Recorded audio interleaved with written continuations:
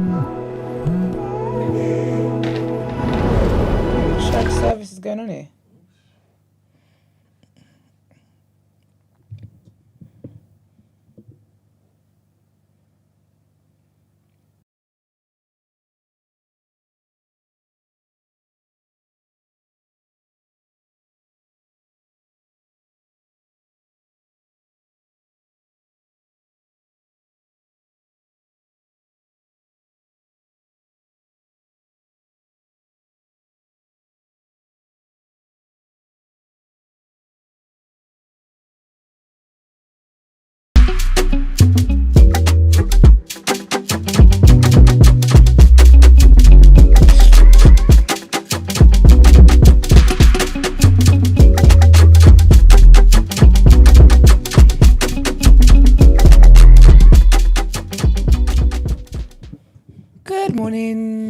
Good morning. Happy Friday. It is the 16th of August. Welcome to TDA, the day after, your favorite news platform and the home of popular culture as defined by the culture. Sorry, just quick. I like this zoomed out thing. Do you want me to zoom it out even more? No, don't show my pants. It's fine. Cool. I just like it. It's really cute. But as always, I am one of your hosts for today, my own royalty. And they call me E-Man, the pro-black activist, TDA producer and news analyst, melanin jam-packed. That's right, man. And Brent is up in here too. Good morning. I have followed a couple of people's requests and turned up the volume on the live stream. Whoever asked me to do that, y'all know who y'all are. Let me know if this is acceptable. You know, so funny. My So you know you're trying to think, can I say what I'm saying about to say? No, my last text talks about this. But she says, to be fair, it's Emmanuel's mic that is her thing. Because he talks, you talk lower than everybody else. So she says, sometimes when you're reading the headline, she has to put it up. Okay. And then as soon as the rest of us are talking, she has to put it down quickly. But yeah, I'm sure they appreciate that. Good morning, people. Hope you guys are good. All right. Let me just say good morning to the chat. Good morning. Oh, who's at the top? I can't even see. Is that Christy? Something's blocking me. I don't know who's second. Mirrored, I think. Babiel. Shout out to Babiel with that clip yesterday. Well done. I hope everybody's already shared it. I'm waiting for him to get here. Mark hasn't shared it yet. Margs. Has Mark shared it yet? He should have. He was in the comments. I don't think he shared it. Good morning, Iman B. Good morning, Imi Snow Globe. Good morning, Marlon Town. Yo, Brent and Marks, love the advice. Killies thought I should make an account to. Oh, you're the person who sent in the thing yesterday that Marks thought it was me. Good morning. I hope it is that you type more so that people don't think I've created a separate account like this. Good morning, DCF Mooks. Good morning, Everest. And you're welcome, by the way, Marlon. Good morning, Davina. Good morning, Raheem Lee. Good morning, Oyen B. Good morning, Sarah. Good morning, Crud Crew. Good morning, Pawal. Good morning, Fernand. Good morning, Antonia. Good morning, Marlene. Good morning. Is Marlene? Oh, maybe it's not the same person. I think it was Marianne. Whoever's contacted me already to get on the guest list, cool. Shout out to y'all. It's still open, and then it won't be. So if it is that you'll have contacted Margs needs to let me know because I need to put your names on the guest list. Good morning, SLM86. I think that is it. That is it. All right. What are we doing tomorrow? We are doing something tomorrow, are we not? Yes, we are. Yeah, I'm looking forward to seeing some of the people from the TDA community. Yeah. Who else gonna be there? I think somebody brought a +1. Oh, did they? That's cute. Yeah. Who? I don't remember. Well, someone in the community. Yeah. Might be 2 people. Yeah, coming with you guys actually don't remember, or you're just saying you don't remember? No, I don't remember. Oh, fair enough. Yeah. I thought y'all was just saying that. I don't even think it's somebody in the chat. I think somebody that listens to. Oh, is it? Okay. Yeah. Oh, that's cute. Morning, babes. How are you? You sure you want to get comfortable there? I'm not sitting. I say you sit there, yeah, and you get mugs I'm not to sitting- sit there. I'm not dealing with him. You're a lady, and they should treat you as such. It's true, because the other day was. I mean, you're gonna have to deal with him if you're sitting here anyway. I know. But maybe he won't be as cheeky with swinging his legs. Alright. I get settled in the way the camera's on me. Let me defrost. Brent! I should stop talking. Your hair looks sorry. nice though. Thank you. I was just about to say that. Yeah, they're really cute. It's a bit different, right? Yeah, it's just the middle part. Yeah. And Oh, that yes, side. Forehead yes, is- you I love know, a side. I do love a side, but today I'm It's giving really pretty. I'm giving you forehead. Yeah. You know what they say about girls with foreheads? Mm-hmm. Really pretty. That's what we are. My mama told me that. Amen to that, girl. Mama told me the same.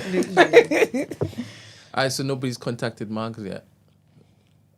As in, Is it on your? what, Sorry. after you got jumped or? No, for the party on the 30th. You haven't put your name yet. You need to pass the list around again to your friends if they want to come. The 30th? Yeah. We have one every month now. Yeah, yes, I remember. Yeah. Yes, yes. Yes, yes. I was trying to be an indoor girly, but clearly no. Ciao. Brett, How do you know? respectfully, can you ask Gina and Esther how I should go about asking my girl? Oh, to eat ass. Is it about hair? It's about ass. Gina. He Oh, wants. basically, Basically, he wants. eaten. Does he want his ass or does he want to eat her ass? He wants his bum eaten. So the Oh. H in the Yoruba is fight. I gotta talk slow. Okay, because I was gonna say if you want to eat her ass, yeah, I'm not gonna lie, don't ask it. I told Do you. you think so? Let me explain. Yeah, Nah, Remember, man. we've had this convo. I can't hear your mouth over there. No, let me lie. We've had this convo. You don't have to land. I said land, don't land. That's up to you. So we've had this convo before. Remember when I said like I don't like awkward conversations. It's not me. It's not tenant. Direct distance. It's not telling. Right. I feel like awkward conversations. Like I don't. If that's what you want to do, yeah, I'd rather you just kind of go for the jugular. Do you think so? And then base it on my response. Cause sis, I might even like it. You never No, know. but I might give you a Nollywood response. No, Hey, what are you doing? Yeah, and then that shows that it's a no go, right? But I Yeah, might well, do you be think that's like, awkward then? No, Don't you 'cause- think it's easy to have the awkward conversation? No, because I might be like, Gang. do you know what I mean? No, but you get what I mean? Nothing is more awkward than, That'll do it. hello, hi, I want to eat your nash. Oh my I'm just gonna be gosh. staring at you like a fox. Like, Yeah, man. that is awkward. So basically, I don't think in the moment you can have awkward moments because if you react like that, you just kind of keep it moving. If you get what I mean. Yeah. So I would rather that, but because you want it done to you, Oh, that was a different conversation. I mean, you have to ask because what are you gonna do? Push her head there? Yikes. You can't do that. When she's doing the other thing, raise your bum up a bit. Yeah, and arch your back and That's what you gotta do. split your cheeks. This is too graphic. So it's Friday. Let's get it. man. It's actually a yoga pose. Literally. I need Brace your core, honey. Brace your core. Yeah. Okay. How do I tell her? Oh, how do I tell her her head is meaty? Oh. And she you needs can to have that improve. combo. Oh, that's easy. Easy. I think Yeah? just tell her like, do you know what? When You people take criticism, yeah? Yeah. Accountable babe. In a nice, in a Growth. nice way. Accountable babe.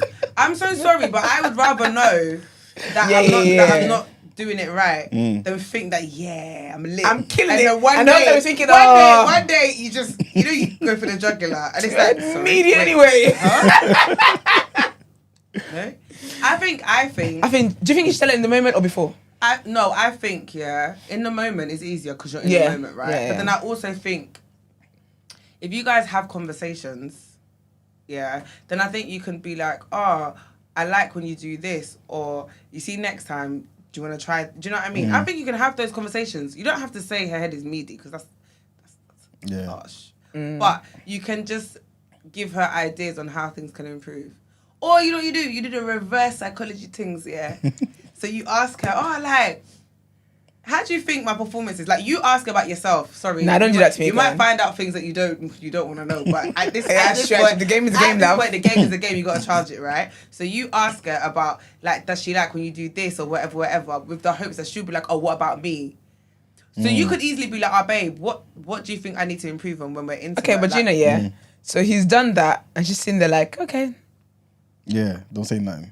Then that's She's just looking at the TV now because in her, there's nothing wrong with what she does. So she's just like, okay, well, But an you know. accountable babe should. And like, I'm sorry. An accountable babe should ask the same question. I hate to say it, but if you win, like that's a 50-50 gamble. It's my prayer. My prayer. 28. Boy, My prayer for you her will chop breakfast. is that she would ask the same question back, right? Because it's a relationship and it's a two-way street, and I ain't asking nothing back. I tell you that for You free. shouldn't be assuming that, you know what I mean? Do you know what it is as well, though, with I me? would ask her. I'd be like, okay, so what about me? Do you know what it is as well with me though? I don't like when people use the reverse psychology on me. Yeah, but it's not. And I peep it early. Yeah, but it's called tact, skill. Be a skillful man. Because I like people that are very upfront and just straight with me. So if I know, for example, like say I know that you want something from me, right? But you're trying to use corner to, I'd rather you just were straight. And because I know that's what you're trying to do, I intentionally act like obtuse. I intentionally act obtuse. But I think the easiest way is just to tell her, like you said, the Just previous don't one. tell her. But don't tell her like Don't your tell head her is that meaty. it's meaty. I think just have a conversation She's about. like, oh, you know when you're doing this, can you try this? Can you try Or that? like next time, I think I wanna, you know what I mean? And Yeah. then maybe then you can then be like, oh, so what about you? Is there anything that you know what I mean? Yeah. I Is feel there like, yeah. anything that you feel like, Brent? Yeah. Why do you keep looking back? Because I feel like that conversation can be Someone's off saying camera that as well. Gina's mic isn't on. It's because your mic isn't. Hello, It has to be hi. Are you a directed like rapper? that. Do like It's a giving- angle. Yeah, but I've tried and it's not working, and everyone's shouting at Is me. it the thing, the colours, that colours thing when they do? She's going to break the mic. See? She's going to break. It's yours. Yeah. Don't hum. As she approach. You look really cute. That's such a cute smile. Aww. Cheeky, so I just want to slap his It face. is literally. Love you. Such a little shit, innit? Do you know what it is? I can Like, tell. sometimes when Brent does certain stuff, I'm just like, I can't imagine as a kid. Like, I oh my can tell you gosh. were so cheeky. Like, as my sibling, yeah, I probably would have, I don't know, man. and even the stuff he That says. locked you out. I would have done everything to you. We would have, as adults, grown to like each other. As a kid, I wanted to get rid of your ass. Would have been difficult. Bro, I think just have the conversation. I think sometimes we think of these things like, when it comes to conversations, it's bigger in your head than it is in Yeah. reality. But if you start having sex with each other voluntarily, consensually and whatnot, Yeah. then it's a conversation you can have. I think honestly, I don't think she's gonna take offense to it. It's all about your delivery. If you call it meaty, I was literally about to say the only way Ain't she get will no take head ever offense again. to it is if your delivery is. Sorry, can you guys hear me now? Yeah, no, someone said something in chat, that's fine. But I can hear you. Okay. fine. Yeah, if the only way she take offense is your delivery, so I think Yeah. just make sure you Kind. soften the blow a bit. yeah, I think just say that. Oh, like when we're doing this, 'Cause no one do you mind wants to trying hear this and blah blah blah. Their head is meaty. I don't want to hear anything. Ain't gonna do nothing for yourself and Steve. for yourself and steam, Nothing child. for yourself and Steve. Not a damn so thing. Please. We're switching things up though. Since we're in the advice bag, we're doing this. What would you do early? I know you haven't Okay. unlocked your iPad.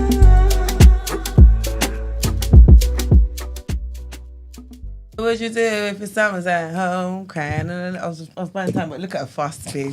Look at that. It's gonna give you karaoke. Okay. Hi guys, big fan of the show. I'd appreciate if you ask this question when the whole gang is in. I don't mind waiting. Oh, I'm you can't. engaged to a man I love very much. Sorry, it's gonna have to be today. That's it. Although I have a work husband that I've. Reload it. Father Start again. Brother Bernard. Brother Bernard. Hey, Okay, start Brent, do again. you not have the meme? You need to get You that on need the to add that, soundboard. man, as a soundboard. Father, Hey, Brother Bernard. Brother Bernard. Mommy, She's an icon. So you start again, 'cause that threw me off. I'm not gonna lie, because That threw me off. it's gonna throw you. Here Girl, we go. It's gonna knock you off your socks. Ciao. Let's go. Okay. Okay. I'm engaged to a man that I love very much, although I have a work husband that I flirt with occasionally. I've never acted on it until now. Oh. My colleagues and I went for drinks and I got drunk. I'm a lightweight. Whilst drunk, I kissed my work husband, something I would never ever do if I was sober. A part of me feels that I kissed him because me and my fiance were having a big argument at that time. Regardless, it doesn't excuse my actions. Just to add a little bit of context, all we did was kiss. No foreplay, no feeling each other up. Just a French kiss. And no one saw. I woke up the next day fully regretting my actions. I've never cheated in the past and I don't condone cheating. I reached out to the guy and apologized for my actions and told him that it couldn't happen again. I was intoxicated. He was really chill with it and didn't make a scene, which I appreciated. The real question is, do I tell my fiance about this kiss? I feel bad about it, but not... I feel bad about it, but not a Macbeth level. Sorry, that killed me. No, Macbeth. Am I an asshole for not feeling bad enough to tell him? even though we've sorted out our previous tiff and we're fine now. Thank you and love what you guys do. Mommy, sister, how do you know I was gonna go there? Sister, because that's sometimes it's beyond the sis. It's a sister. I'm not gonna lie, this is a Father Bernard moment. This is actually a brother. Because here's the thing. I'm not a big fan of I was drunk. Right? I always find it a cop-out. Preach, because preacher. I'm a firm believer of drunken actions are sober faults. Right? Where's the horns, Brent? I'm preacher. I'm preaching today. I firmly believe anything you do drunk is what you've always wanted to do when you were sober. You've just never had the courage enough to do it. So you use the alcohol, the drugs, or whatever it is, as an excuse to have vim and courage. Word. Right? But it's actually what you wanted to do. Word. So that's probably why you don't feel bad. Word. Or bad enough. Word. Because you've always wanted to do it. You always wanted to do that. You always wanted to live the man. Don't be silly. And it's probably... So for me, that's a big issue. Yeah. No, actually, even before that, the work husband thing, I'm not gonna lie. Yeah, man. You can't be flirting with your work husband at work. Like, do you know what it is, yeah? I'm very much fuck around and find out. And you will. Right? And you being engaged and having a work husband that you flirt with was you fucking around and you found out. That equation will never fail you. You shouldn't have had a work husband if you are engaged. If you are in a relationship, you shouldn't have a work husband. Word. There should be not another person that you are continuously flirting with that you've been able to build a bond with enough to then call them your work husband. Word. Sister, you are dancing in the pit of fire because it's not going to yield positive results. It's never going to end well. Because for me, it's like, you're dancing with temptation. Do you get what I mean? It's like you're putting yourself in a situation that could go left and you're engaging in it. You're actively engaged, yeah. Yeah, so... Do you think you should tell him? I think there's just a lot of things here. My thing is, I don't believe she's never going to do this again. That's why I'm saying all of this, right? Because... For me... Yeah, I don't believe you're never going to do it again. That's what... Because even though I don't condone cheating, I've never cheated. Okay, but here we are now. So... Listen to this hypocrite. Ah. Got a whole work zaddy over there. Mark's ain't got a mic. Mark's came in talking about this hypocrite. Talking about she shouldn't have a work husband. She got a whole work zaddy. You are not my work husband and you are not my work zaddy. Who labelled you a zaddy? Literally. Who the hell told you that? Boy, if you... Whole work zaddy over there. That same spirit that made you think you were Tyson Fury yesterday. If you don't. It's clearly still at work today. So anyway... I have to reach out to them and let them know, don't worry, I don't want to punch them up. I think you should have contacted Chizo first. I think you should have been first. Because why is Chizo in it? Like, just manage business, you know? Literally. But anyway... Sorry, I just processed his entrance again and it's angered me. But you can never come in here quiet, you know. And you're late. You never come in here humble, comes in here saying some nonsense. But listen, honestly, I don't think I'm not confident, sister. I have to keep referring back to sister. No, because I'm not confident that this isn't going to happen again. I'm not going to lie. I actually think, it's making me question if you actually want to get married, innit? Yeah. I think you want to get married because it's nice to have a marriage and maybe the pressures or whatever the reasons are. Everything you've said, every single thing you've said, the commas, the full stops, exclamation points, the sister, the brother Bennett, everything, retweet. I believe it's not looking good, bruv. It's not looking good. You know how the Bible says, like, out of the heart, the mouth speaks. Sister, you did what you wanted to do. That's why you don't feel bad about it. That's the honest truth. The reason why you don't feel bad about it is because you fantasize about what's it called? About kissing him or making out with him, whatever the case is. You fancy about a physical relationship with him. And this whole, you're doing harmless flirting. Flirting is never really harmless like that. It's not, because you never flirt with someone you don't find attractive. Father Bernard. Speak on it. Speak on it. Man. First of all, yeah. I'm not gonna lie. This isn't aging well. First of all, yeah. No. First of all, if you're gonna sit here, I don't need you not to tap me. To bring me into your bullshit. And my business. It's been a child of God. I hear to be like, tell her. No, I said nothing. We are talking to this sister. Literally. So I feel like... And if anything here... Nah, you know what? let me not. It's good. And another thing. Let me not. You know what? Oh, you come back for me? Yeah. Of course. was gonna go for. Bus was bus, literally. But I thought, you know what? Let me not blow up anybody's things Here. You know what I mean? Let's not fix this. You can't come back Yeah, let me not blow up your spot. So I'm Okay. Keep it cute, keep it cutesy, Keep it demure and mindful.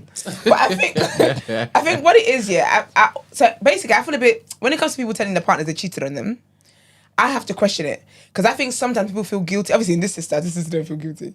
But typically, people feel guilty. And what they want is they want that guilt. They want it to stop eating them up. And they want to just pass that on to the other person. So that person gets to now deal with it. And then you get to feel a bit better about yourself. Like, oh, at least I did the right thing. Did you? Because if you were doing the right thing, you never would have done it in the first place. Yeah. I don't think you should tell the guy.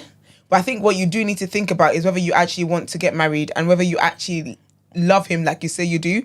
I think you're saying that you love him because it's what you should say about the person you're about to marry. I don't genuinely think that you love the man. That's just my truth.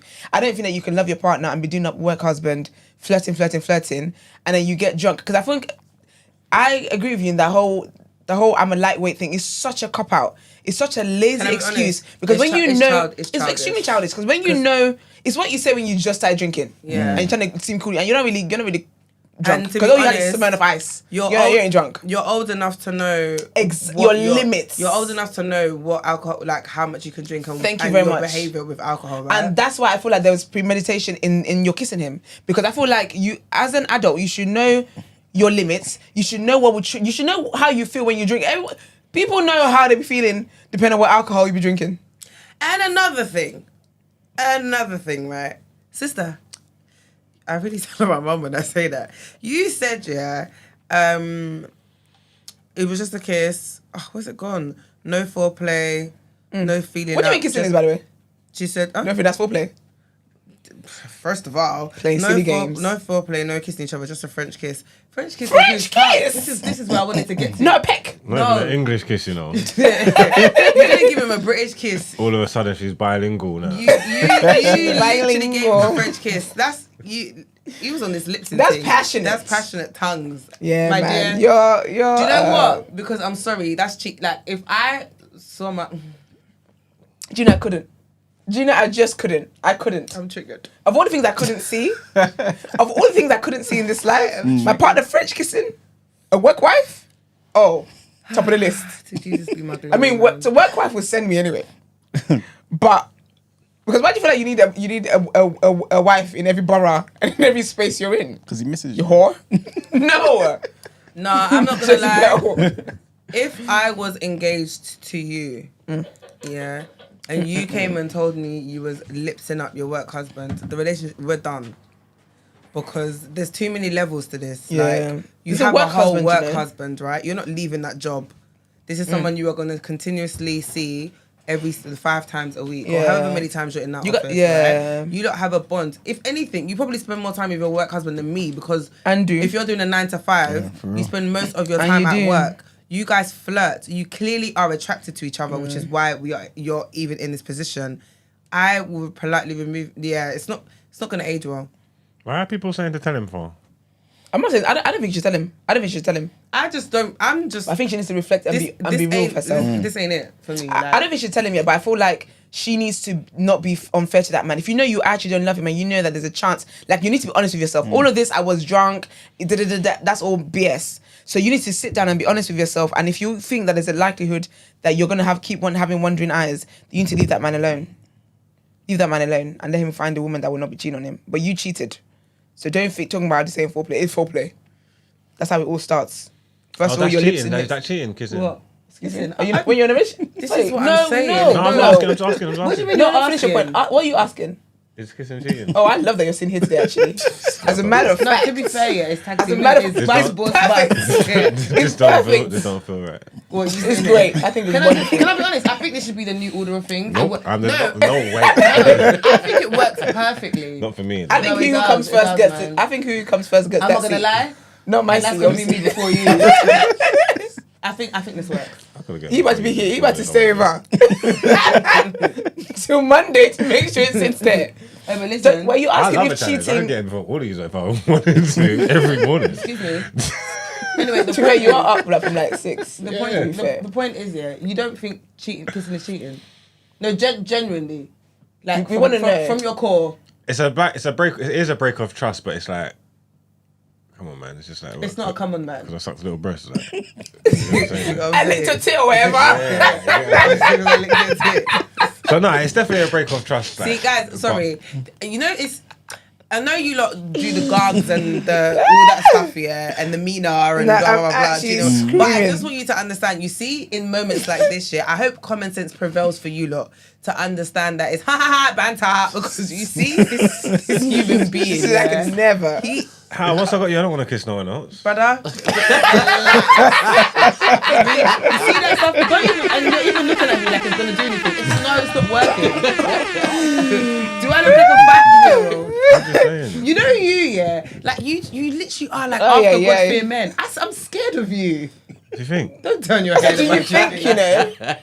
Nah. Because what runs... I kind of like that though. See, this is what I'm saying. Toxic... I never say the word Toxicity. Yeah, look at you. No, man, be afraid, man. Be very afraid.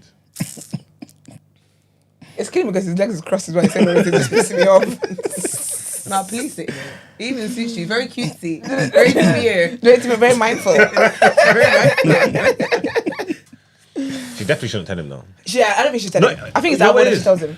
No, but you know, Esther, Shouldn't feel you're bad. encouraging him. No, if she wants to be with him, she He's shouldn't tell saying him. don't tell him because you don't think it's a big deal. No, no, it's not I gonna think happen, that- it's not She gonna don't happen, think it's a it's not big gonna deal happen. either. If she's gonna, it's I like, don't it's like feel what- that bad. It's like what Esther I said don't though. feel Macbeth bad. If she's just gonna Can cheat you with imagine? him, Macbeth. No. if she's just gonna cheat with him and just kiss everybody up and down the aisles, No, cheating triggers me, Then- sorry. Then yeah, she shouldn't. She should have married man. She should just leave him. You know what I'm saying? But if she wants to stay with him and make it work and repent and stuff, then why tell him? But Marks, do you think that? But think about it though, yeah. Let's put you in this scenario.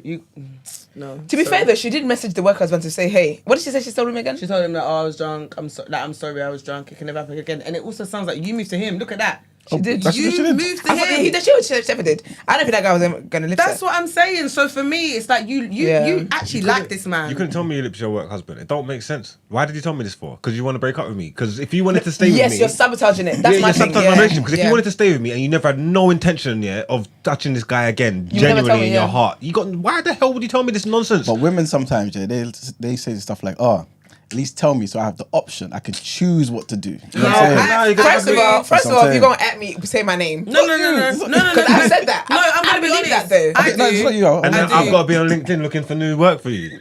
What? Yeah, you do. Because you're not going back And to then jump back and kiss boy, and I tell you that for free. Do you get what I'm No, saying? but you know what it is? I agree with that. I believe that though. I believe that there are times where you should tell your partner. I think because there's no levels to cheating in it, but because it's a kiss, and she actually has the power to make sure this never happens again, that's something like, don't tell him, because especially because she doesn't feel guilty. I think if she felt guilty, I probably would have said, "Okay, do you know what? I don't know. I'll cross that bridge another time." She didn't say that, but I feel like because it's a kiss, then fair. I think that if you sleep with somebody else, you want 100%, regardless of what the circumstances are, you got to tell your partner. That one, you got to tell your partner. You got to, because now, God forbid, this is Taila's prayer script. I've got something wrong with me now, God forbid. and it be happening. So I feel like, yes, I think because it's that, yeah, because it's just kiss, and I don't say that to make you feel better, sis. Then it's fine. You can look for it. Screaming, so silly. It should be up there though. You want to use my iPad, sir? Yes, please. Thank you so much. But yeah, so I would say that you definitely should. I don't think you should tell him, but I think you definitely have to just think about what you want to do moving forward. I don't think it's fair to go with the wedding and go through all this thing if you know you're going to be cheating on this guy. It's really out of order. Plus, anyway, no, I'm not doing that. Okay, I'm what gonna plot if- twist the matter. What if she's been I with this think she brother for like 3 years, and like she said, this is her first time ever doing it. Yeah, but you know, stuff like that doesn't mean anything to me. Because it Because could be 3 a years slip up in compared her to like a mind. lifetime we want to spend together, you've already cheated on me. Oh, What does You it ain't feel made up for like? this. Like having like a conscience, like. I thought you meant someone cheating on you. No, because that's a stupid. You see that when people do stuff and they get away don't have scot a- free, you walking don't down the have- street, and then they're like, "Oh, it's eating me up. I got to walk into the police station and tell them everything." It's not fun, you know. And it's like, what the No, hell but is this it's honestly nonsense? not nice. I told you I Or can't. even- I told you I can't steal a 20p bag. Yeah, but what is bad. it? Okay, How's yeah, the I feeling? actually What can't. is it that drives you to the foolishness to go and tell your man like No, what's do you it know what like? it is? But it's the Holy Spirit. It's conviction, and it's. I think it's a religious thing. It's the Holy conviction, Spirit. Honestly, yeah. I feel like certain things. Okay, so for example, I'm an overthinker, right? And I can overthink myself to death and I don't sleep when I overthink, yeah. So I know that if I ever did something that was extremely heavy like that, yeah, and the way I am and how I process things and how much of an overthinker I am, it's gonna start impacting me in other ways. I'm not gonna sleep. Do you know what I mean? It's just gonna be too much. So I'm gonna have to just lighten my load. And confess your foolishness. Yeah, literally. So that's Like, what I I'm could trying to never- tell you. I- You didn't love me. You didn't love me. No, but you know what it is that Wow. I think that when it comes to like, I'm telling you because You I never love loved you. when it comes to conscience, No way. If you loved me, you would never have done this foolishness. Why are you telling me this foolishness? No, for? if I loved but I you, think I people wouldn't make have done it. mistakes though. No, that's a misconception. As well. People make mistakes though. That's true. So I've done it now. I've made a mistake, but then now I've come personal clarity. Now I've come to know my mistake. How do I rectify this? Not by telling me. No, but that's the thing though, because but it is though because sorry, Jenna, Talk because to my God. thing. No. My thing is though, but that's the thing that God sometimes needs you to confess and make right the person you offended. Because imagine my man being the best man ever. I didn't deserve any of this. He's showing me love. He's doing the absolute most, and I know that I did this piece of shit thing to you, and I'm accepting the things that you like. I personally can't live with that. I can't live with knowing that you're a great tell person. him when he's floating around the yard. These times when he's in a purple patch, he thinks things as Let me as ask you a good as question. possible. You know, you can just see him just floating and buzzing. but don't and you that's wanna- when you put the time. but don't you wanna know when there's a s- Actually, baby, But don't you want to know that when there's a I've snake been in your lynching camp? man outside. Don't you want to know when there's a snake in your camp? She's not a snake. I'm not gonna She lie made a though, mistake. yeah. You said it. Players fuck up. Guys, I'm not gonna lie because this is She ain't a player. you've just I told you reminded she me don't, of she I told you these conversations trigger the hell out of me, right? But I remember when I found out my ex had a baby on me, yeah, and this is not my last ex, please. Not Sandals. Long time ago. Yeah. But I literally remember how it happened because like you said, yeah, we was in a good space. So imagine being in a good space, yeah. You're blissful. I've got something to tell you. Pourquoi? No, pourquoi? Sorry. No, you buy big bilingual. And that's what you come into. Are you insane? So I hear it, yeah. How did he Because tell you? Over the phone. What did he tell you? The baby's coming or the baby's here? No, he's just said, my girl's pregnant. And like a girl's pregnant. And I knew who the girl was. And me and the girl already had an issue anyway. Boys, sorry fellas. I know this is what you do, yeah, but I'm here to give you lots. But you know why he told me? Why? Because it started, again, I was in uni at the time, innit? So he was still in ends. So it started to travel. So you'd have found Okay. out. He had to tell me because I was about to find out, if you get what I mean. Because then when I found out, That's even it's worse when for me, other yeah. people started, oh my gosh, I heard or I saw. And she was very loud with it. Like, she wanted the whole world Guys, to know. if you get a girl pregnant, don't tell your girl that the baby's on the But you know my thing though? My thing is that when you've cheated on me the first time, that's when you should have told me. Because if you come and tell me now she's pregnant, okay, but what happened in between the sleeping with her and the eggs and sperm fertilizing? You but you had should all the time never- to, don't tell me now because you think I'm going to find out, or You don't should tell me now never because tell them. there's evidence of your cheating. You should never tell them that the baby's on the way. That's crazy. That's too much time. There's too much thing to do. You So should tell them what do you tell them? the the baby's here? the baby's hair. Oh. It's a siege mentality. We're in this together. You said what? I'm just as shocked and horrified and appalled as you are. We found out this together. The way that this information is knocking you for 6 is knocking me for 7. Like, I didn't know. I didn't know there was a baby head. Like, this is crazy. I didn't know about this. I don't understand what's going on. We're in this together. We gotta get through this together. I'm just as stunned as you. Tough time. This is a tough time. We gotta pull together and get through this. You get me? We'll be in the moment. You can't. The baby's coming. Like, that just sounds premeditated. That's crazy. That's crazy. It's us. What we're gonna do? This is mad. Oh man. So always let them know. Don't break the news till the baby's hair. Because also it's easy, like, for her to she's gonna see the girl with a bump and all that and get mad, want to kick her down and all that. But a baby's different. They got bright eyes. Like, seeing a human with a heartbeat is different. She's gonna be mad, but it's like, oh, it's all baby. You know that? You get what I mean? That stuff. Fuck the kids. So wait, you separate. Oh, Waiting for the baby? baby. Oh, okay. First of all, yeah. First things first. There can never be a bro. What would you do on this show? The day you introduce that segment is the day I resign. Because there's no way I'm sitting here listening to such foolish, like he's really saying he's really believing this egg over here is co-signing it. This is ridiculous. I was just saying. Do men listen to this and take the advice on? Take it on. Don't tell her when it's coming. Tell her when it's here. Man says he's looking you for 6 months for 7. This is a tough time. We need to band together and show our unity to this little human who don't even know us. Yeah, because she's trying to divide and conquer, and she's not doing that. But now we need to show. She's trying to divide and conquer. Yes, we need to Not show you. unity. Not your Huh? penis Your that was penis in her and exactly. ejaculate in her. Sperm didn't divide and conquer then. Let's focus. No. She didn't. Not only did you cheat on me, you then also chose to not use a condom. Oh, okay. Oh, put my health at risk. What a clever man. Can you imagine? Obviously, the condom split. Oh, that old chestnut. So now we can't split. I love Do they that. still split anymore? Is that even a I thing? love that. I don't know. Couldn't tell you, mate. They're not even using them. No, celibacy is the new condoms. Ah, that works. That works. Works a lot better, mate. Works a lot better. Yeah, I think, sis, don't tell him. What else? That's what she asked, isn't it? I don't think you should tell him. And yes, you are the asshole. I think, I'll be honest with you. I think out of everything you said, that's the shocking part. donkey of the day. That's the. I think that's. I'll be honest with you. That's the most shocking part that you even asked. What if she should tell him? No, if she's the asshole She's an asshole. for not feeling bad. Yes, but I don't think that. Yes and no. Yes, because in an ideal world, based on morality, you did something bad. No, you're not the arsehole because you don't feel bad because you don't care as much as you tell yourself that you care. I honestly don't think you want to marry this man. Can I be honest? And I think actually maybe this is you trying to self-sabotage. I don't think you want to marry the man. I think the fact that you have to question whether you are an arsehole or not speaks Is your answer? volumes. As in, it's very telling of how you feel about this man that you quote unquote love. I think you need to sit with that and like actually question whether this is a person you genuinely want to spend the rest of your life with. Because for you to have never cheated before and cheat now, sister. And you're engaged. You didn't cheat when you were in a relationship. You cheated when you were his fiance, when you guys are actually making plans to move forward with your lives. That is very telling. So on a real, the way I would tell my friend, if this is my friend's situation, I think that you need to figure out whether or not you're self-sabotaging. And it might just be like, it might be a thing where you actually want to be with the man and you want to marry him, but maybe you're scared. Maybe that's why you're self-sabotaging. Like, self-sabotaging is for different reasons. But I definitely think that it's worth looking into what this is about. Because I don't think you just did this because you're lightweight or because he's just your work husband. I don't even think you care about the guy like that. Y'all would have been doing this in the cupboards, in the storage room.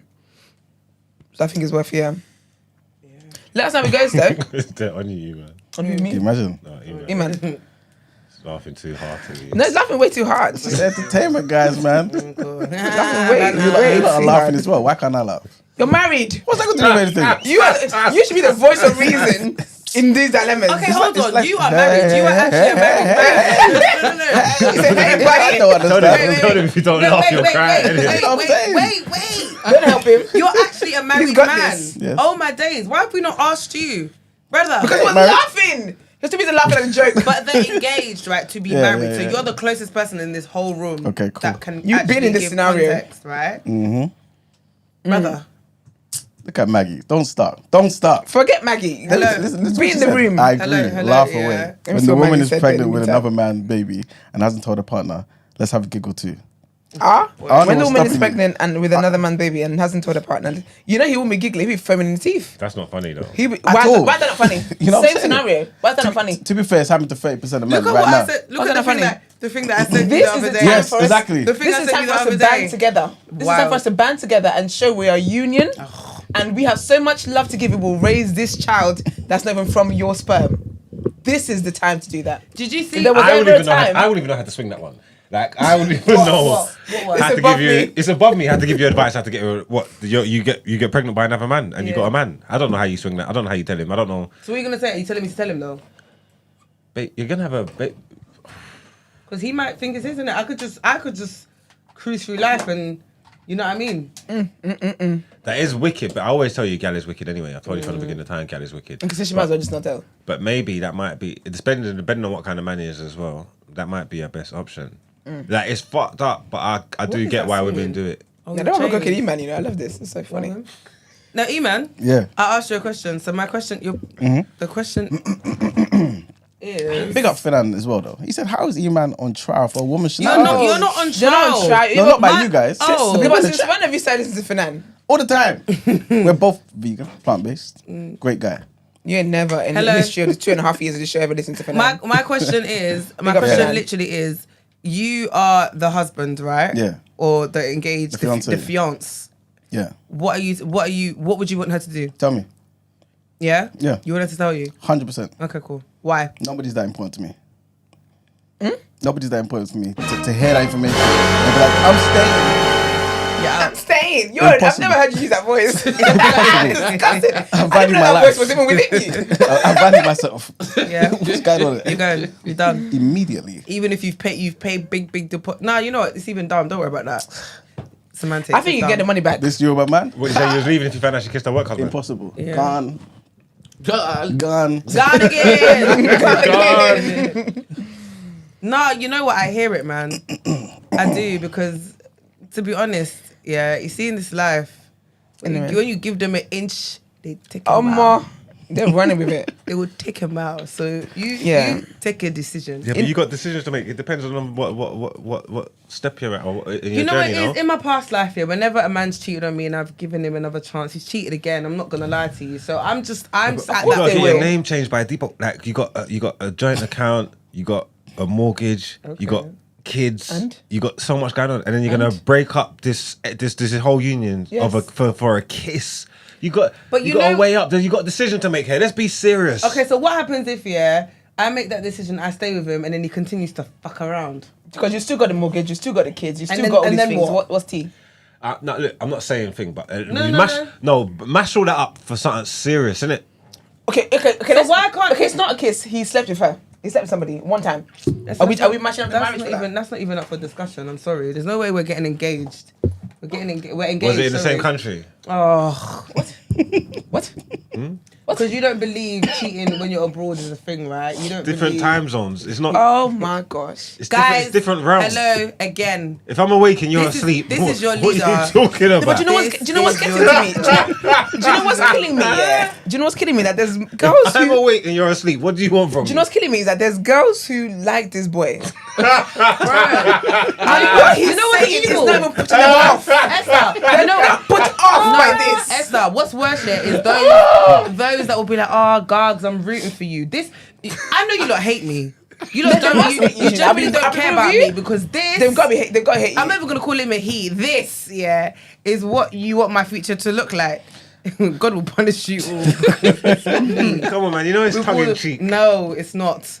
With all the suffering that all the suffering that I've already gone through in The life. pain, the torments, the torture. Like, literally, what is it? Haven't you done enough?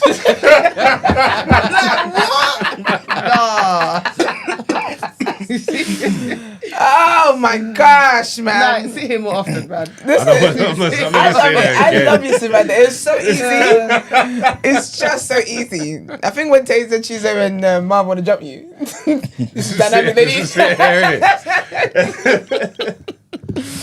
Headlights. Anyways, please. Sorry.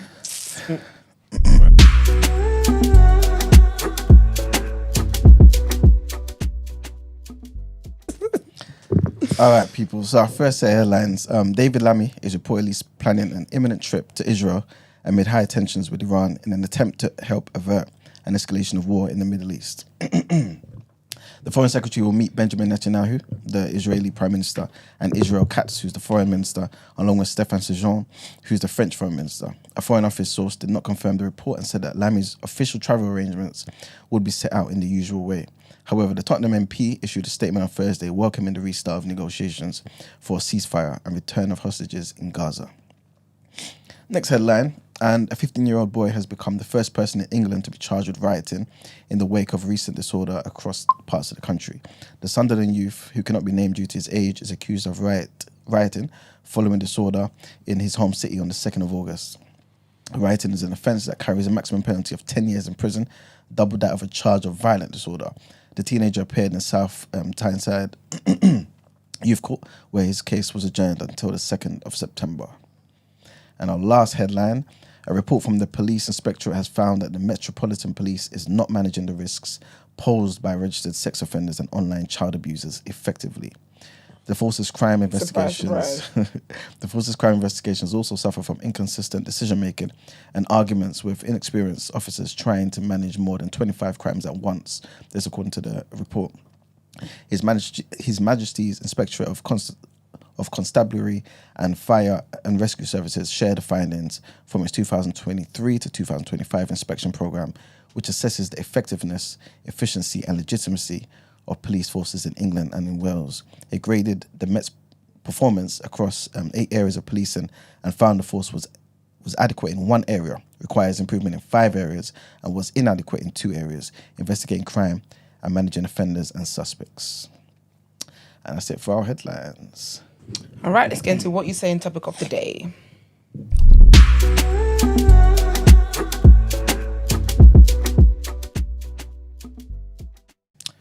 All right, people. So this topic of the day, this basically is from an interview that was on The Breakfast Club. So Ben sent this to me yesterday. Why are you laughing? And I want you guys to obviously listen to it and tell me what you guys think. And yeah, let's go from there. Brent.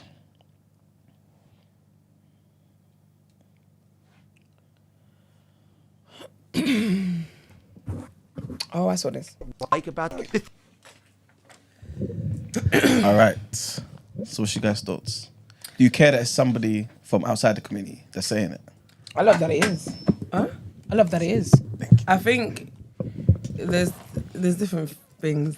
Obviously, he's saying what a lot of us already think and feel. However, he is talking from a massive place of privilege and lack of understanding in terms of it being ingrained. Because on a surface level, it's like, yeah, why do you guys, do you know what I mean? Like, why do you guys hate on each other?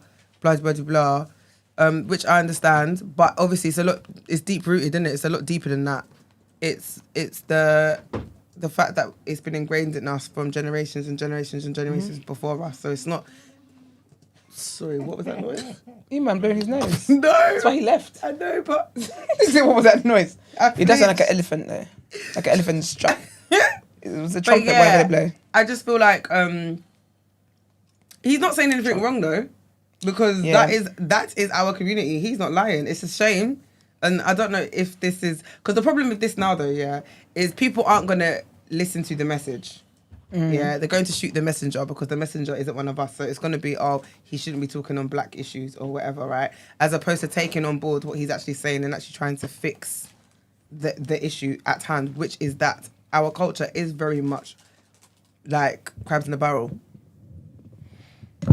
How does Christy feel about it? How did you know? That's what I was thinking. I was thinking, I know Chris is shaking in her boots this morning. I like the fact that it's someone from outside of the culture that says it, because I think that within the culture, I mean, I don't say that because I care what white people think and we should try and impress white people. I'm not coming from that angle.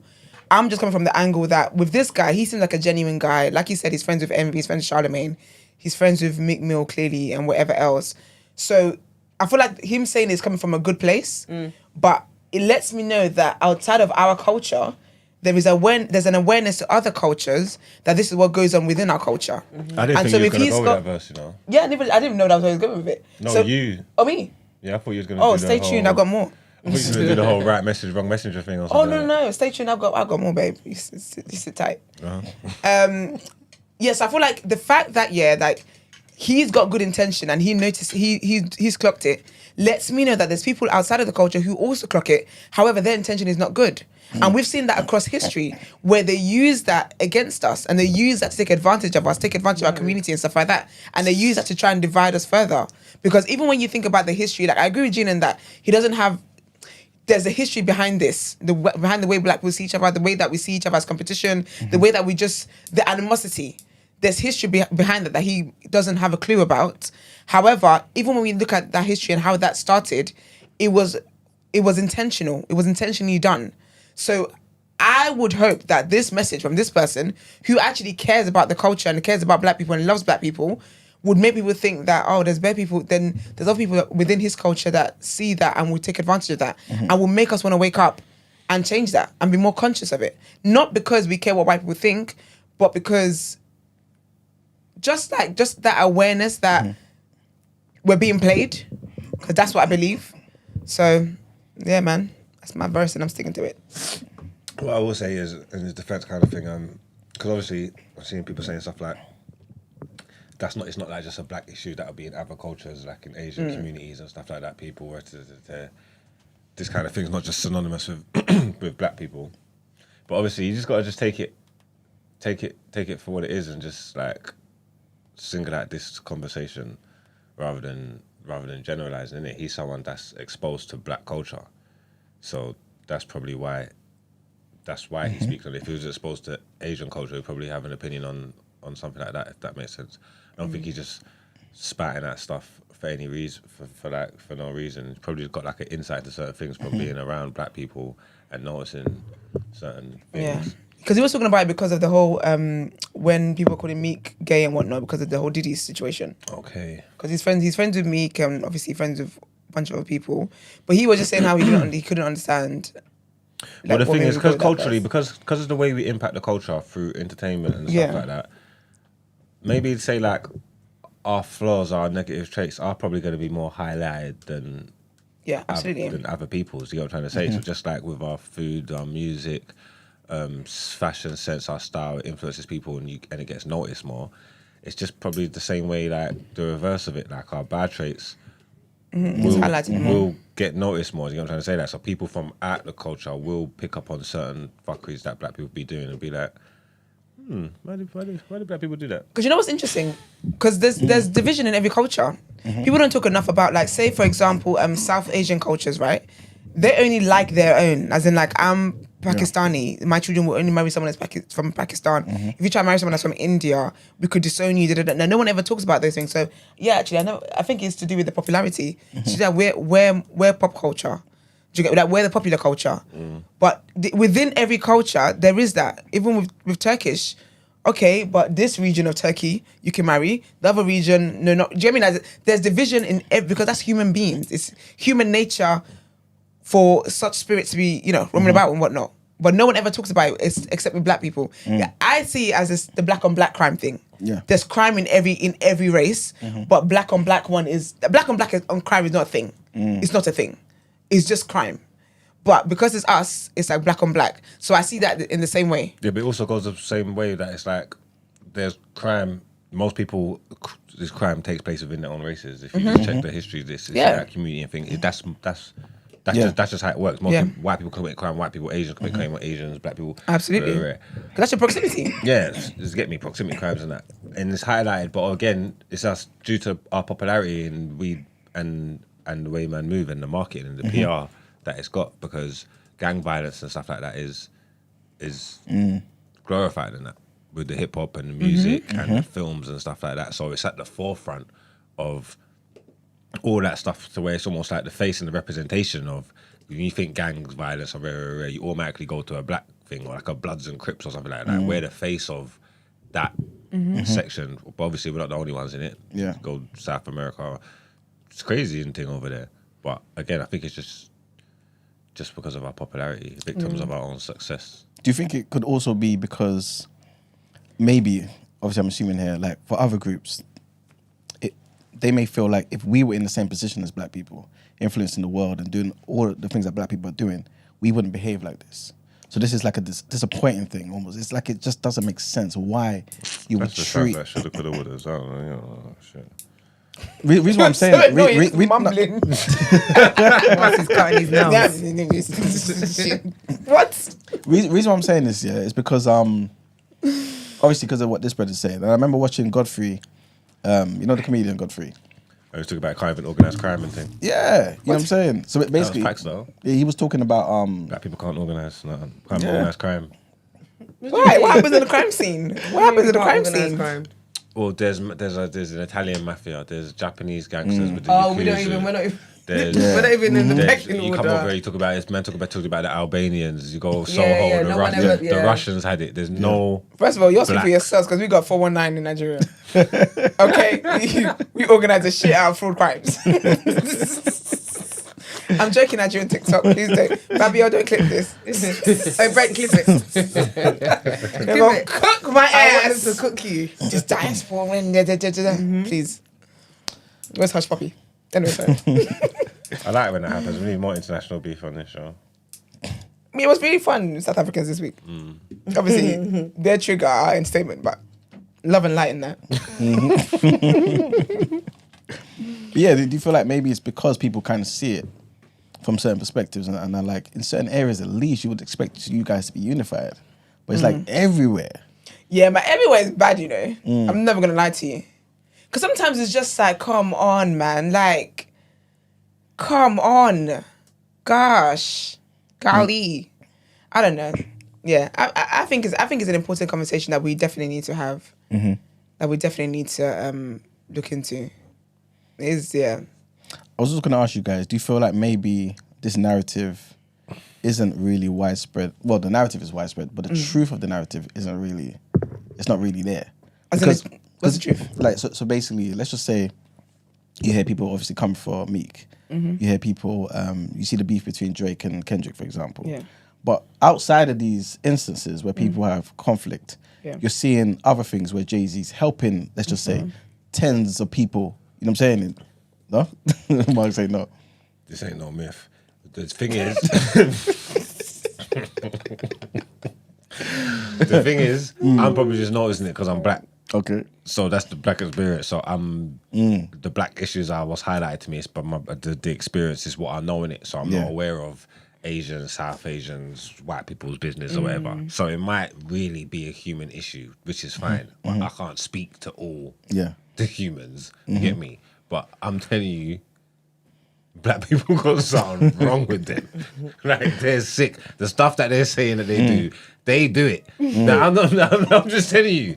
Everybody else might do it too. Yeah. I'm not saying that. You know what I'm saying? That's not what I'm saying. But I don't know what I don't know, innit? You know what I'm trying to say? But within our community, those issues are a thing.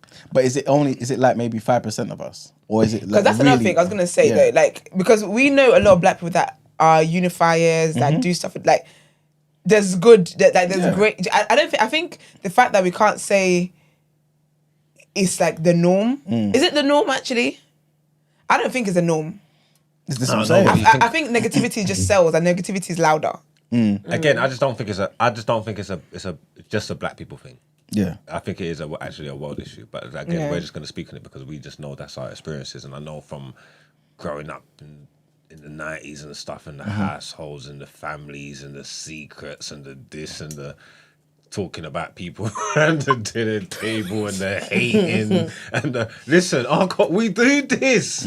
Like, we does this. We've got everything to say about the neighbours, the Brent, come on.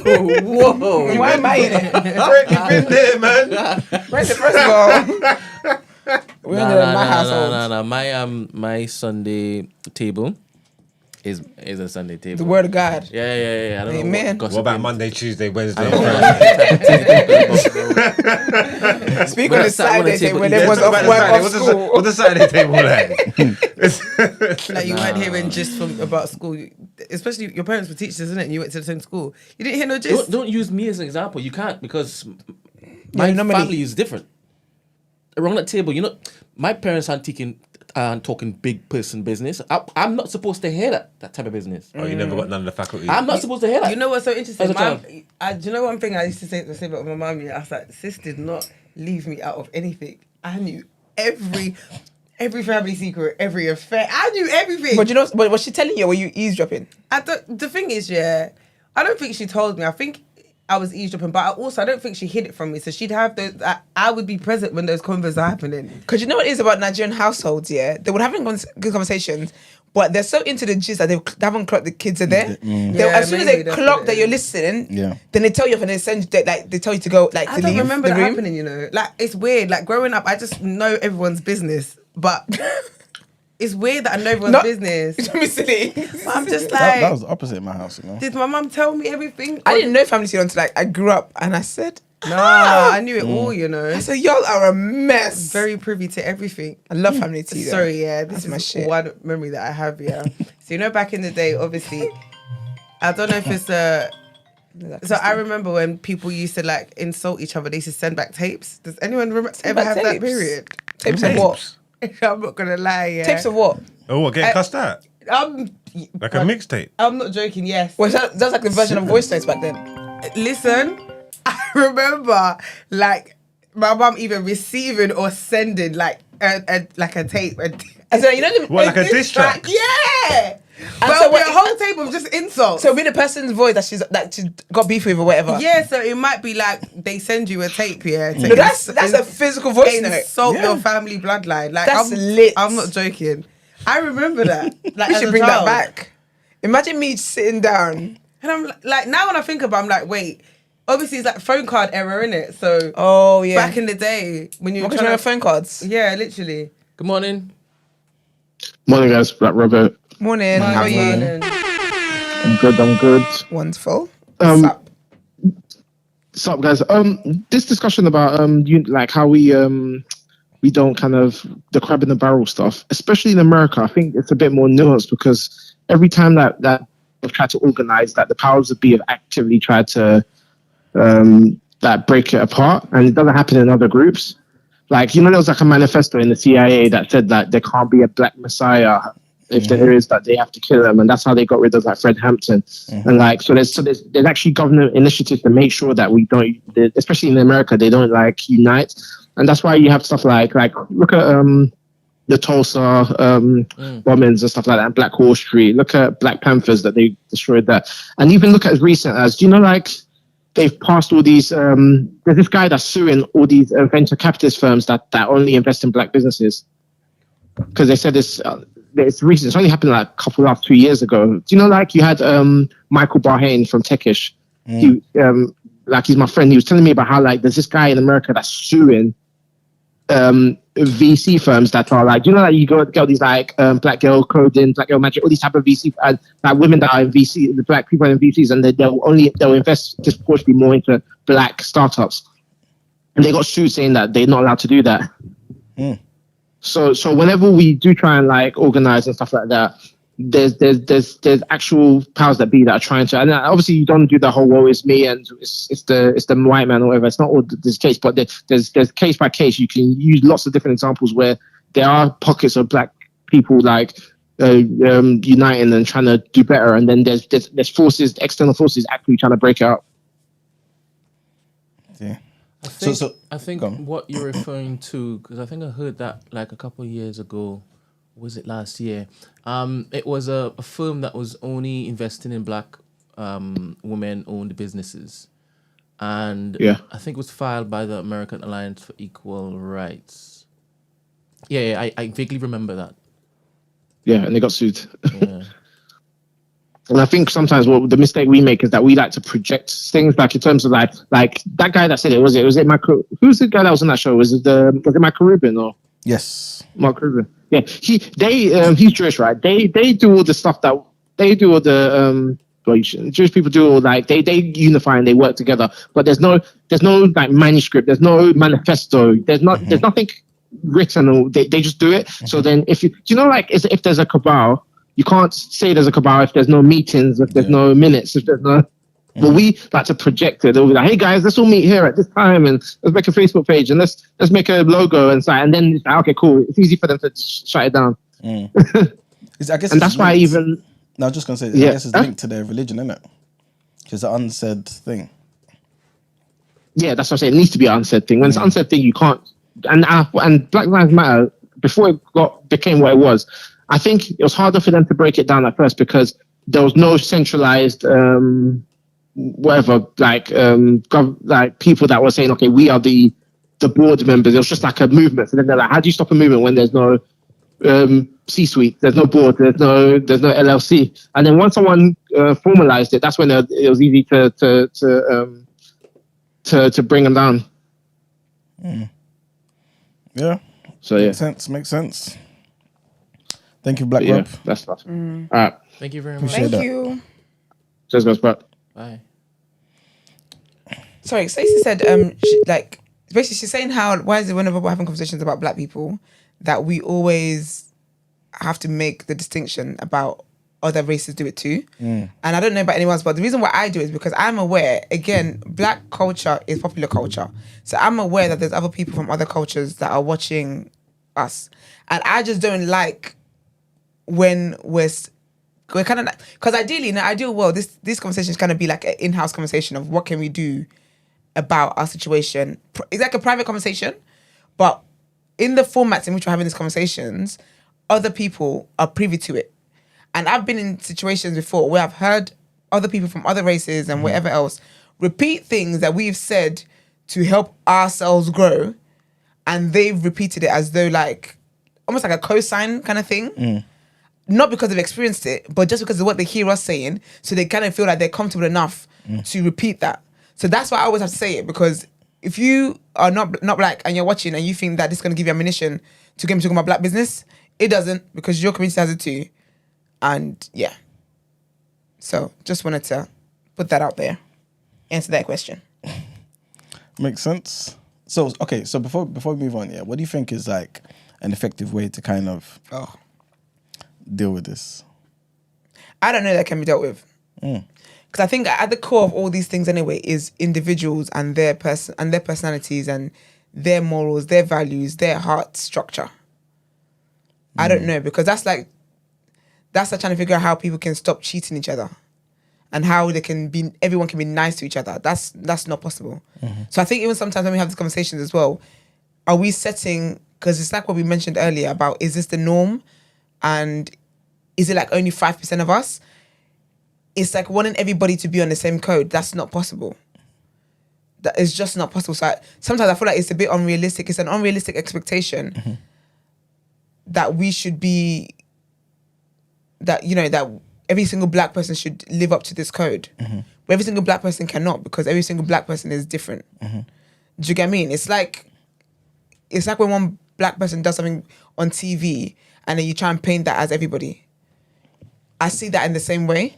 So I don't think that there is a solution, because telling people to think in a way of togetherness, there's just too many variables that makes people not think that way. Yeah. So I don't know if that's realistic to even come up with a solution. Do you think, because obviously you mentioned how other groups do it as well, right? Yeah. Right. Do you feel like our numbers are higher than other groups? And if it was just to get down to other groups, then it's kind of normal, because you can't eradicate anything really, can you? I don't think our numbers are higher than any other group. Okay. I think everyone's just wicked. So then really, I know this may sound silly, but is it a problem then? Do you get what I'm saying? I think it's because our community is so ingrained in popular culture, it's magnified. Do you get what I mean? It's highlighted. That's why it's always a conversation of our community and not other cultures, because the lens is never on other cultures. It's always on us. Do you get what I mean? So I think that's why it's kind of a continuous conversation and everybody has insight into what's happening behind our doors. Okay. I guess the last thing I want to ask you guys is obviously when you're, especially Margs and Gina, you guys developing your brands and stuff, do you feel like you've come across that crabs in the barrel mentality amongst other people, where you could actively see another black person or a group of black people trying to make it difficult for you to progress? No, I've heard, when you hear stuff, like I've always heard like little whispers and people talking and stuff, and it's obviously, or like people discrediting your hard work and whatnot, but I know that like 9 times out of 10 it's coming from a place of jealousy, so to speak, because you want to be in my position, or you're trying to get to that position but you don't understand how I've managed to get to that position and you haven't, kind of thing. I've just learned not to take it personal, and the thing is, I've had it from other races as well. Like, do you know what I mean? I've heard of an Oibo going as far as writing me in a contract, which kills me because it's never that deep. Yeah. But so for me, it's like I've had it from both places. I'm just seeing it as I'm just a threat. Word. Buckle up, baby. Buckle up, I'm here to stay. Okay. Good. Literally. So I've learned not to take it personal. Well, I'm trying to anyway. But it is what it is. Good morning, Stacey. Good morning, everybody. Morning, Good girl. evening How are you? for me. I just wrapped up a 14-hour shift, and I'm sitting in the car tuning in. You are have a real an one, interesting. girl. Yeah, we just opened up a new arena in LA, and we had Bruno Mars, and I was on the team to open up the arena. So I'm trying to regain feeling in my feet before I drive. So I thought, let me come to you real quick.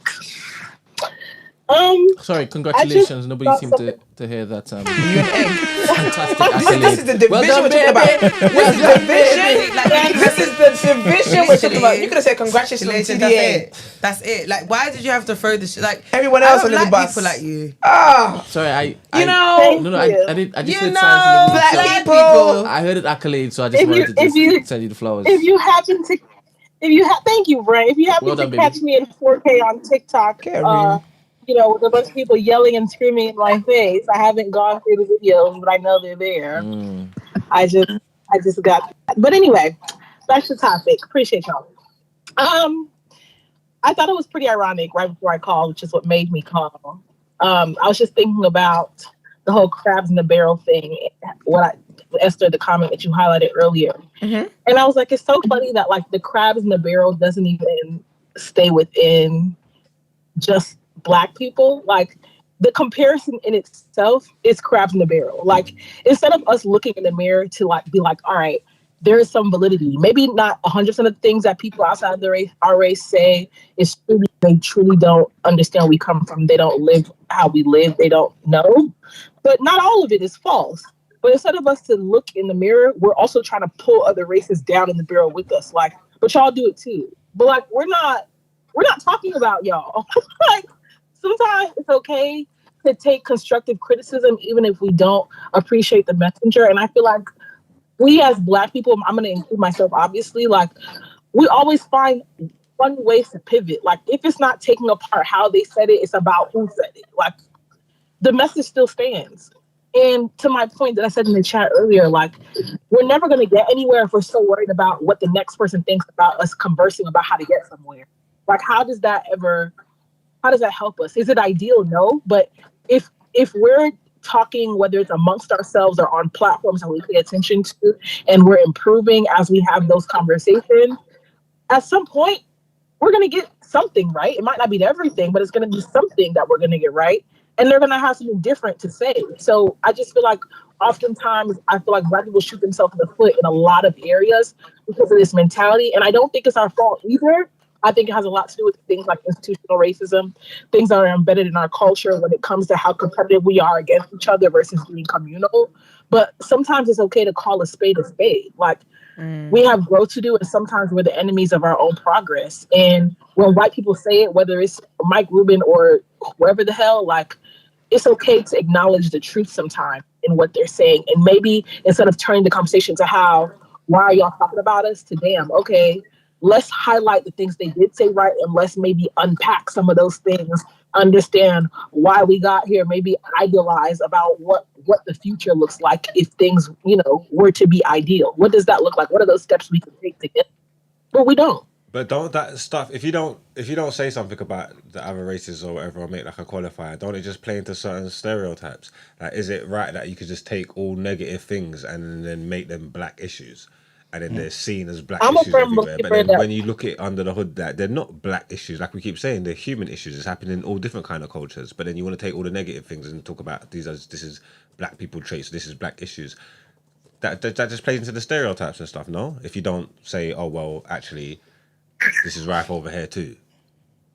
Two things. I think that in the same way that we often don't talk about other races' wins, we can't. It would be nice for people to talk about our wins, but we don't talk about theirs either. Like people, it's natural for people to focus, to maybe not focus, but talk more about the negative than the positive. But also, oh damn, I lost my train of thought. Damn. Oh, stereotypes. I'm a firm believer that where there's smoke, there's fire. And that's part of calling it a spade of spade. Stereotypes don't come from thin air. Is that a testament to everybody? No, which is the whole point of why you shouldn't stereotype as a verb. But stereotypes as a noun comes from somewhere. That's just my opinion. Fair enough. No pushback there. Makes sense. All right. Anywho. Y'all be easy. Thank you, Stacey. Thank you, Stacey. Thank you, my lovely. Congratulations. Get some rest. All right, bye. Thanks. Okay, bye. But you're such a nerd, You want to put the question to the Teacher's guest pet. before we move on, Emmanuel? Yes, let's do that. First, let's introduce our guest. Morning. Good morning. I want you to pull the mic down. It's a bit more comfortable. Sorry, Brent will do it. Yeah. Sorry, Gina. Are you though? Literally. I was literally about to be rude and Are be you like, though? Morning, Han. Please let people know who you. Do I sound? Is that me or is it echoing? No anymore. Okay. Can you let people know who you are, please? Yes, hi, my name is Taila. I work in tech, mother of two. And yeah, that's how I usually just explain myself. We're obviously going to get into that more. Well, today's topic of the day is basically about the crabs in the barrel mentality. Yeah. That we, Morning. Morning, Christy. 1 second. BOE. There she is. Crabs in the barrel mentality. That's, I guess, kind of prevalent. Well, at least the narrative is prevalent in the black community. Do you feel like it's true about the black community, or do you feel like it's just a narrative that's out there that really we could dispel because it's not that prevalent? I definitely do feel like there is a narrative where we have like a crabs in a barrel mentality, especially as of recent with the rise of like social media.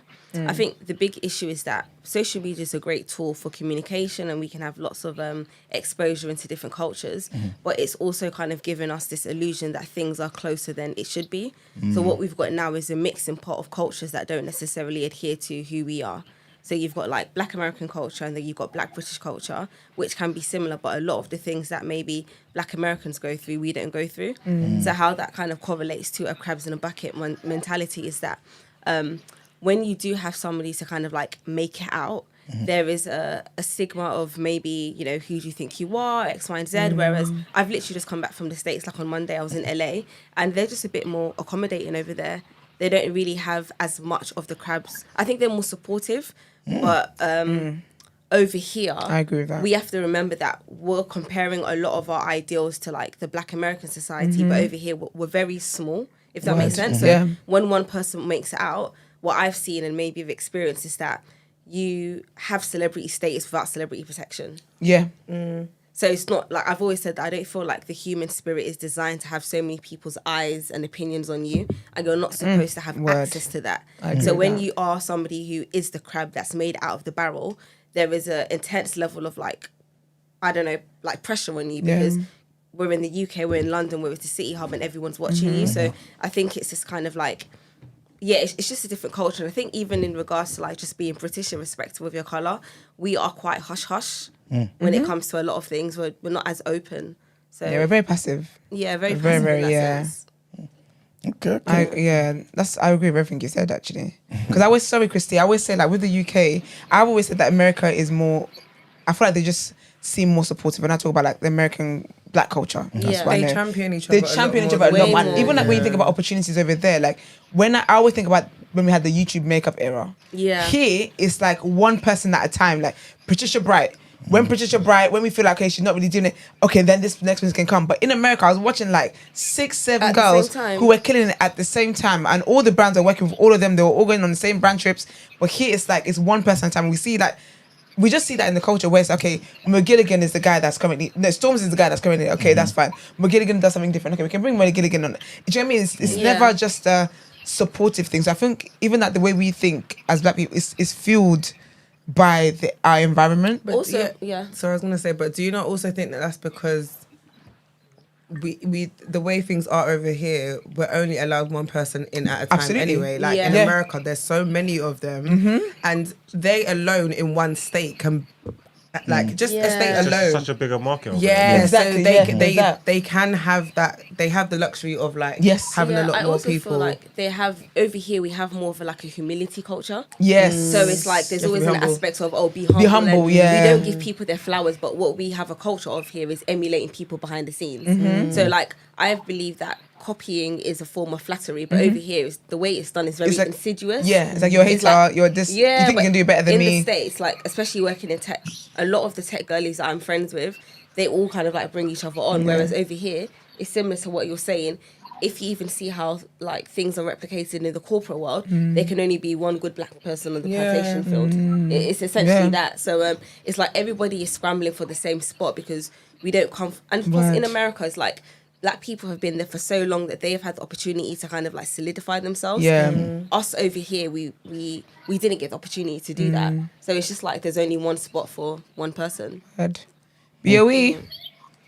Over to you, sis. Morning, guys. How are you, babes? I'm well. I'm trying to be peaceful. You're on holiday. Are you back yet? No, I'm not back. Exactly, girl. So you look out into the ocean as you talk about this. I'm not back. My thing is, I feel like this was made a big deal because of who has said it. Because it's the white guy. The conversations of crabs in a barrel mentality has been happening in our community. Let's not make it seem like we haven't been talking about it.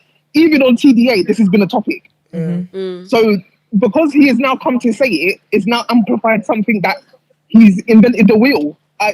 No, he has not. First and foremost, he was comfortable talking about it, and I feel like there was a setup there. Charlemagne knew. Oh, that's why he's like, oh, okay, yeah, speak on that. Speak on, because he knew what he was doing. He wanted this to happen. He wanted this kind of engagement to happen, and hence why whoever the person was called him behind the scenes and said, I don't think this is your place to talk about this. But because my issue is, what I can actually attribute to us is, because we don't gatekeep enough, this is why this man can come and speak and it's not to say that he said something disrespectful, whatever, but my thing is, you need to look outwards to your people then, and then see the landscape before you come and speak and say, oh, I hate this. Like, I hate it. Like, to me, he was coming from a white savior complex to me, and I didn't like that. Like, it's like, come on, okay, I hear you. And this is definitely, he didn't hear. Where did he hear this from? And the fact he had to coin it as a black on black thing. Where did he hear this from? Because clearly these conversations have been had by us already. So I don't think he didn't need to come out and tell us this. This is not something that you need to come and address this with the community. I didn't get that. I didn't get that. There's clearly reasons why there's a crabs in a barrel mentality with us, whether it be. And the funny thing is, this can be throughout the diaspora. It can be in America. It can be in the UK. It can even be in Nigeria. There's in the Caribbean. It's not a one size fits all. Yeah. So there's nuanced conversation to each and every, this whole even crabs in a barrel thing. Yeah. So I just think it's very disingenuous for people to be like, oh, why are we getting upset because this guy's talking? Oh, no. You're making a big deal because he said it. That's why are we making a big deal because he said it. The conversations have been had. Do I think we definitely need to look inwards and address issues that we need to address? 100%. I'm not denying that. But to now get him to be the spokesperson, like, oh yeah, now look, we need to address this crabs in a barrel mentality. Come on. I'm sorry, this Ruben guy, whatever he's I don't know what his first name is. Do that. Michael. We don't need to take his cue. We don't need to take his cue. We don't need to take our cue from him because he's now come and said that, and now it's now become a topic of conversation. But Christy, like you said, I feel like that's even just a privilege. But Christy, like you said, itself, for him to come and say that. Like you said, we've had the conversation before, innit? Does that mean we can't have the conversation again? You know what I'm saying? No, I'm not saying that we can't have this conversation again. But again, this has become a topic because he said it. So wait, if he didn't say this before, when like what it wasn't going to get talked about or what? It probably would have. He didn't trigger the first conversation. It would have. Yeah, that's what I'm saying. So I don't understand. I even saw a clip. I think I saw a clip of what's his name, Ovi, on 90s Babies, and he was talking about this exact same thing. Yeah. But I didn't see people hailing that clip up. I didn't see that. Okay. People weren't addressing Ovi when he was saying it. All right, fair point. He made these same points. Oh, we need to do this. We need to blah blah blah. It was the exact same thing. So, but because it's now from this Michael Rubin guy, it's now a thing. That's what I don't like, and I don't need someone because I've done this for black people, I've done this and I've done that for every. So what? I don't care what you've done. This is why sometimes allyship to me becomes dangerous because they think they can come and speak when it gives them leeway to just come and speak anyhow. This is the same person that told Meek Mill to start jumping. You're even the cause of his ridicule because why would you was doing anyway. Apparently, he claims Meek Mill was the one who suggested that he should jump. Oh, is it? Yeah, that's what. He had never been in charges, It's like I don't get why he don't need to be the focal point of this.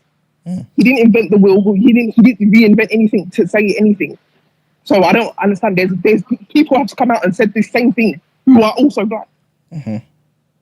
Thank you very much. What country I you don't in? need to- I What don't country need in, to lash on Christy? him. I'm in Greece. In Greece. A white man. Sorry. sorry. He said you should I hope have you gone enjoyed to. yourself. I'm enjoying myself. I am. Yeah, girl, you Having look a time. good. Your skin is glowing. My dear, Oh, honey. I hope you have your trainers because tomorrow we're. Gina, why? Gina, I'm please, just saying. please. I'm just saying. You Sorry. walking. This is I'm it. ready. Better get I'm your ready. I'm walking ready. shoes on, I'm girl. ready. Okay. I brought it with me. There you I go. brought No it with me. excuses. Anyway, Walk Yeah, yourself yeah, into a Greek man's all life, right man. then. Bye, baby. Wow, bye. Thank you. Bye. Never. She's gonna Thank jump you. you one of these days. If she does, I'm not going to be there to help you. Like, get him again. Get him twice. Later, Bye. later. Thank you. Bye, Bye. Christy. I wanted to ask you, because somebody in the chat basically said, "Oh, is this the same person that was made a video about helping people getting into tech?" Yeah. And people started saying all sorts of nonsense out of jealousy, right? What did they say? I'll let you say it. But like, I just wanted to ask, do you feel like that's that same crabs in the barrel mentality that was there? Oh yeah, 100%, 100%. So oh my gosh, I can't believe it's 4 years ago now. So early 2020, I released something like an article on a site called Medium about how I made my first 100K at 27 years old. Oh my gosh, are you the enjoy the hood? No. Yes. Oh, you're an icon.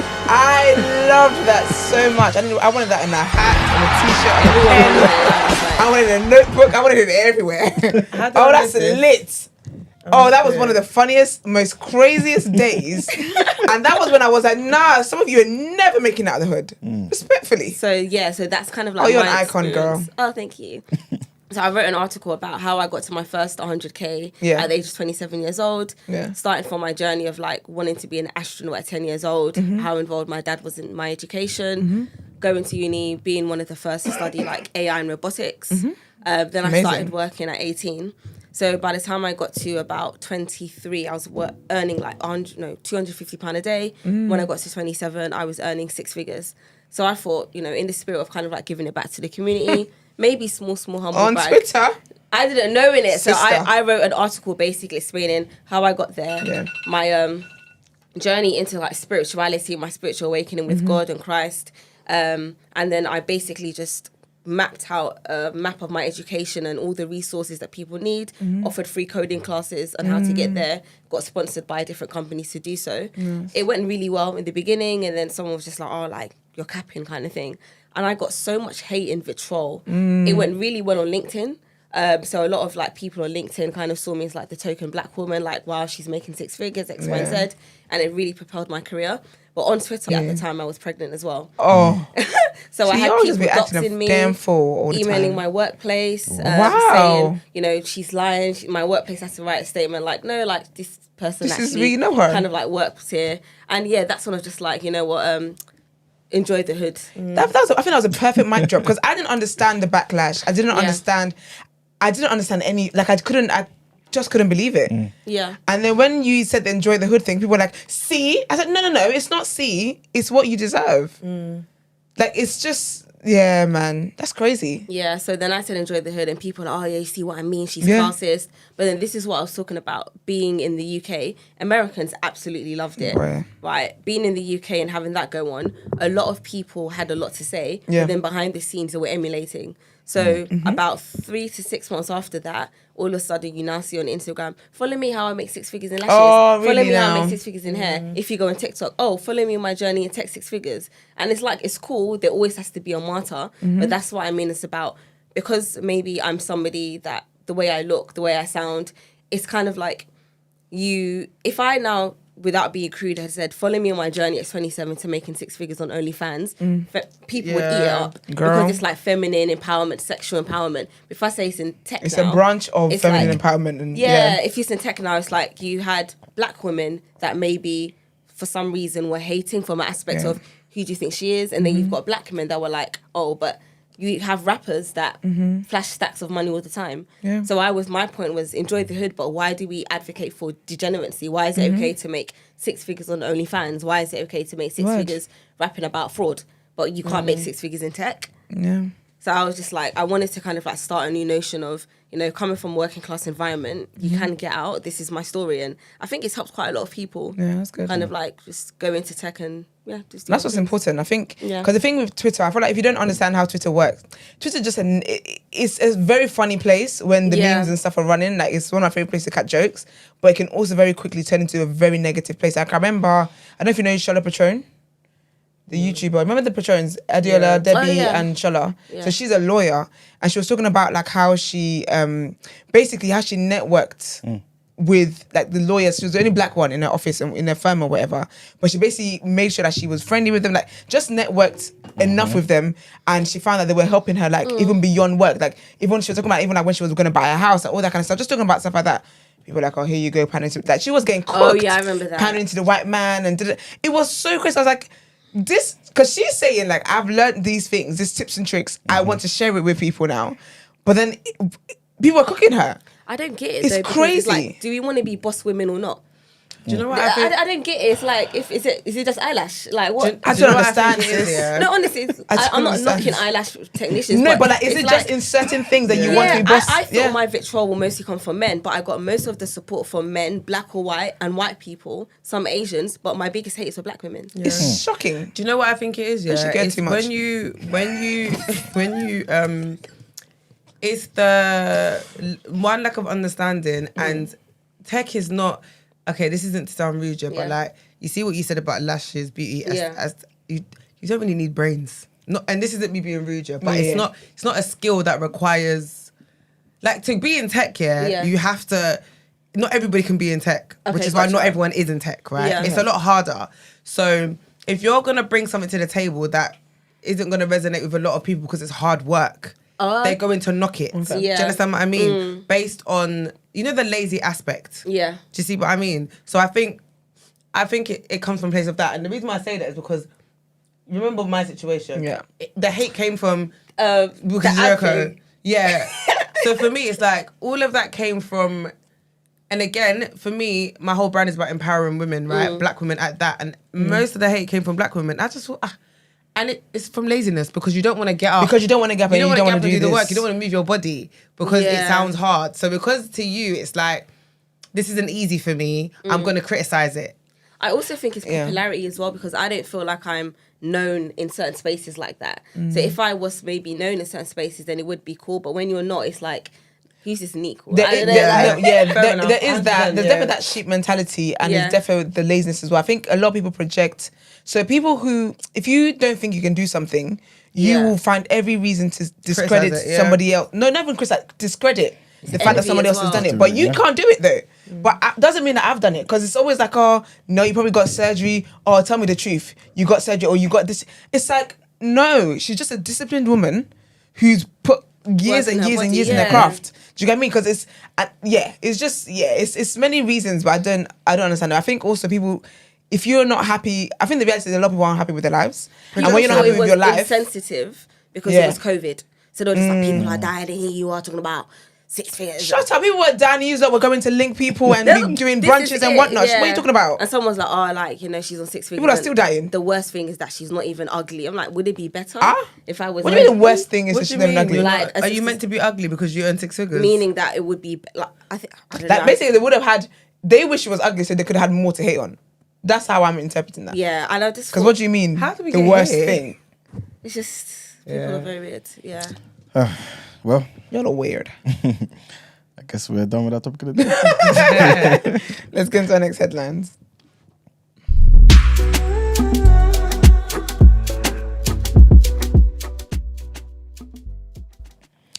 All right, people. So 4 train companies, including Northern Rail and Greater Anglia, brought prosecutions against thousands of passengers using the single justice procedure, SJP, despite not being permitted to do so.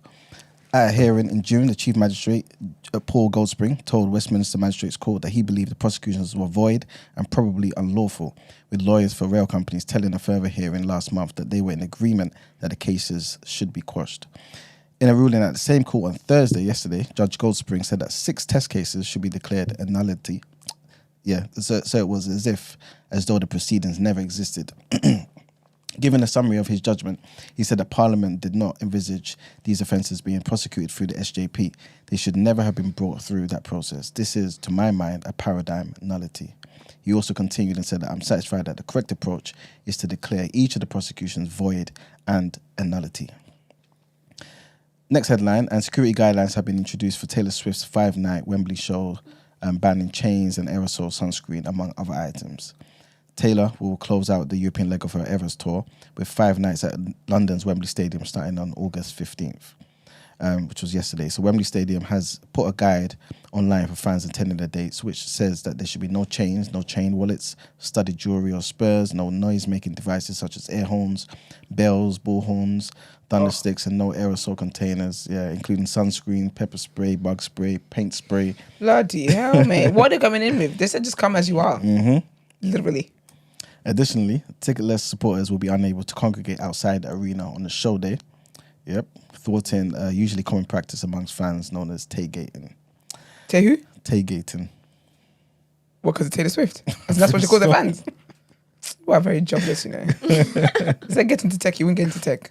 A mess. And our next headline, trigger warning on this one, Sweden has confirmed it has recorded its first case of a contagious new variant of Mpox. It's making me itch. That's down the road. Girl. Yes, it is. It's serious as well.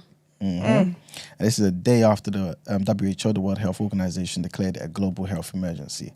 The strain known as Clade 1B emerged in the Democratic Republic of Congo with more than 17,000 cases and 571 deaths in Africa this year, according to the WHO, which exceeds last year's total.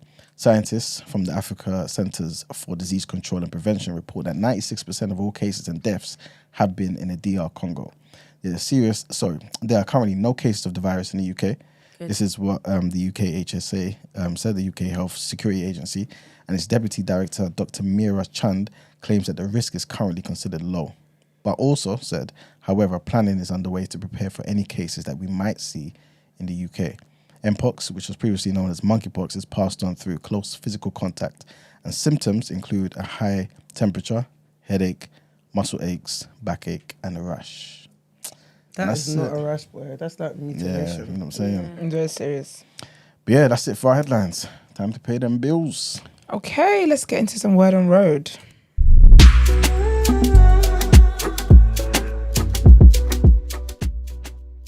Okay. All right, we've got quite a bit to go through. When I say a bit, it's just, serious things. But in good news, Rizzle Kicks back. Yeah. Where's the one, bro? Yeah, Rizzle Kicks are back. Obviously, big up Jordan Stevens, right? Yeah, some of the tracks are bangers. Have you listened to it? No. Yeah. Such a nerd today, aren't you? Bloody hell. Brent's had the exclusive. Gosh. Teacher's pet, boy. Can you imagine? He's my teacher's pet today. Wait, did we just talk about the crabs in the barrel stuff? Yeah, Sorry. you are Hey, just push me up.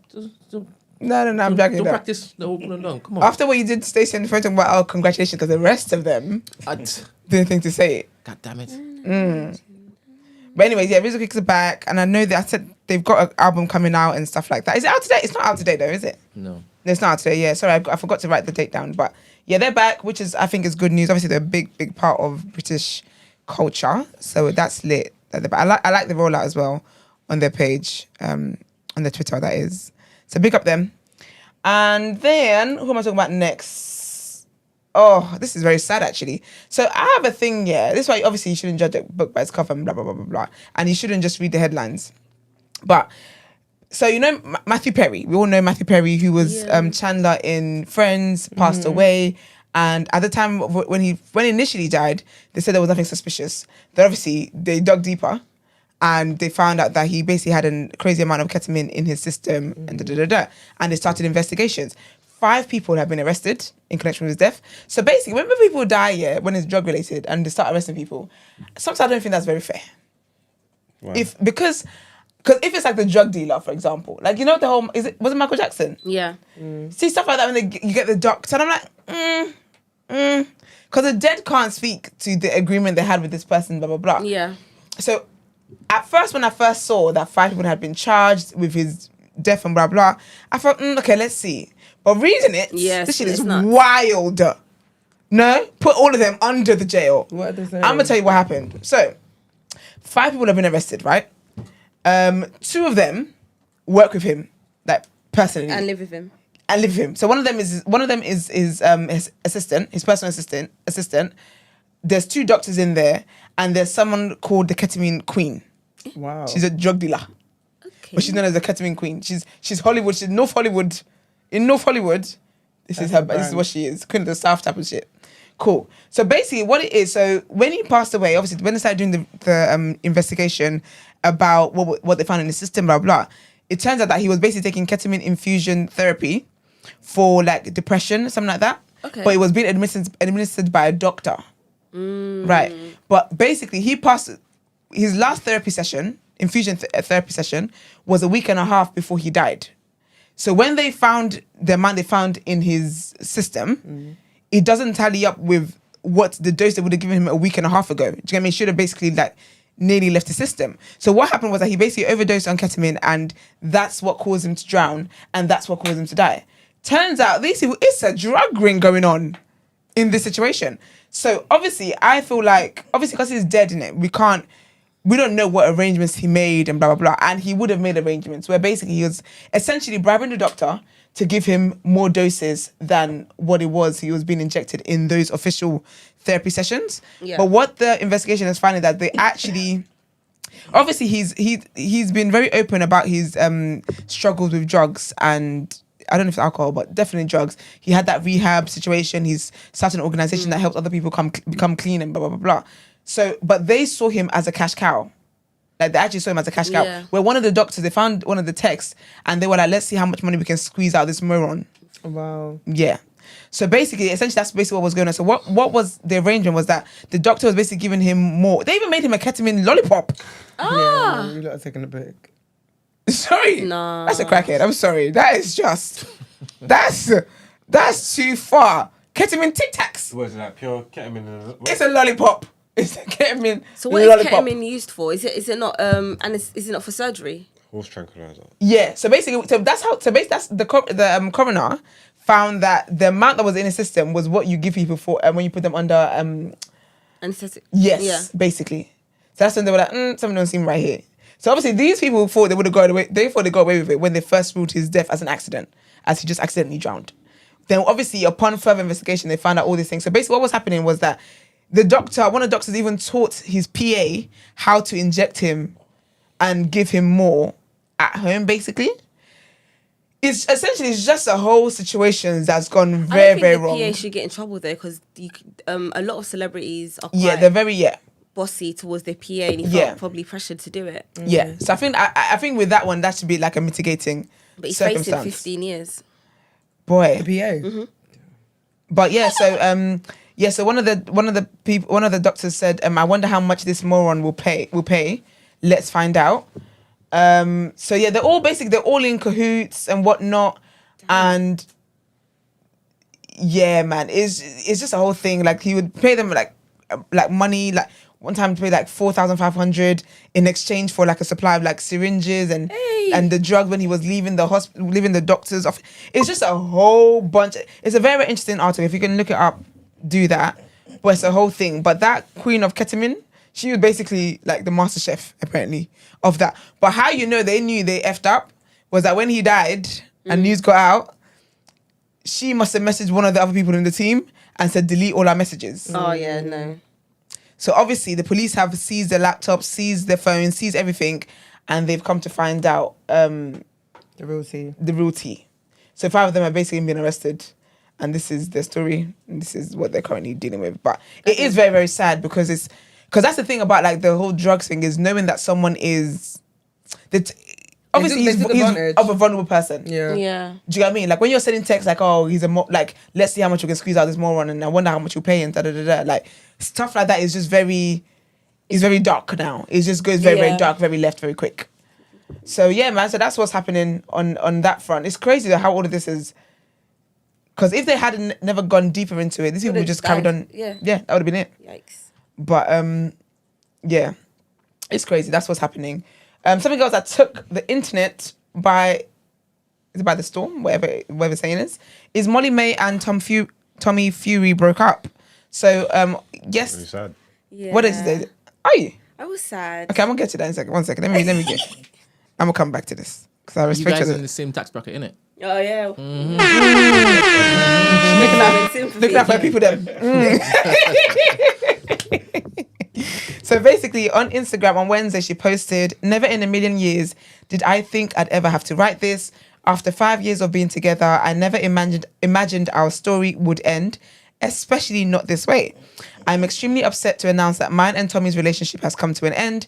I will forever be grateful for the most important thing to me now and always, my beautiful daughter. Without us, there would be no her. She will always be my priority." I thought you were about to cry. I was like, oh, the tears. "I want to thank you all for the love you have shown us over the last 5 years. You have all been a part of our journey, and I feel it's right to share this with you all. Whilst I attempt to navigate the coming days and weeks, please kindly respect my privacy over this difficult time. I'll be back when it feels right. Molly Mae." Before I tell you what Tommy said, yeah, some of you, yeah, honestly, yeah, I keep telling you guys, in a few years' time, we're going to have the psychologists come out and say that certain people that are on social media, like there's a new mental health illness category that relates to social media. Yeah. Because Molly Mae's sister is currently on a honeymoon. Sis just got married. She's on a honeymoon. These heifers are under her comments talking about your sister's going through heartbreak. Like, just Yeah. sorry? People are What? like messaging. Sorry? They've like messaged her sister saying how your sister's going through heartbreak. Like, How dare you How be dare shit. you basically? You don't think she knows that? And you know, and do you actually think that it is in the moment that Tommy and Molly broke up that she came to Texas? She came to put a statement out. Yeah. I Duh, they would think have been broken up ages ago. And people are like, oh, she released a vlog last week. They're pre-recorded. Anyway, then Tommy went on like few minutes after, maybe half an hour, maybe after.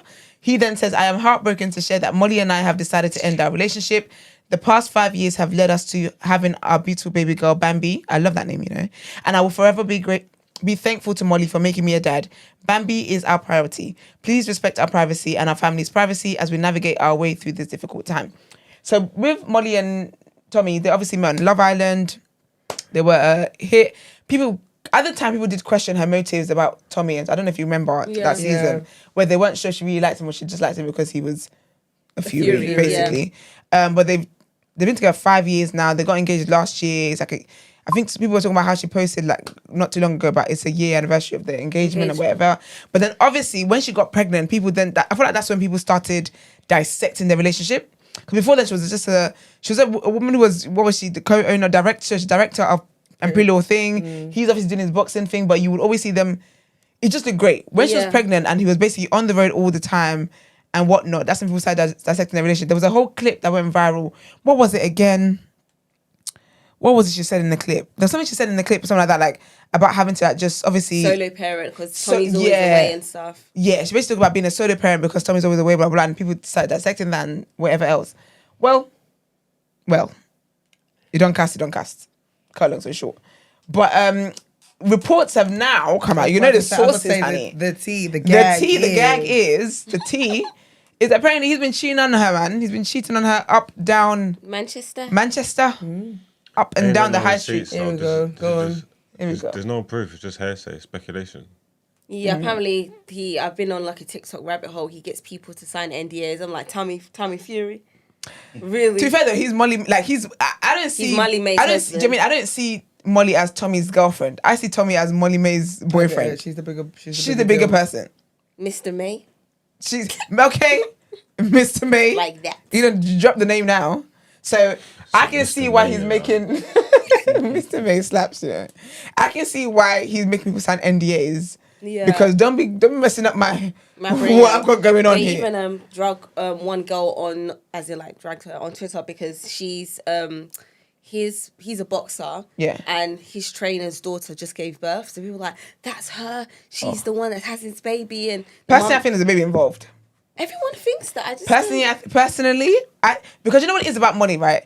I don't believe he's just cheated for the first time here. Yeah. The source that's close to Molly is saying that he's cheated multiple times and she's left him because she's cheated on her multiple times. I don't think that she would have left him for cheating. I think she would have left him for something bigger. And worse. Because when she said, especially not this way, I think that she's left him for something bigger than the cheating. And I think that a baby is involved and we're going to find out at some point. That's horrible. extremely disgusting. Trust him to humble her that way, though, innit? He didn't humble her. I have a thing with men trying to humble women.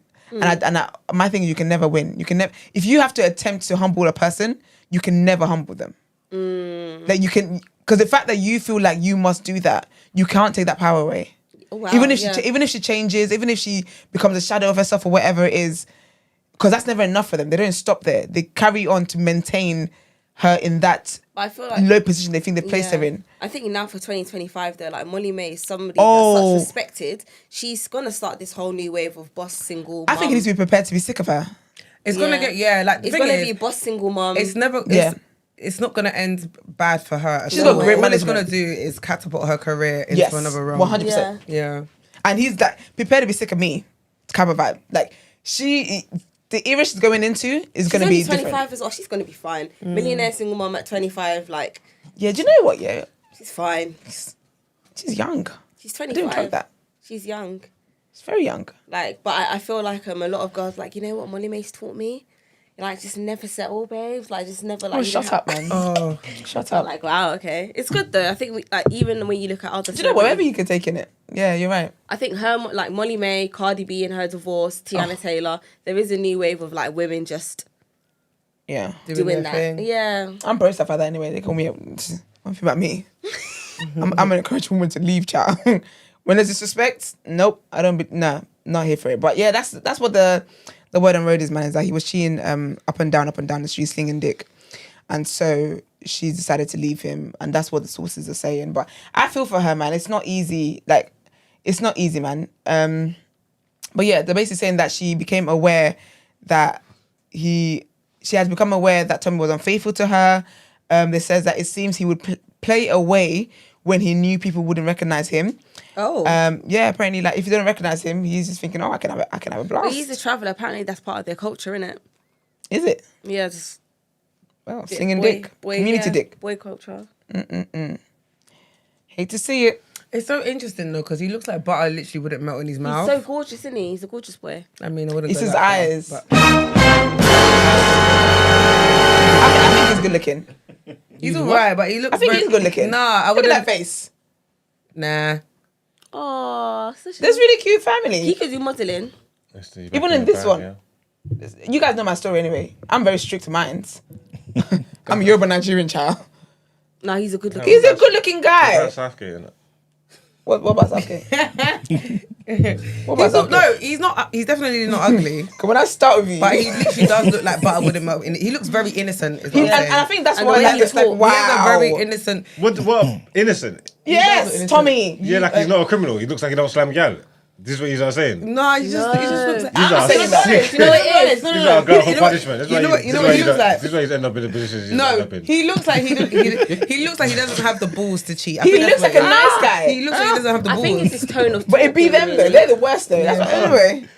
They're the worst. You see them guys you think are nice ones? Oh, you will chop breakfast. You absolutely will. If you didn't know Tommy Fury was getting it in, these are sick in your skull. Why would we think that he was getting it? Why wouldn't you just know that he was getting it in? Why? From the second he came But out you of think the we yard. should- do you think when we they should- when they done their first tour, when they do their club tours, they all of them, Who's all? all of them, Are they all boxers or all? all Love Islanders. Oh yeah. Don't you ruin people's relationships? Sorry, let me know. No, sorry. They're just gonna stop inviting you to the parties. Because You're it's very bang clear now. you're like If front you- row and centre. Can you boy, 'cause the imagine? way He's you're like, talking, all of. I said which all. You're He's like, front row and all. centre. You're not. It's not giving. Oh, I heard. You It's lot giving- thought it's giving Tyreek. so- You it's thought giving you Tyreek the was. sauce. You thought Tyreek was Wow. gonna make it through the club tours in London. Ella and her high cheekbones was gonna be safe. That's what you lot thought. These are sick. Not the high cheekbones. These are sick. Okay. I didn't think you broke up in it. Yeah, Of course they they do. Yeah, a did. long time. I told you they broke up before they broke up. Just That was giving. destined. It's giving you're the source that's speaking to Daily Mail. You're the Sun exclusive. That's what it's giving. I'm just saying. I don't know. But nah, man. I feel So- for her, man. Was your last white boyfriend more handsome than him? I ain't never dated no one. You know he's just trying He's to lining you up. He's lining Oh, you up. I ain't never. At the end of the interview, you're gonna tell him to enjoy the hood. No, I've never. I'm open to. Because you said Wait! She said she's open to it. Yeah, I don't discriminate. You know. All right. Go where the love is, right? All right then. I say the same thing. I I don't don't go. mind. I don't go where the love is, but I tell people to go where the love is because I'm Yeah. pro that. I think it's I good. love love, and I think wherever the love is, you absolutely should go. Yeah, I think it's alright. Yeah. And most of the women in my family are married to white men. Oh really? Where you from? Ghana. Oh nice. Yeah. Full Ghanaian. Yeah. You don't do Ghanaian. Everyone says I think I look You don't. Ghanaian. You look don't. Igbo Nigerian. I would never know you're from one Guardian to another. Oh, Ghanaian as well. I had no idea. I think from one Ghanaian to the other. So annoying. I never saw I never it. explained it. I never Never explained saw it. it. No. Is it hard dating a black man with your tax bracket? Is it hard finding them? Wait, so going back to you, so I'm 5% Nigerian Igbo, See, Yeah, you that's give Igbo vibes. 5% Igbo. But my dad, I'm Ghanaian, but I'm Ga. Okay. Okay. And my mum is Ashanti, but I just mostly claim Ga. In regards to your conversation, would I date somebody below a tax bracket? No. Is it hard for you to find someone in the same tax bracket? said what she said. Is it hard? black man. She said what she said. Oh my gosh. I wouldn't say it's hard, but I think in the UK there's Yeah. only 3% black people, with the majority being in London. So Okay. it's like if I say to myself, if I'm gonna date and marry black and they have to be on 6 figures, by default I'm practicing polyamory. Because there's not a lot of black men out there that may Yeah. earn that. Hence why I said like I'll be open. But I do think for a lot of black men, you know, I've always said like concentrate on the heart and the character of the person. Word. But the issue is that as an African first generation daughter, dating somebody who earns significantly lower than you, especially when you're in the 6 figures, whilst you're dating for love, they could be dating for survival. And then I also feel like we need to have conversations. It's like, as somebody, I'm always transparent. I've recently just got divorced. Okay. And I'm very lucky that I didn't get taken through the financial ringer. So like, you know, dating for love is fine. Yeah. But, you know, there is a lot of financial implications when it comes to dating somebody who earns significantly less than you, especially if you have assets. If you don't mind me asking, was he in the same tax bracket as you? Okay, that's good then. He didn't take you through the ringer. No, well, we have kids in it, so too. Okay, So fair. luckily, like, they kind of like protected me. If you don't mind me asking, Yeah. how long were you together for? 6 years. Oh wow, okay. Yeah. I feel like that's good. Great. That's a honest man. Yeah. Because Mary J. Blige's ex is out here asking for talking about she introduced him to a life he can't maintain. So he was an Right. honest man. Why didn't you keep him? No, I said that. Oh, was he an honest man? No, you're trying to get in her business. No, I'm like, who talking about? Talk about you. Yeah, I mean, for the internet's sake, I have to say yes. So Just for the internet. You're Where was definitely he from? Nigerian in you, girl. Barbados. Okay. Yeah. Is it with your cousin Brent? Yeah. Barbados. So, Bet you wouldn't have asked him questions now if you knew that. Barbados. That's so interesting. Yeah. So I think, you know, I would. Everyone asks, I wouldn't get married again. Really? There's too Do much. you know, can you pause that? Sorry, Brent. I sent you a video, and I'm so glad you're here. I sent you an email. Sorry, Brent. Can you play that next? Thank you. Is But yeah, the go thing on. I sent you? No. No. Yeah. No, I did that on Wednesday. Yeah, go on, so babe. So you said you wouldn't get married again. Why? No. I wouldn't get married again because I feel Yeah. like there is a lot to lose. I think the good thing about being financially stable is that I've managed to build assets. So I've got a nice house. I've got 2 houses actually. Beautiful. My kids go to private school. It's kind of like if I were to marry somebody, I can't introduce them to a lifestyle that they don't have for themselves.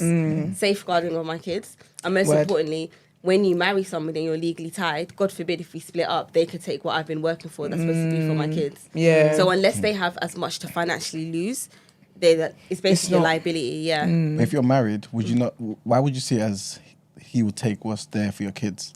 Why wouldn't you see it as it's his as well? As the Because kids?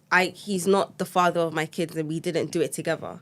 Because she's talking about her kids like before they've joined families. Yeah, and we yeah. can say we're gonna be blended family what you like, but like we found out with the wheel the other day. Yeah, if it's just somebody you've had kids, cool. But then I think it would be very unfair for my girls to be like, "Hey, mommy's bought." Oh, you got 2 girls. Yeah. Oh, precious. Mommy's Yeah. built an 800k property portfolio. Let me marry somebody, and if it doesn't work out, they take half. Like that's supposed to be for them. So they have to have as much to financially lose as me. That sounds like a smart woman if you ask me. Yeah. Otherwise, it's just And I think there are a lot of men that maybe leverage off single mothers. Like there are men that move into council houses of single mothers. Like how much more 4-bedroom house? Do you know what I mean? So I'm just like, Sister, word. I'm not gonna. Word. I love that. I love when I'm not seeing women being a fool for a man. Plus, I've done it already. Favorite song. No man should be homeless. Oh wow. Why is that? No, tell our guests why. You just continue to just. Why is that? Go on, preach, preacher. I don't know what you're talking about. I'm There's too genuinely many gal out here for man to be homeless. But you see, Too many gal out here for man to be homeless. Are you crazy? as in the women's have the houses. Yes. So you're promoting shameless men. Needs, That's what you wanna be- needs must. That's what you want to promote on this Friday morning. Do you know about homelessness on this godforsaken island? Do you think it's light? It's not light. You know what I'm trying to say? You got to start looking, and that's what I'm trying to say. Low hanging fruit as well. Undesirables. 3 bedrooms. You know, you actually make me sick. so annoying So because bad. the way he says stuff as like so matter of fact, blasé, like so Oh, chill. man. I'm just like, yeah, we're the weird ones for not being on this vibe. Izzy says, can Brent ask the guest if having her income made it more or less likely of her dating down financially? Less likely, isn't it? so when I started like dating or when I met my ex, I wasn't on that salary, so I wasn't really thinking that. There wasn't this culture of like high value, low value. I always make a joke that ever since I kind of was transparent about 6 figures, it opened up a whole new world to if he's not on 100K, no one was like really talking about that at the moment. So, but I do feel like now if I were to date, but I've only got a 6-month-old baby, so I'm not like trying to think that. Yeah. But if I was to date, like I said, he would have to have as much to lose. But because I'm not focused on wanting to get married, I think the finances won't matter as much. Yeah, I think it's probably it makes it easier. Yeah, because Yeah. they're not a legal liability. So I'm not like merging myself with them. So I guess going through divorce, you realise that marriage is romantic and spiritual, but it's also a business decision as well. So when you married him, what were you doing at the time? Were you a student then? No, tech. I was in tech. Was he Sorry, you don't have to answer this, by the way, Yeah. if you don't have to. But was he leveling up at the same time you were leveling up? He was an entrepreneur. So What does that mean? He was a rapper? no, he's an entrepreneur. You can't be an entrepreneur and be a rapper. No, he's an entrepreneur, like in the tech space as well. Okay. I would say, I guess being the oldest, there's always an aspect of wanting to take care of people. Okay, so was he older than you? No, I'm old. I'm older than him by a year. Okay. Oh, you like them young? Yeah. Good, I love this. I love that she's playing against. Yeah, You innit? clocked onto Brent's game. Yeah, Come this is again, how- come this is again. how- And she's playing it, boy. I love it. I love it. This is how you get examination down. I love it. And then, so I think I've always been either contracting or perm for like a corporate. Yeah. So my money's always been stable. But I think the difference was class, because I've got working class where he was middle class. So whilst my mindset was like, I need to get out the hood, he was very much like, what's wrong with like staying on the ends? And I was just like, so it just became very different.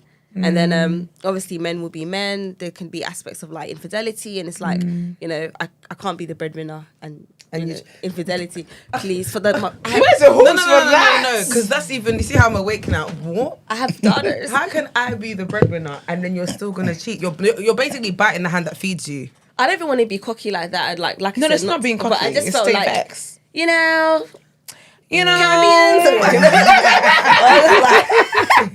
She said what she said. What's this? Sorry, let's get activated, please. No, You know, why do you need a tag team? What you say about- stand up. what you say about Stand on your Caribbean weak in the men? knees. What you say about Caribbean She men? just said. You know, You know, She's been paying attention. you know. I was you just paid like, attention. You missed it. Put your AirPods in and listen to the playback. yeah. Okay, girl. Do you know what? It's just different because I think, not in a rude way, but I also, if we were to say the nature of men is to be somewhat polyamorous, then if you are married to a man and that's his nature, when a woman stays, and especially there's kid, you have to make her depend on survival. And I don't want to sound sociopathic, but if there isn't that aspect of dependency on survival, then you're not staying for your kids, you're just staying to be Wendy Williams. Do you know what I mean? And women like men that other women like. Yeah. So it's like, you liking a reflection of me. I take it back. Like, I have done Where's the horns, Brent? You hate Sorry. What are you doing on the 30th? We're having a little party. At the Ned. Your type of thing, right? Yeah. You wanna come through? Yeah, I'll come. Yeah, a couple of the TDA men are asking for you to be there. Sorry, are they six-figure Yeah, earners? he is, and he's in tech. So, And he's handsome. what did you just say? Are they six-figure earners? What do you think I was going to stutter? Oh, wow. I'm ready to love What do you think again. I was gonna say? Figure N-words. Oh, no. I don't say the It N-word. did flow, right? I think that's what she said. So your braid is. I thought that's what she said. Yeah. She none of that. I'm ready to love again. Simbin.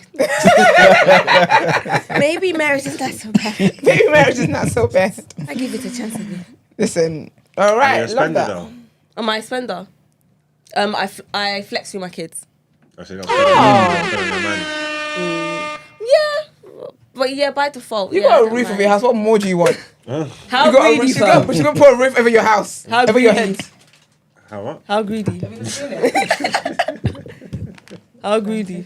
All right, so the next word on road here is actually very, very interesting. So Yeah. it's about Elsa Majimbo. Oh and my everyone knows God. about pandemic. Is she the?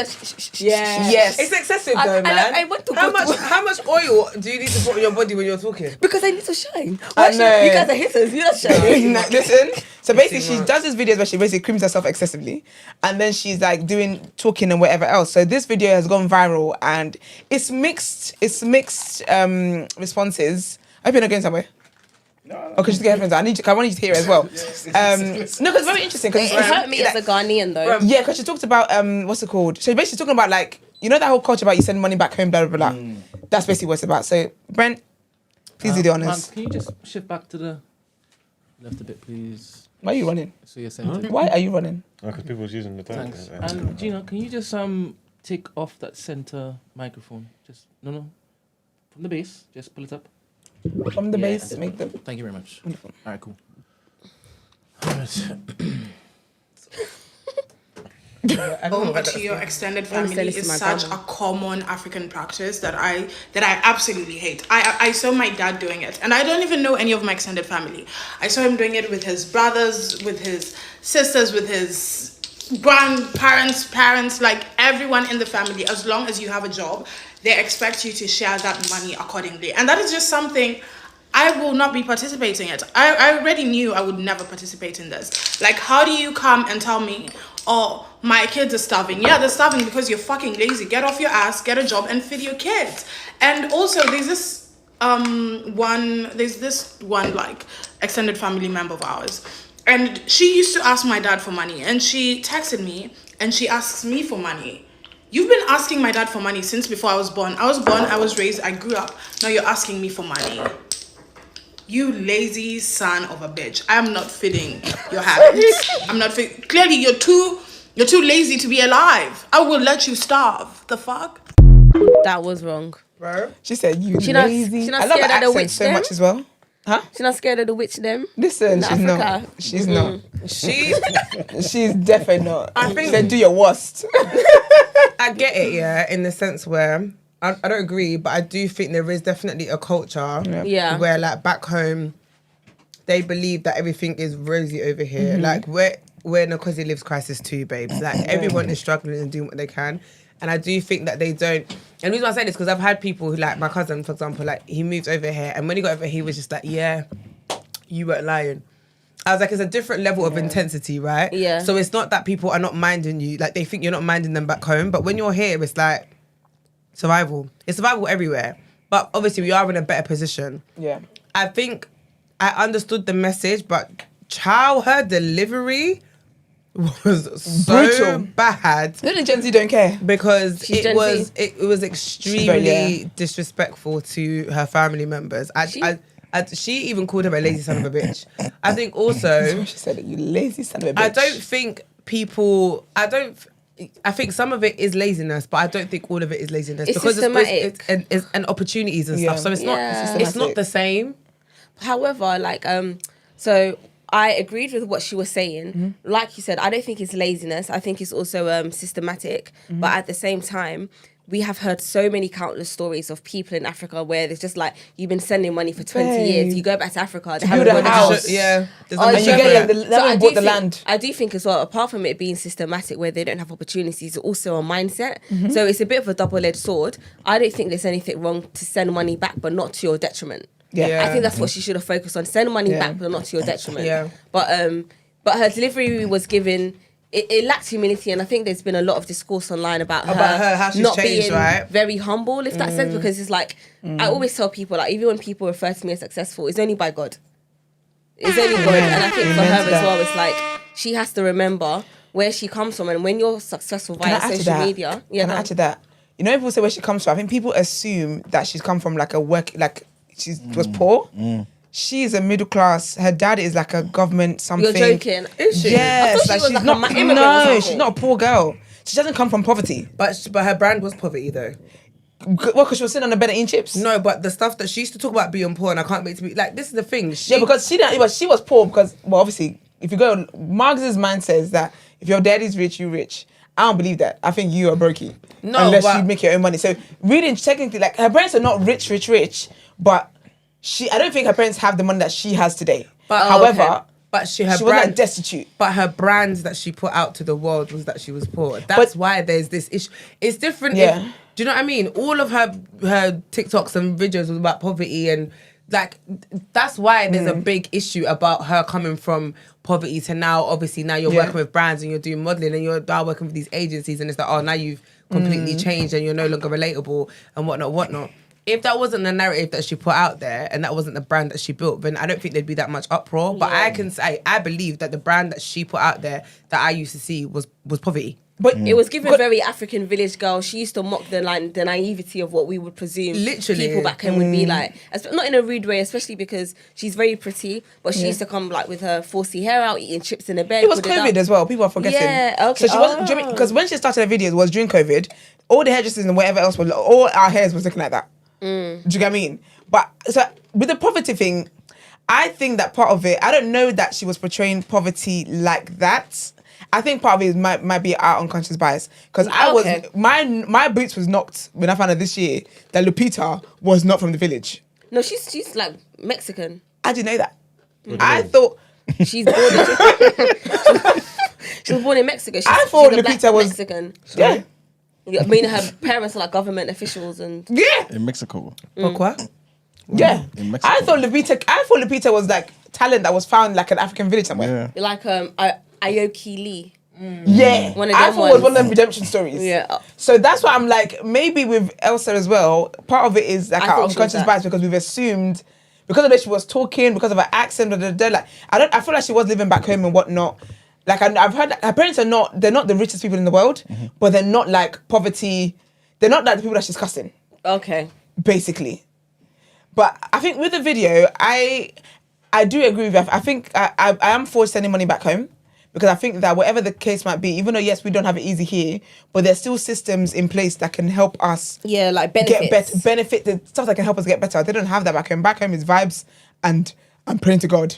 That's literally it. Do you get what I mean? So I am for sending money, but I don't believe that you should do it to your detriment. And I think that the message is saying is right, because I do believe that people can get comfortable knowing that there's this person is going to help me, and so I just don't have to do anything anymore. We see that in the West. How much more back home? Do you get what I mean? Like The black 'cause tax. it's more of the mindset. Yeah, black tax. It's more of a mindset it's more the laziness mindset. But I think that maybe her delivery, because you know what it is as well. Because I think why I kind of give her some grace for the delivery is because she's seen her dad go through that. So she's seen her dad, like she's seen things not be great for them at home, but then her dad worrying about sending money to his brothers, to his sisters, and like feeling like, yeah, but like, yeah, do you get what I mean? I don't know. I do think there was ignorance there in terms of saying, no, the reason why you're poor is because you're lazy. That's a very ignorant thing to say. That's very wild to say. Like, girl, do you have an education? You should have. Like, do you have an education? Why would you think that? Do you get what I mean? But I do think.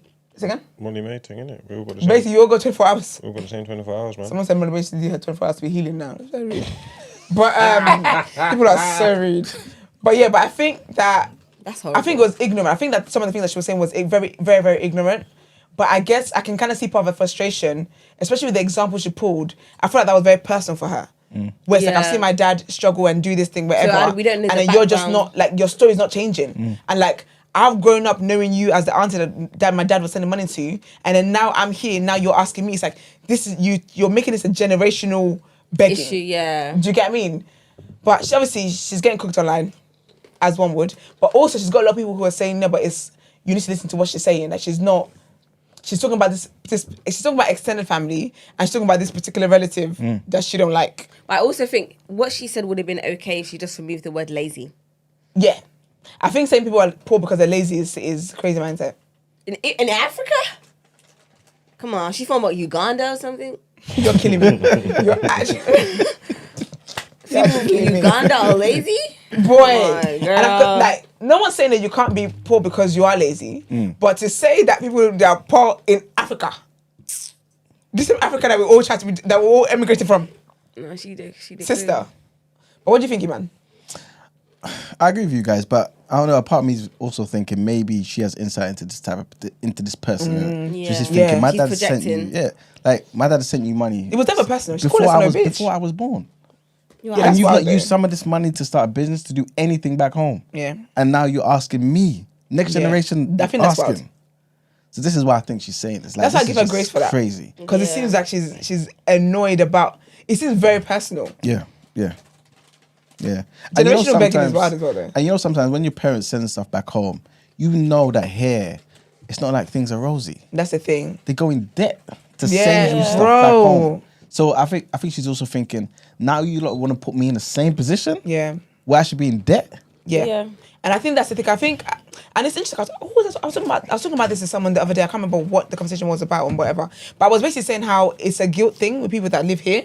So if you're the one that's made it out, you feel this kind of guilt that you have to try and not even if it's not carrying everybody else, you have to do something. You can't just like you were fortunate enough to make it out. Yeah. You can't just turn your back on your people now. So even when you can't afford it, even when you are here struggling, you might even be homeless here. You can't let the people back home know that this is what it is, because it's always like whatever it is they're going through worse than you are here. But yeah, man, that's the conversation that's been happening. I don't think she be.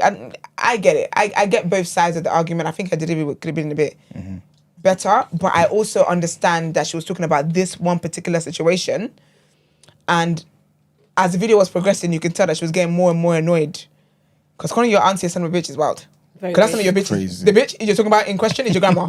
So sometimes we don't break down what son of a bitch really means. Like, you can't call your sibling son of a bitch. That's your mum. Do you get what I mean? So, yeah. That's top tier sibling. That's serious. And your mum's sitting there like, oh, now, why am I in here? What'd you say fuck me for? Son of a bitch is a top tier cousin. Your cousin's someone's mum, essentially. Bro, she's cussing her grandma. It's old Grandma school. catching a stray, you know. Old school, your mum. Grandma didn't do nothing. Grandma's not asking for money. Anyway, that's what's happening in town. But let's get, what was it? I forgot. Rotation. Yes, against rotation.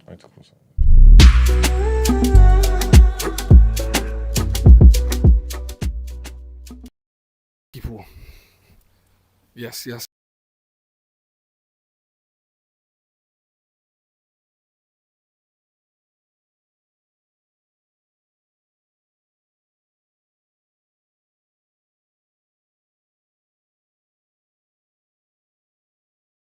Yes, people.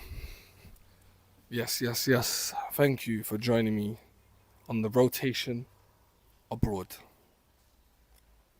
Always here to bring you lot the rotation. Do my best. You know what I mean? Pull my weight for the new Black for TD.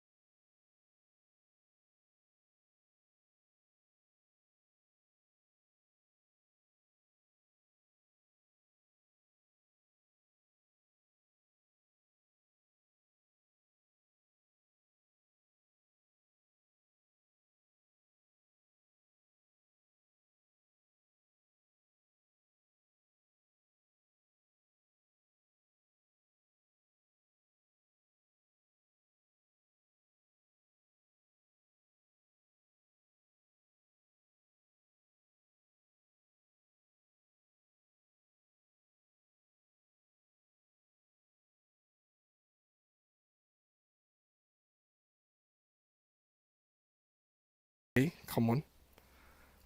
Got a few albums to go through. Let's get to it.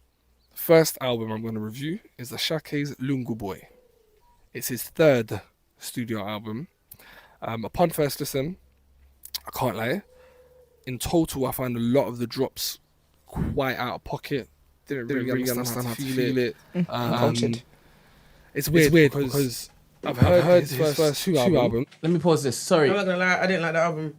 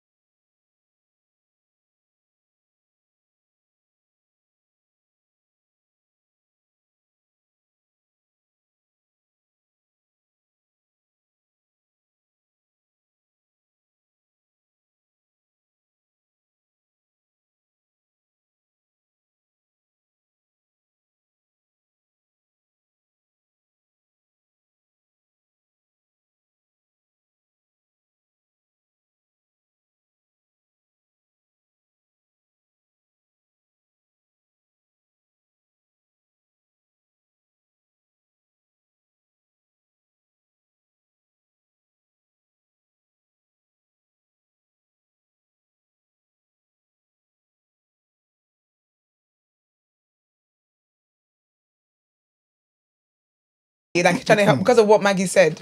You're trying to help Maggie, right? He kissed his teeth. Maggie's my sister, man. I don't know if she sees you as a brother. We have this back and forth. Yeah, our investors are getting no slander at all, sir. Nice one. People keep saying no sound. Are they talking about why we're speaking now? Remember, I did something because Maggie said that there was no sound. Oh. So I've now undone it. They should hear us now. No, but they definitely would have. Before we started this conversation, before you paused it again, I pressed play when you were saying was there no sound, and I could hear it. As in, I put my volume up on YouTube and I could hear it. Okay, so I shouldn't have listened to Maggie, basically. I like Maggie, so I'm not going to say that. No, as in her saying that there's no sound. I'm going to start again. As it was before. Okay, let's be quiet now.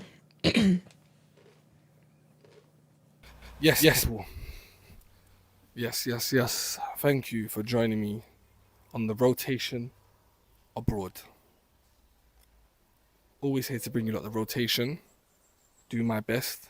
You know what I mean? Pull my weight for the new black for TDA. Come on.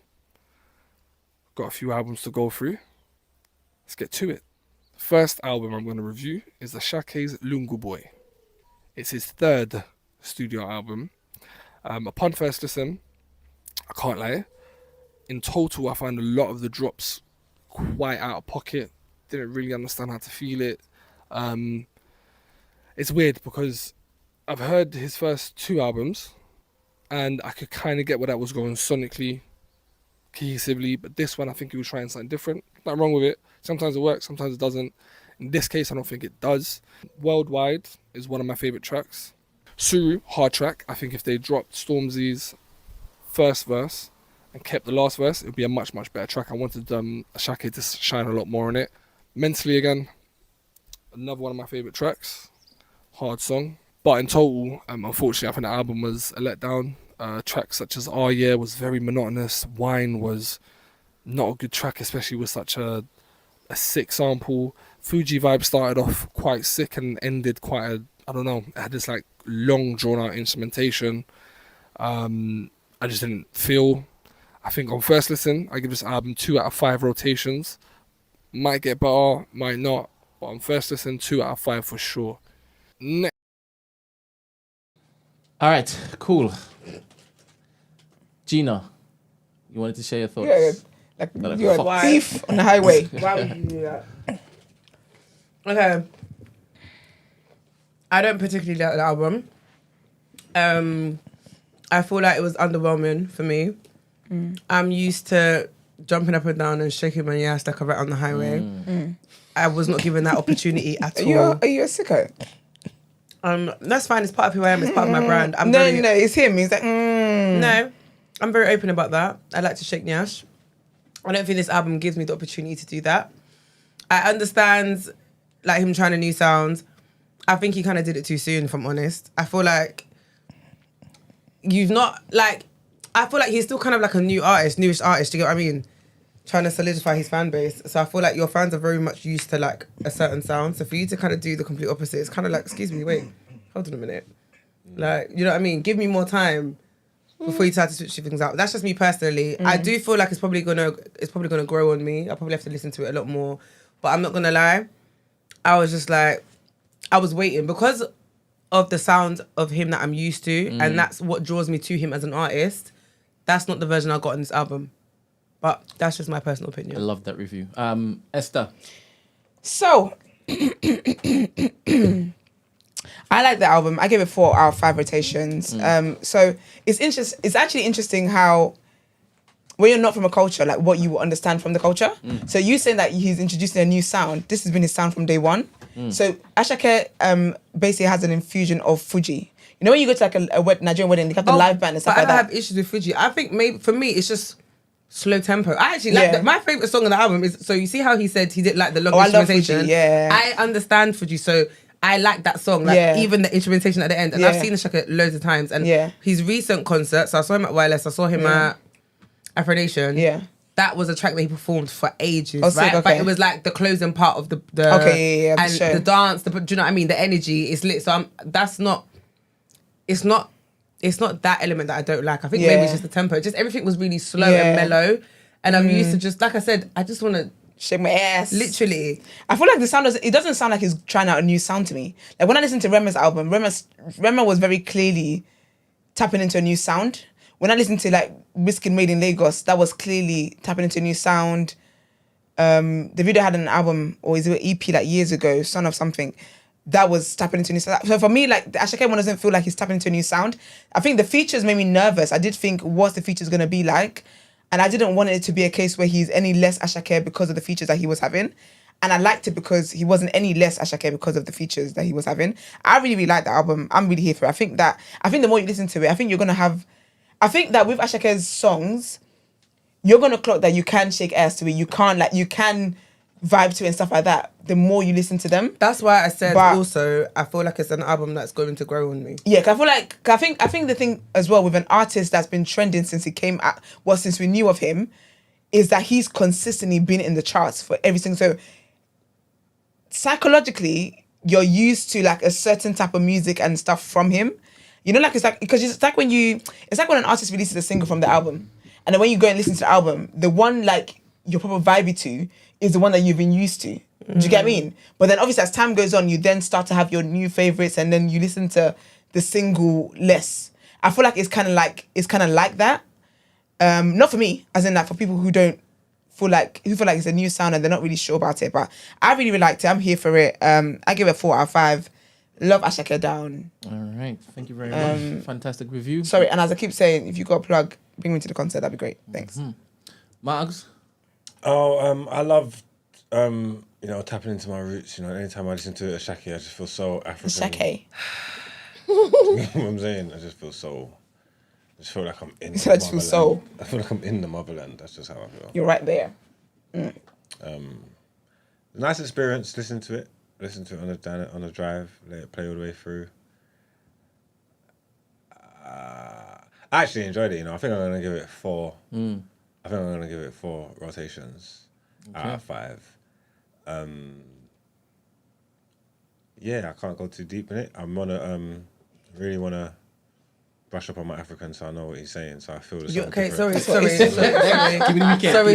Hello. You know, you're not gonna do moving forward. You just can't get the stuff. And I know that you know better. Yeah. So it's again, guys. I feel like I've given you more than one example on this episode today. Will you hear when he once asked me if I'm Igbo or Shayo? Oh wow. You see. So, you know. No, but every time I listen to Ashake, I'm like, this song must hit different. Oh, it does.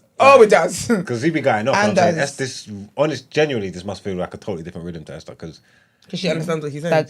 Yeah, of course. So can I just say to DCF as well? No, because DCF said the Fuji elements are still there, Esther, but there's just not the party sound with this album. Sorry, I forgot to mention that. But yeah, I started the Fuji stuff and I started talking about it. But no, the Fuji is definitely still there. I feel like Ashake came out as like a modern, I don't want to not be rude, but a modern, like, just with a twist for Fuji. So Fuji's always been there. Absolutely. This is just a different level of Fuji. Fuji isn't always, upbeat. But yeah, I that's like what it, for man. me is missing the party element. Yeah. That's it. That is party If I element. had, you know what I mean, I want to Joe her and literally. said I wanna Joe her. I do. Like, But it's nice music though, isn't it? yeah, but you know what it is? Like me, I like, I'm a dancer. I like dance routines. I like trending. Like, I like, you know what I mean? I'm going to be up in the club doing the TikTok dance. You're not giving me any of that. I'm just going to be doing two-step. What did you think of it, Brent? All right. So before I respond, Tyler, Yep. is it Tyler or Taylor? Taylor. Taylor, what do you think? Yes. Did you listen to Shaki's album? No, I haven't listened to it. How do you pronounce it? It's Ashake. Ashake. Ashake. No, I haven't listened to it. All right, cool. What am I saying? Ashake. Even And I said wrong. Ashake. Go use the accents and the. You can't hear the difference in what we're both saying. Shaki. Go on. Ashake. No, now you're just trying it. Now you're just, Can you imagine? Imagine I'm trying to speak in my own language. now you're forcing it. Now you're just being silly. You're just overdoing it. But do you hear the difference in what I'm saying and what Margaret's saying? Yeah, but he's British, isn't it? British. All right.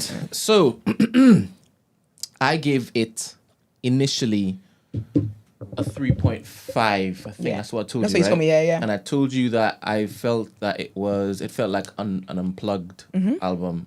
Like a lot of the instrumentation was just stripped back and whatnot. It wasn't what I was used to, and I was hoping that was what I was going to listen to. Yeah. So it was a bit of a knockback. However, I have been playing this on rotation, and 100% is a grow. So you did that. 100% is a grow. So that album is smooth. Like Yeah. Chef's kiss. And I like the fact that he has now shown me another element of him, so that if he drops another one in the future, I'm not going to be not ready for it. I'm going to be ready for it. Yeah. Do you understand? So my breakdown, MMS, smooth. Mood, very smooth. A nice vibe. My heart, is this album a love letter? Yoruba is such a beautiful language. Isn't it? Whew. This is how. It's Barbados. Listen, that's the past, honey. Okay, we won't talk about that no more. That's in the past. She's moving on to greener pastures. Okay, Side eye. African pastures. Okay, African. Worldwide, very interesting, but not sure if I like this. But I think I do love this. That's no, what you actually wrote that's that. what happened. I think I love this. Yeah. That's what happened. Active, vibesy. Sorrow. Oh, I love that song so much. Active's the only one that I I'm love. Active. Like I've had that on repeat. Do you know That's my bag. Because I think I said it on the show when I saw Travis Scott, I said, "What the hell?" It works, because it's a song he samples. That's a legend he sampled, and I'm like, wow. And Travis did well on that too. I like the flow. Sorrow. That's the Stormzy one, isn't it? Yeah, I like that song. Very smooth. I like that song. Very smooth. Skating. My goodness, Skating's cold. That drop after the intro. So it's Suru. Suru. Like be calm, patience. All right. Shut up, man. All right. Somewhere, yeah. Some guy's falling in love with me. Speaking Yoruba and whatnot. 100%. Better ask Yeah, somebody. that drop after the intro is Yeah. that's the one.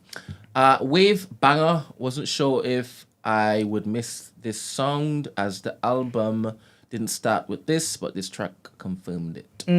Mentally, banger. Surely he's made this for the dance circuit. But what? For the dance circuit. You know the gay dance circuit in New York. Oh, okay. Thingy, Vogan. I don't think it's Vulcan I'm thinking about, but it's the dance circuit. Oh, is that okay? Yeah. But it's nice, but it's for that. So I gave it after listening on rotation a 4. It might go to 4.5 next week. Who knows? Sick. But I really like it. I really liked it, man. Make up Ramsey though. All right, let's go back to his second one. Yes, people. Out of pocket. Didn't have one of my favorite tracks. Fuji. I get better.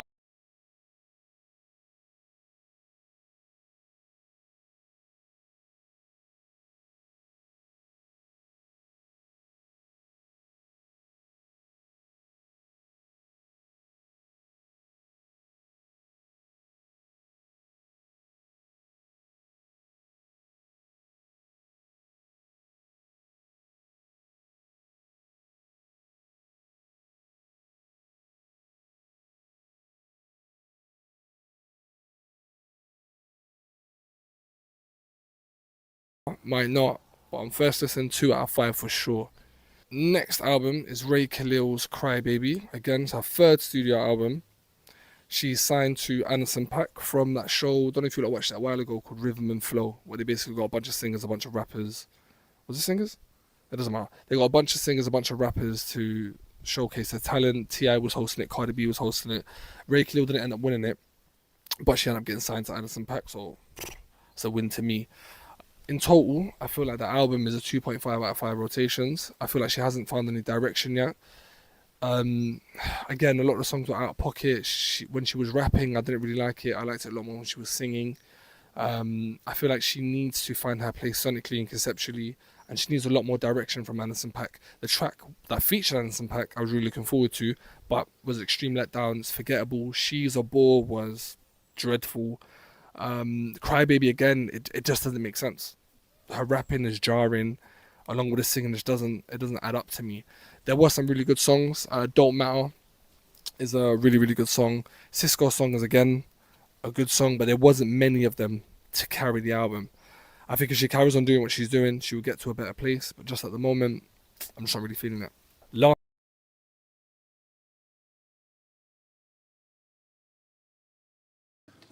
Gina, you listen to it? All right. Marks, you listen to the Ray Khalil Cry Baby? No, I used to not. That's what I'm checking. All right, fair. Same. All right, cool. Yeah. So my take here is hot track. Ooh, nice. Starts wonderfully. Looking forward to this album. Just off the back of this first track, love the texture of her voice. Carpentaria, smooth. Pocket poetry, she found it all. Come Home, very nice vibe. Don't Matter, smooth. Cisco song, smooth. Bittersweet, smooth. I gave it a 3. Okay. Yep. Continue. This album is Larry June's Doing It For Me. It starts off as all Larry June albums do. Soulful beats, slow raps, just chill vibes. Definitely cruise music. Towards the beginning of the album, I did find it a little bit monotonous. I was cussing out my boy for recommending it so highly initially, but towards the end of the album, it gets way better. My favorite track of the whole album is Cleaning My Spot interlude. Is fucking wild. If the whole album sounded like that, it would have been sick. But if you like Larry June, this is more Larry June. We give it a 3 out of 5 rotations for now on first listen. It may get better, may not. Okay, so yeah, I had to get used to this guy's entire shtick. There's a meaty. I had to get used to it. And as the album goes on, I think I did. Or he just started getting or using his skill set better on the beats. A Little While, smooth. Breakfast in Gold Coast, sweet strings, baby. Imported Couches, nice. Cleaning My Spot, nice. Money Bag, I think I've got his style now. That's when I got his style. Okay. Do you understand? But I gave the album a 3. It's not going to change from there. Okay. Wow. Next on the segment is Put You On. Now, we've got a few tracks submitted by myself, Danielle, and Brent.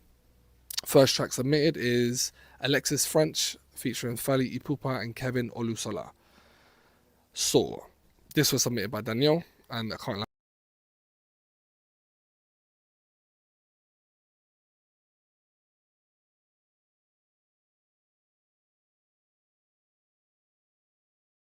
It's exactly what I think Danielle would listen to. It's a beautiful song, super, I wouldn't say powerful. It's a powerful song. To be honest, I don't know when I'm going to listen to it again. It is beautiful. It is cinematic, but it's probably not one I'm going to have in rotation. So purely on that basis, I'll probably give the song maybe 2.5 out of 5 rotations. Maybe. I just can't see myself listen to it. It's quite one of those songs you need to be in the right mode for. That makes sense.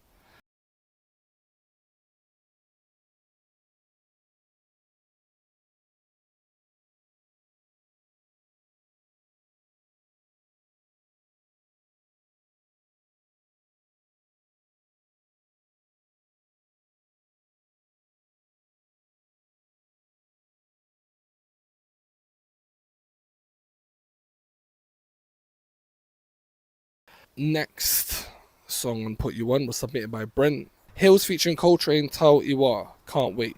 Probably one of the best tracks Brent has submitted. Sorry, let me just repeat what I said. Please don't listen to what he said regarding Daniel's pick. It is a banger. Please go and check it out. It was muted, so nobody heard like that particular part. But anyway, check it out, please. It's fantastic. We continue. To be honest, I don't know. Out of 5 rotations, maybe. I just can't see myself listen to it. It's quite one of those songs you need to be in the right mode for. That makes sense. Next song on Put You On was submitted by Brent. Hills featuring Coltrane, Tal Iwa. Can't wait. Probably one of the best tracks Brent has submitted. Super smooth vocals, smooth ad-libs, smooth features. The beat was really buttery. I'm fucking with it. So I'll probably give it a 3.5 out of 5. Next.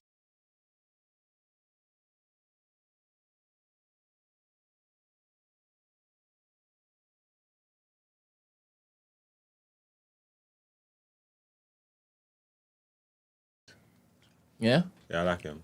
Okay. Jinan just says, do we get to listen to these songs in advance as well? It's in the Discord. Ramsey does a fantastic job of... No, he doesn't. He does this after the fact. You know, so crazy there. He does the put you on after the fact, but he basically drops this is what has dropped this Friday, album-wise. So you should tell him, when he puts that message into the group, he should just throw it into the Discord as well. No, but he's already done it then, hasn't he? What? By the time he messages the group, has he already put it on Discord? No. He puts it on Discord as a playlist suggestion. Oh, okay. So good. Thank you very much, Jinan, just for that. I'm going to tell him to do is, as Mark said, when he drops it in the WhatsApp group, he should also drop it there. You know, I love the dedication that he's sick, actually man. exhibiting. It's sick. You understand?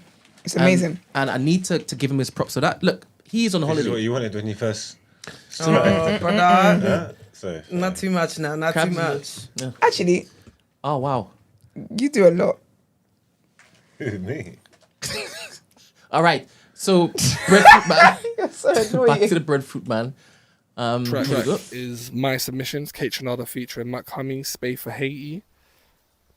I fuck with this track heavy. Both artists are from Haiti. Mae Tommy's rapping in Creole, obviously Haiti's native language. Fucking hard song, super summery vibes. 4 out of 5 rotations, nice and simple. Wild. Did he edit this? Yeah, as in on his phone, yeah. Yeah, and he just gave it to you. Yeah, man. Yeah. Like I said, production value is really he's really done well. Really good. Yeah. You obviously didn't manage to check out that track either, Mags, right? I only think I listened to was Shaki's album. I didn't even get through right. the Put You Ons. Cool, I saw them obviously Yeah. because I saw the Coltrane song and I think I wanted to do it, but I didn't get around to it. So. All right, cool. I'm not sure if I'd give it that high a rotation, but it's definitely a good What would you track. give it? 3.5. You gave it 2.5?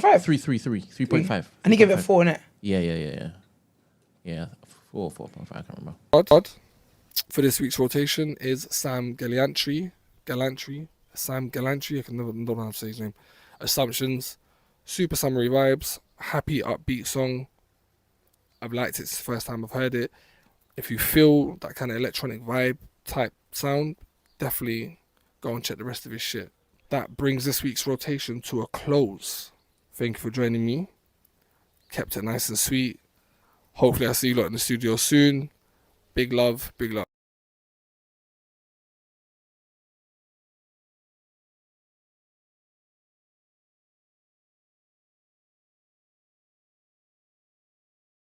Trying to do the shade bar thing, you know, when someone posts, you know, when the individuals post, And we're trying to figure out where they are. and they link it up. Oh, yeah.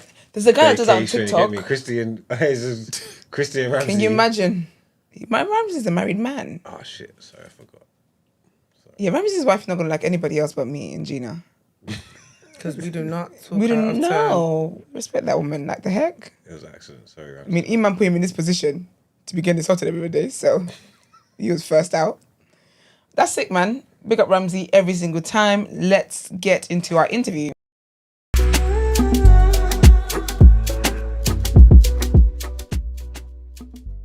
She's Having a time over there. Let me tell you what kills me, yeah. It's an interview. I can just hear rustling. She's just about to continue with her mood. Love You're that such feeling. a mood. I love it. All right, Miss Talia Sky, honey, how are you? Sorry, my bad. Praise God. The God is good. Oh, I think I broke it, you know. No, just use some elbow grease. Oh.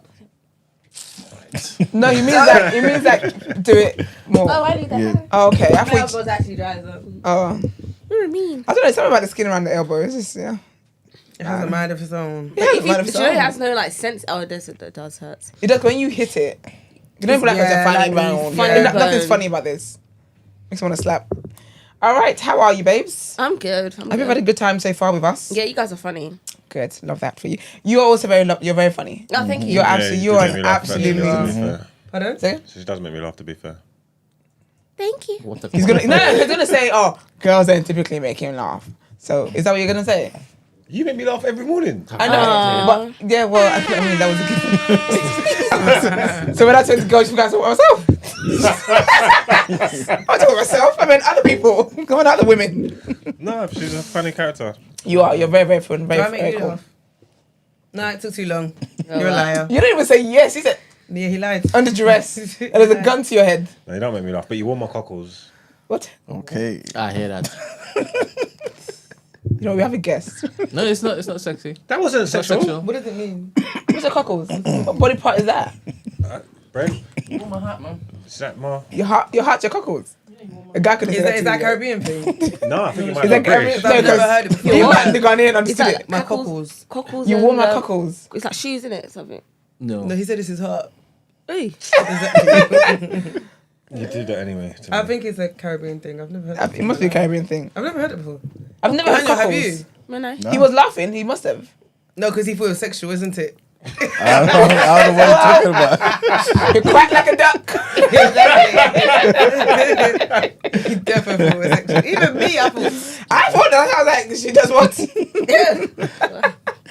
All right, okay, let's get back in the car. Basically, we have a game that we play with all our guests. Yeah. We keep scores. There's Okay. a leaderboard. Okay. And it's general knowledge questions and like this or that questions. Yeah. Do you know what I mean? So yeah, that's basically what it is. Just let Brent get back in a second because he's the DJ. And typically it's over 140 beat. And if you don't know the answer to something, you could just say pass. Say pass. Yeah. Okay. Cool. Yeah. But as Brent's taking a while to come out, I'm saying that you just tell us what you do. No. What did you say? I was just going to play a random beat. I'm gonna start rapping. Literally, I was gonna Can you play a random imagine? beat. Lighten the mood a bit. Oh, can you rap? Yeah. I Go used on to then. rap. For real? Yeah. Me, Stormzy, Oh. Mom. Ah, wonderful. He looked up like, What was your group called? Huh? What was your group called? Huh? What was your group? you are that 5% Nigerian in you is very strong. Isn't it? Because very, very strong. Nah. What random hobbies do you have actually? Random hobbies. Yeah. I like walking a lot. Okay. Yeah. Oh, you walking. should do the challenge. My kind Yeah. of girl. I like walking a lot. Yeah. Witchcraft. I'm joking. I like walking. No, you actually, no, you're funny. Did she say witchcraft? Yeah, what you said. Florida water and everything there. Yeah. No, I like walking. Have you got crystals? Are you crystal babes? I used to be, but I got in trouble with my mum. You know Well, what? how old are you? Ain't going to trouble by your mum? Yesterday. I picked up crystal Is it babes. your You mum or really two, a you crystal know? babes? Yeah, I used to be a crystal baby. Hence why I was talking about my spiritual awakening. So what happened? Yoni Is it steam. working? Yes, steam's yeah, like, yoni innit? steam, like I knew it, man. I crystals. can see But when I'm you a- said- I just pick up when you vibes, said you know. spiritual, you you said said that, Christ. And then you said Christ You and said God. Christ. Yes, of Christ Brent and God, is but I into was trying to crystals. mix it. Hey, man. I was mixing it because I was Sister. finding myself. No, sister. But I was trying to mix it. Sister, Like, it doesn't. It doesn't Jesus' go. name charged the crystal. It can't Wow. go. It didn't go to Wow. In Jesus' name, Can you charge imagine? it. Charge it. It didn't go together. So at are all. you still a crystal babe now? They know. Okay. No, We tango. Hallelujah. no way. Glory I in got that. kids. Got to plead the blood of Jesus on there. Okay, girl, 'cause amen. them crystals ain't finna save your On kids. Okay. We don't be having the moon out They're like gonna come that. for your Anyway. The moon is not out like that. I actually cannot do it. That's random. I never would have guessed that about you. Yeah. Oh. What made you get into crystals or witchcraft, as they would say? Well,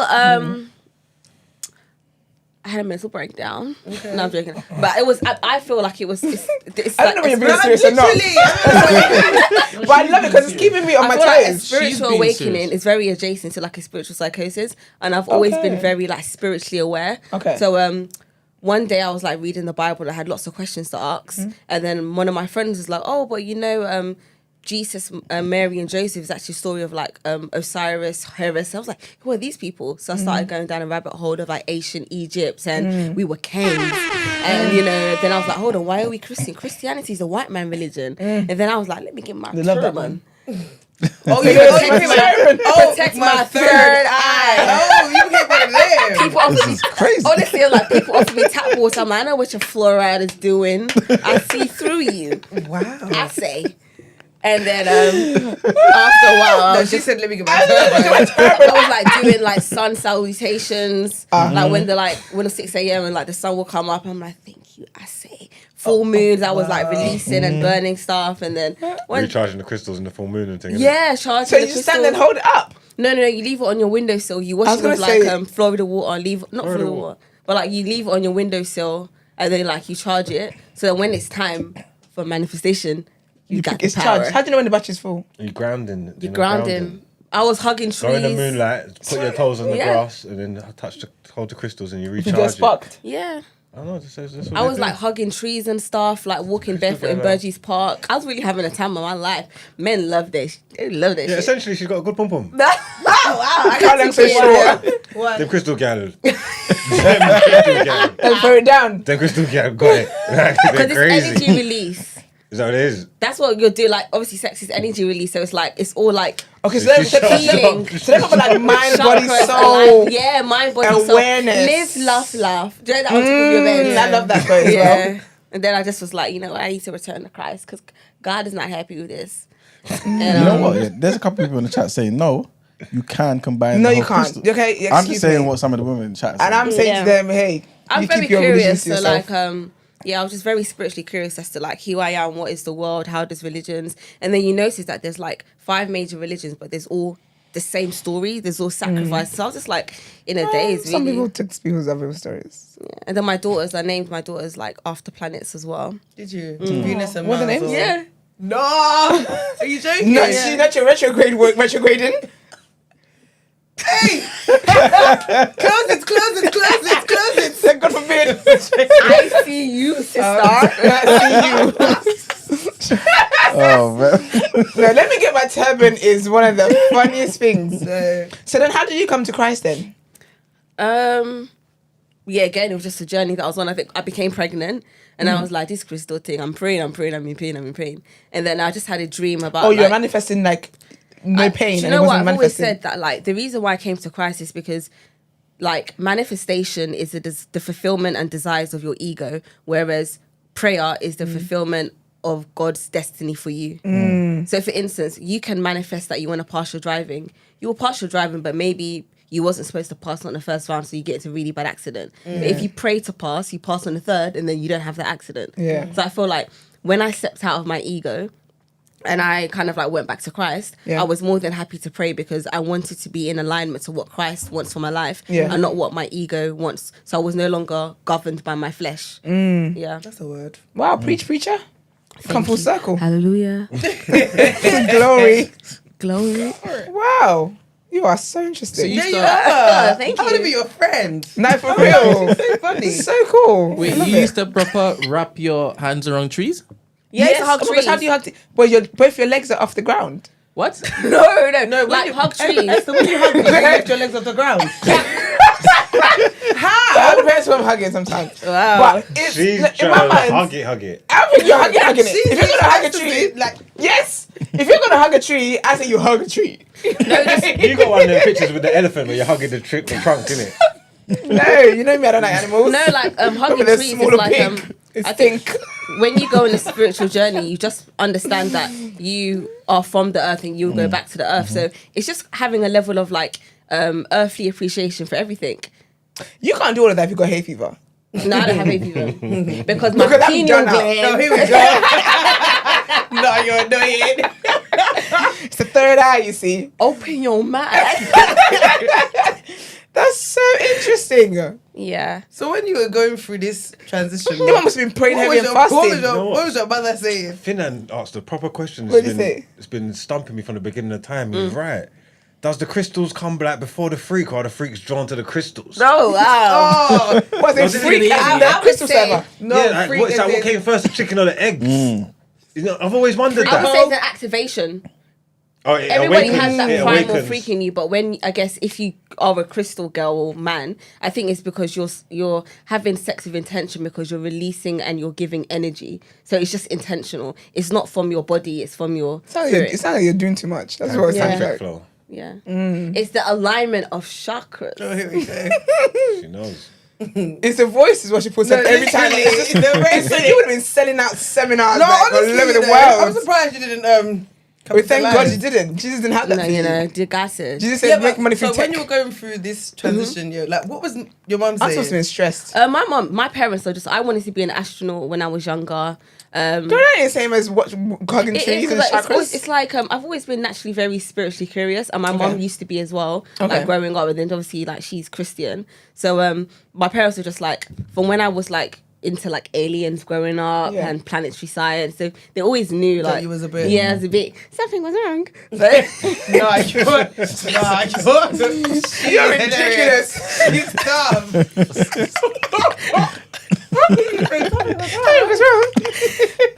so they were just like, right, love, Okay. just let me onto it. So Fair enough. Thank God. What are you doing? And you came to wherever you were meant to be anyway, innit? Do you know what I mean? They just Yeah, let you, exactly. They gave you freedom. my innit? parents Yeah. were like always just kind of give me freedom when I'm on one. And I think sometimes it's important there because when you can't force somebody to change because then it becomes like a rebellious thing. But if you let them go Yeah. through their own journey, I feel like experience is the best teacher sometimes. Just let people go through their own experience and they'll get where they're meant to get to, where God wants them to get to. Yeah. So like I've always been able to like ask my parents questions, and my dad is like, no, what you're doing is juju, because my dad has like an African American accent. It's long, and it's like, no, you practicing the occult, girl. So I was like, That's so but, funny. yeah, it's very Wow. many different lives lived. Many. Okay. I've got to love you and leave you because I've got to go film for Link Up TV. Oh, babe. Woo woo woo woo. Would you like to do? Would you like to do 140 with me? Yeah, let's do it. Let's do it Let's now. quickly do Before it. you go. You want to treat us, yeah? What in it? What a 140. treat. Oh my gosh. Woo. 1, 2, 3, 4, 5, 6, 7, 8. 6. Oh no. 2, 3, 4, 5, 6, 7, 8. Failed. 3, 4, 5, 6, 7, 8. 140. No, go and say 4, 5, 1, finish Oh. it. It's fine. Why did you even know what was happening there? Because the girls are gonna get it. Because you don't The get girls 1, 2, 3, 4, that 5, get 6, it, 7, get 8. it. 2, 3, 4, 5, 5, 6, 6, 7, 8. 3, 4, 5, 6, 7, 8. 4, 5, 6, 7, 8. 5, 6, 7, 8. 6, 7, 8. 7, 8. 8. 8. 7, 8.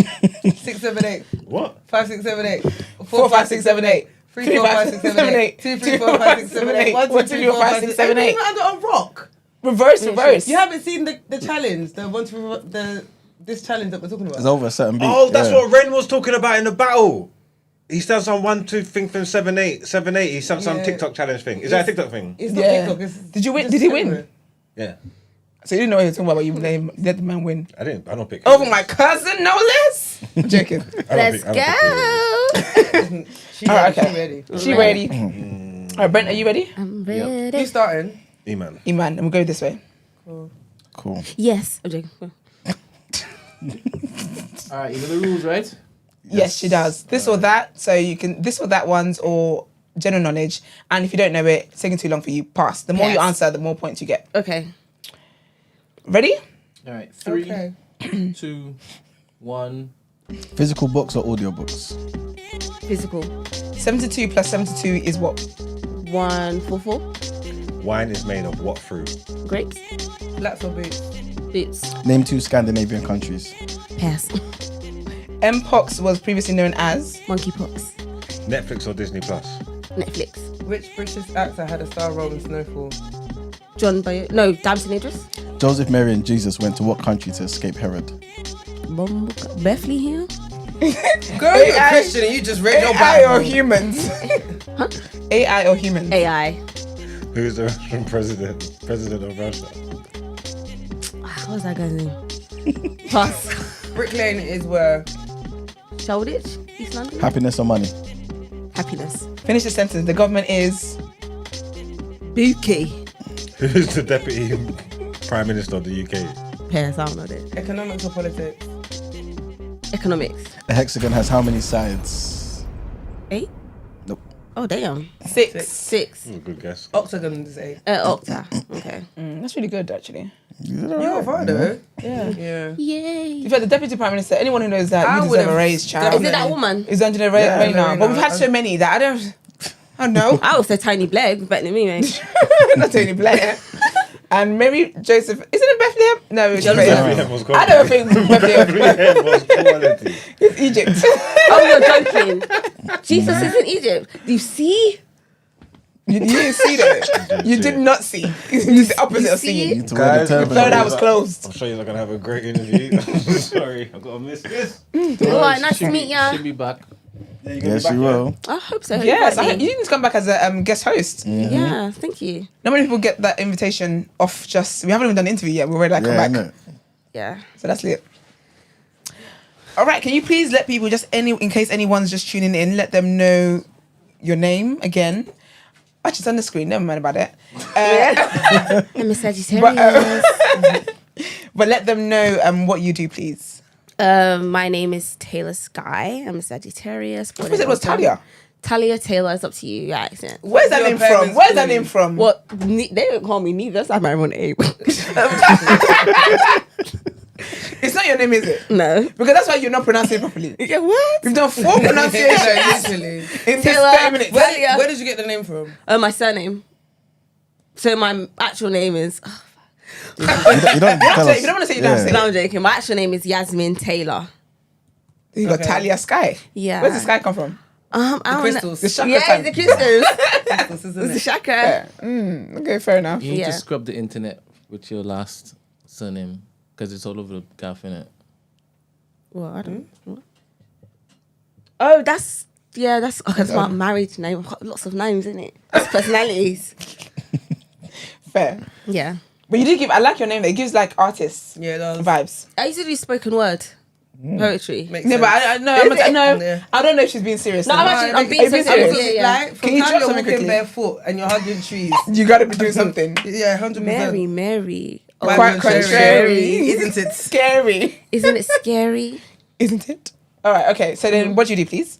So I work within the cloud, DevOps engineering and AI, currently as a head of cloud and AI for Sick. a company. So I mostly focus on generative AI within like finance and asset management. Nice.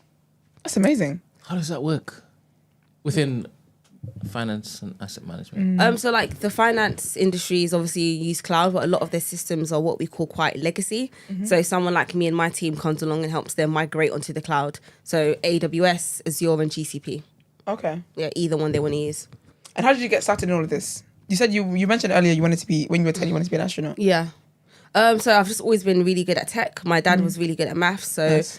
he taught me like algebra at Sick. 6 years old. Oh, wow. So I was really advanced in Oh, that. baby Sheldon. Love that Yeah, for you. then I got really good SATs. I got the highest in Southwark. Wow. Yeah. Sick. And then by the time I got to year 10, I was like part of Oxford and Cambridge debating club. Oh, wow, And I was sick. rheumatic A stars. But then the Amazing. street life called me and I answered. Okay, girl. It be like And that what sometimes. happened was that street life called me and I answered. I was never on road, but I got very distracted, very class clown. So I only ended up getting like 1B and like just about passed my GCSEs. No way. Yeah, so everyone my was like gosh. really disappointed. You must have been shocked. Yeah, I was like, me? And then Did you know that you were gonna? Did you have a feeling? Because you know with results say you know. What I you didn't did. revise and I still got that. So I was kind of like, hee hee. But my dad just hit the back of my head like, stupid girl. Look. So I think going from like getting a special award from like the Southwark Mayor Yeah. for really good grades, being taught like year 6 maths Yeah. in year 3, and then just being Doing allowed this. myself to be distracted by friends and the life. By the time I got to college, I kind of got back to normal per se. And I became student president and student governor, went back to Cambridge to do debating clubs. Okay. And then I got okay like A-levels, like C's. And then I got a scholarship to study AI and robotics in 2011 at the University of Bedfordshire. Nice. Graduated. And then I got a job before I graduated because I would work in my summer holidays. So by the time I That's the graduated, key, you know. by the time I graduated, I had like 2 years experience of work. Sick. So at Ready for the job 21, market. my salary was like 26k. Sick. Yeah. And then, but then with that, what was it you said? Was that in robotics? You said. Yeah. So then, how did you go into tech? So AI is artificial intelligence. It's programming. So using at the time like Java and C#. Okay, yeah. Yeah, so that's how I got into that. Yeah. That's so lit. Okay, love that. So when you got into tech, you see black women around you. No. Has it changed though? Like today? Yeah, like back in the day, like I always tell people that the young people are so lucky because when I was in tech, there was no diversity and inclusion initiatives. It was you go out for work, drinks, gigs come on, and everyone's looking at you to sing along. There was none of that protection. Yes, but I would sing along as well, innit? Yeah, you're a class clown. I want you to sing along. I got bills to pay. I'll do anything you want.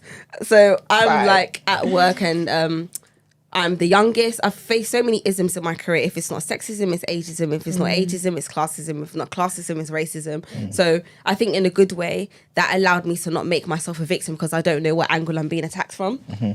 I also think, you know, even though I was working class, my parents made a very conscious effort to take me to the museum, me and my siblings to summer holidays and stuff, and do a lot of extracurricular activities. So whenever I was around lots of like people that were Nepo babies, like at law firms and stuff, I also knew how to talk with them because I've seen these things. I've been around it. But yeah, it's definitely been a very hard journey, kind of like in tech, just kind of having to be the first in that aspect. But I enjoy it. It's actually my passion. So, and then the money just followed. Love that for you. That same thing that you mentioned about how your parents will take you to certain places during some holidays. Do you feel like that was actually key to you being who you are today? 100%. Yeah, so I went to drama school when I was younger as well, and then my mum and dad would like take me to like museums and stuff and summer holidays, and I thought it was boring, but they never allowed us to be idle. And then my dad used to be my tutor as well. Okay. Yeah, so even though we were working classes, like he exposed us to a lot of like upper class things, and my mum as well. Like I've always said, like the key to my social mobility was delusion. So if you thought hugging trees was crazy, think about being 15 years old, coming back from school, deciding, do you know what, I'm going to stop off at Harrods because I just want to walk around and just be in that ambience because I'm going to get that one day. So that's kind of like, I've always kind of like absorbed that energy even when I couldn't do it. Yeah. So it was literally kind of like having a private school education because you had the extracurricular stuff. Activities, yeah. And you had obviously the teacher in your dad giving you the one-on-one care. Time, yeah. So what with you? So I guess is that why you then put your kids into private school then? I put my kids into private school because I know that even though people say I've done well to a certain extent, I've escaped. And like you said, back in the day, like I was predominantly grew up in a Labour government, so there was far more initiatives for kids like gifted and talented. You get the Duke of Edinburgh awards, people do stuff like that. So even though I was like working class, when you're mixed with other kids from other classes, it gives you like an overview of what you can be. So the reason why I decided to keep my kids in private school is because I want them to be around other kids and of different family, of different like classes, of the same mindset as well. Yeah, so hence why I said I flex through my kids. That's beautiful. Well, okay, the 3-year-old is going to private school next month, but I've got an au pair, so it's like when she finishes, then she will go to private school. What's an au pair? Living nanny. Yeah. So how often do you see your kids? I don't really see them. No, I'm joking. I see them. They live with me. No, don't tell me it was a good time. Don't tell me. Don't look at me. We see them. We see them. They okay. So wait, the living nanny lives with you? Okay, yeah, that makes sense. Do you see like what? Did your parents see like who you were growing up, like what you might be interested in and stuff growing up? So I asked my parents that the other day, and my dad was like, he's always like, you're really good at maths, so he pushed me towards maths. Yeah. But if you would have asked anybody in my family when Yasmin's older, what would she be? Everyone thought I'd be an actress. Because of your personality. Yeah, nobody thought I would be like in tech. Yeah. So even when I went viral for being in tech, they're like, she actually smart. Like people were just like, wow, like everyone thought I'd just be an actress. So I'm happy that I had both parents to kind of like balance me out, but they always cultivated my talents, and especially my dad was like education, but people just thought I'd be an actress or comedian or something. Do you see that with your kids as well? Like, can you tell like what your kids might be into? Yeah, with my 3-year-old, she is very good at accents as well, but I don't know if that's because she watches a lot of American iPad. Okay. So she'll be like, Mom, can I have some soda? I'm like, Girl, Girl, come on, juice. Juice, yeah. She's very like talkative. She's really smart. beautiful. The 6-month-old, she's just figuring herself out in it. Yeah. Someone's got a question. Black Rob says, Are your children around kids of different classes or just upper class kids only? We mix it for and keep it humble. You know what I'm saying? Okay. We ain't gonna do too Keep it much. humble. You know, they still have to go to the market to know who they is. They can still go test And then we it. go horse riding. You know what I'm saying? Like trying to Balance. you gotta get their balance. How do you think you're going to raise your children, like with where you were raised? Because it sounds like your parents were very intentional, and that's my biggest thing with people having children. Like, I feel like people should be very, very intentional about having children and how you raise them. But how would you think that you would raise your children? Like, what?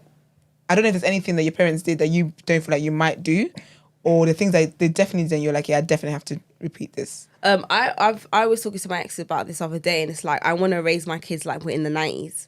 What's that? Meaning like, not just always on your iPad, go outside. Yeah. Stuff like she goes swimming with her dad every Saturday. Okay. Actually, maybe instead of allowing AI, which is controversial because I work in AI, to teach them, let me get a tutor when she's older. Like, I want them to be kids. And and also, also like innocence. cultivate their talents as well. I think my parents saw that she's really good at drama, but she's really good at maths. They gave me that balance. Even my siblings, not all of them are in academics, but I have siblings that are still very good in what they do, even if it's not academic. So I want my daughters to be realistic because, you know, we're building generational wealth, but I'm not one of those parents that are like, you gotta do your maths, do your science, do English, keep the foundation. Then when you're good at what you do, then you can tell me that you want to be a rapper. But you gotta have that. Yeah. Yeah. I think that's very important. So I'm very big on like education and stuff. Yeah. How are you finding motherhood? So your daughter's 3, right? Yeah, Okay. 3, and then I've got a 6-month-old. Yeah. Yeah. How do I find it? Did you want to be a mum? Yeah, I've always wanted to be a mum. I've always wanted to be a mum. I find it. I like it. I do like being a mum. It's. I think having 2 kids have knocked me for 6 though. With my first daughter, I had her in COVID, and I went back to work at 9 weeks. Wow. Well, because it was COVID. Yeah, working from home, just contracting. Oh yeah. Just working So you from got- home. Yeah. And I also done my masters as well. During COVID. Yeah. With a newborn. Yeah. Super girl. Okay. I done my masters. And then this time with the second one, I had a bit more like health complications. Oh, no. Obviously the stress of a breakdown of a relationship as well. But then I got promotion to be like associate partner. So I think a lot of what I see is that my motherhood, I have to make sure that within my motherhood, there's a lot of hyper independence that's due from trauma. Because I've always said that how regardless of how well I do financially, it's only by the grace of God and by the work of my hands. If it's not that, I'm going back to the hood to enjoy with y'all. I can't do that. No, with y'all. That's the I love only her so much. that's the only scary thing about being a mother. Yeah. It's like, cool, you can afford an au pair private school, but then at the same time, it's like, I don't have rich parents to fall back on. So there's that pressure of just like, You got to make sure you you have to keep maintain it. the standard. And that's one thing that I think is like really dawning upon me at the moment. Yeah. You got God. I got God. God And knows I your got my needs. third. She's looking like she. They said I'm too close to her, please. That's really good. Are you thinking of like kind of branching out into other areas? Like, because obviously, I'm assuming you wasn't this active on socials before, right? Yeah. So are you kind of combining the whole social media thing with your tech experience and then trying to make that brand part of your... Yeah. So obviously, I think before my brand was just tech. Yeah. And then salary transparency. Because I like post my kids and stuff, it's gone very kind of like yummy mummy. I was like mummy in tech. Mummy in tech. And I Oh, love I love that. But I think now because I'm like divorced, I'm trying to... I think one thing I do find about black people is that I don't want to be seen as like a strong black independent woman. You need a man, just they're like, I don't want to like let people believe that, oh, like, you know, Yeah, you can do it all. yeah, it's like you can do it all, but then it's like you shouldn't have to. You shouldn't have to. I'm constantly, Ideally, like, yeah. I always get a lot of DMs from women. Oh my gosh, like you're a single mom, like you're doing so well, like da da da. And it's like I don't want to come on podcasts talking about a single mom. High value, low value. I'm not the poster girl for baby single mom, mom, baby, yeah. please leave me alone, China. So I'm just like, you know, I just that's my brand, being like. But how to be free as a black woman being a mom, because I'm not gonna lie, like even like having an au pair, I think a lot of the stresses that come with being a single mom and the anger, I haven't really met it yet because of finances. Amen. So I don't have. you'll never be- You're in a nice place of Yeah. privilege. Yeah, so you it's got like, nice I still privilege get to it. sleep. Yeah. I still get to like socialize if I want. And that's what I want for a lot of women. And I think, especially being a black woman, I've noticed, and maybe this is quite cheeky for me to say, I guess being a single mum via divorce or being a widow is different to being a baby 100%. mum. However, I feel like having finances and your class, people can't really chat to you like that.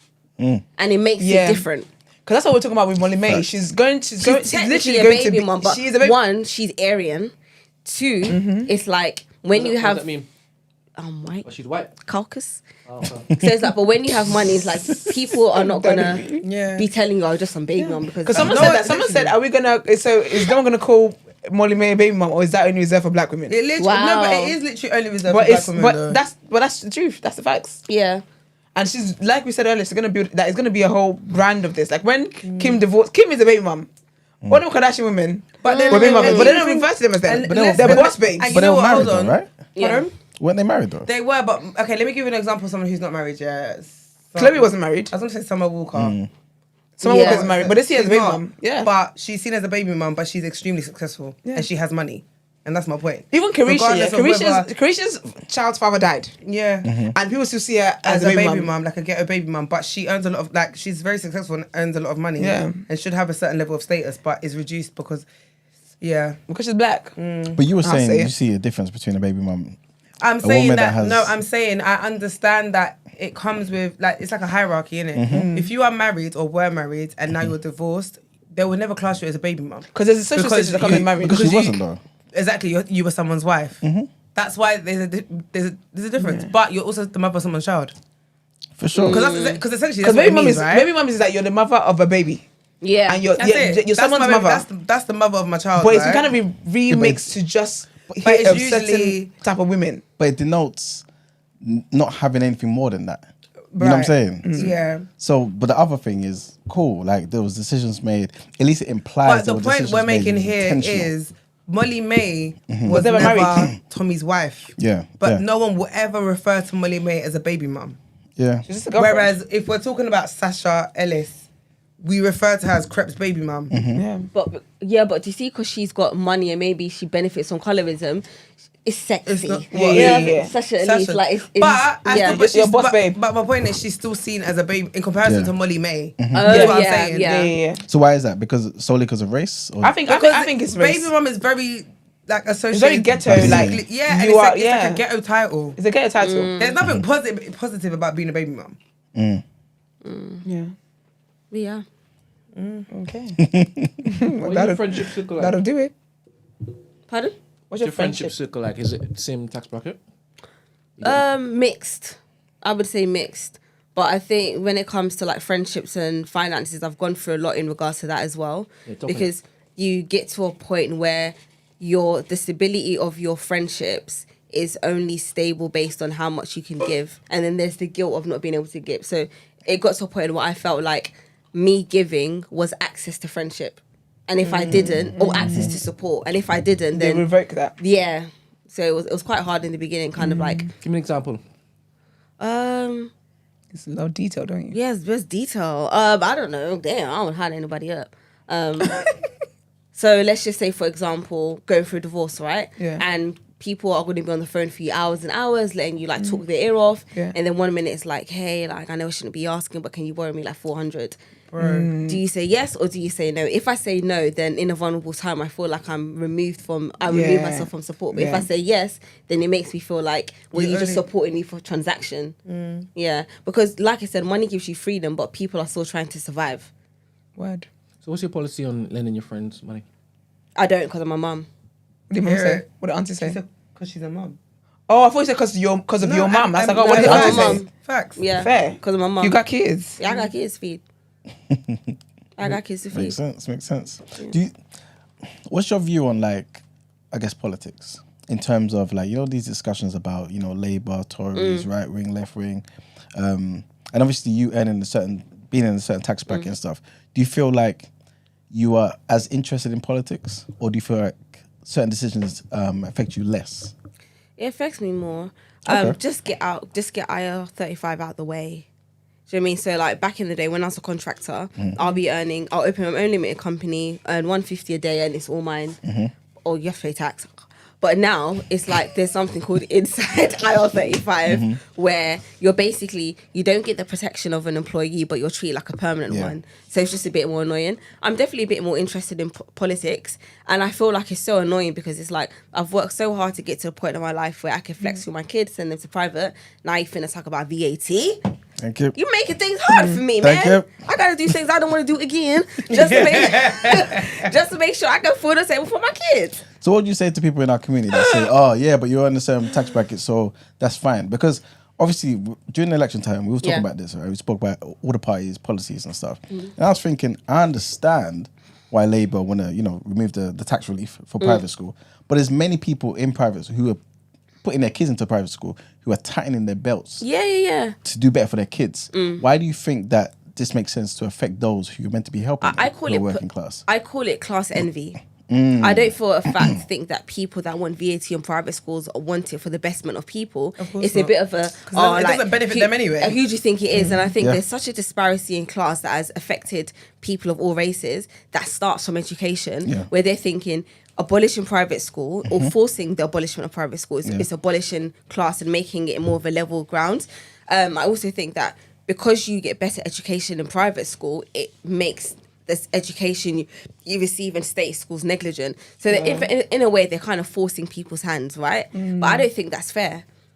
Like, 100%. I think that's the government's issues to increase the quality of state, or better yet, increase extracurricular activities. I used to go to Charlie Chaplin Centre, which I grew up in Peckham, right? Camberwell, Peckham side. This is what, there's so many other extracurricular things that we can do, but we're sending money towards where you want to put VAT on private schools. So, keep sending money to Ukraine every other day. I do think it's a bit of class envy. I think people are doing that for spite. That's exactly what I think. Yeah. But I guess, I don't know, man. Like, if you could change one thing, right? Just one thing about our community, based on your experiences, things of that nature, what would you change that you think will have the biggest impact on us kind of progressing as a whole?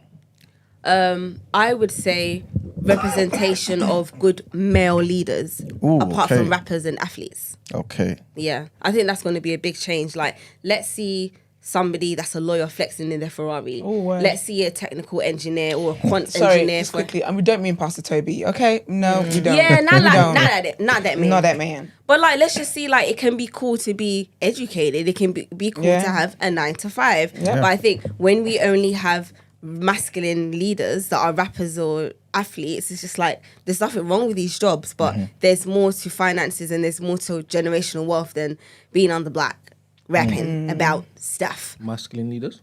Yeah, You pardon? think you can't find accountants and tech nerds as masculine? No, when I say masculine leaders, men who are accountants, Surgeons, lawyers, surgeons, doctors, that they kind of do stuff. that quite a lot in America. Actually, they have They do. yeah. So They do. I think it's just about What good is that we glorify representation. here? Yeah, what are we glorifying? Yeah. Do you feel like it's because maybe music is just something that's universal, everyone listens to it, so that's why that's in the forefront? But not everyone needs an accountant. Do you know what it is? Music is the rhythm that speaks to your spirit and has the ability to influence you. And the reason why the system allows black people to advance in music is because what they allow us to preach is degeneracy to a certain extent. But when it comes to corporate excellence, I see it as, think of the corporate world like a sieve, right? Black people are rocks, white people are sand, they can get through. But the black people that get through, that happen to we have to be rubbed down before we get down. So there's not a lot of representation. Hence, so if we now show representation of 6 or millionaire lawyers and technicians, they're going to be hold on, these people know who they can be. So I think it's definitely more systematic. So how do we change that then? Do we need to, I guess, word because boy. if we're kind of just pushing more people who are successful, like you said, like accountants, lawyers, doctors, whatever, to the forefront, don't they still need to be going through the same sieve? Yeah, And but then I then guess it's still systematic, right? I think it starts internally with our own community, where I wouldn't say we have to be transparent about salary, but we have to stop hating. Everyone can make it. Okay. True indeed. I also feel like it's systematic, where we have been trying to do it with diversity and inclusion, but I even see that in a lot of corporate spaces, the budget is going down for that. Yeah. So I see that there is a lot of black people, maybe like myself, that have moved to the outskirts, and we get so tired of like trying to change. It's like, I always say that how with my whole Enjoy the Hood saga and my slightly transparency, if I were a black man, I would never be able to show my face on ends again. Serious. Oh, they'd rob you. They will rob 100%. me. Boy. They'll rob me. 100%. Like, it will be so unsafe. I have family and stuff. I would not be allowed to just walk around South talking about, might as well. Yeah, No. 100%. So, yeah. I was going to say to you, I think, obviously we spoke about this on the show, I think the best solution is just doing for self, innit? So people like yourself, right? Yeah. Who obviously entered into the tech space, that are excelling and stuff, coming out, or within the tech space, creating your own businesses. Because then there is no sieve, so to speak. You know what I'm saying? To have to allow for black people to pass through, to have to make them conform to something that's not them. You know what I'm saying? Because like you said, the problem is systemic, innit? Yeah. And so how do you change it without the people within the system actually coming out and creating something for themselves? The longer we rely on the system, the longer we'll have complaints about it. Yeah, and I'm still trying to figure it out myself. But it gets to a point where, especially now entering motherhood, I give so much to my kids, I give so much to my home, I give so much to the community. It's like, it gets very tiring. Always giving. Yeah. Would you say it's easy for people to get into tech? Now it is. Or do you think so? Now Or do you think it's like because I always see people talk about, oh, you can get into tech. But do you think it's one of those things where they're oversimplifying it, or they're just, it's not really the real tea about it? I think now, yet again, this is not a brag, due to my article, it really exposed what you can do in tech and how you can get in. But now we have such an oversaturated market of people getting into tech. We have so many juniors that there is just not enough jobs. So I think it's the reverse, where before it was like people were like selling courses and boot camps, and even myself, I was doing it.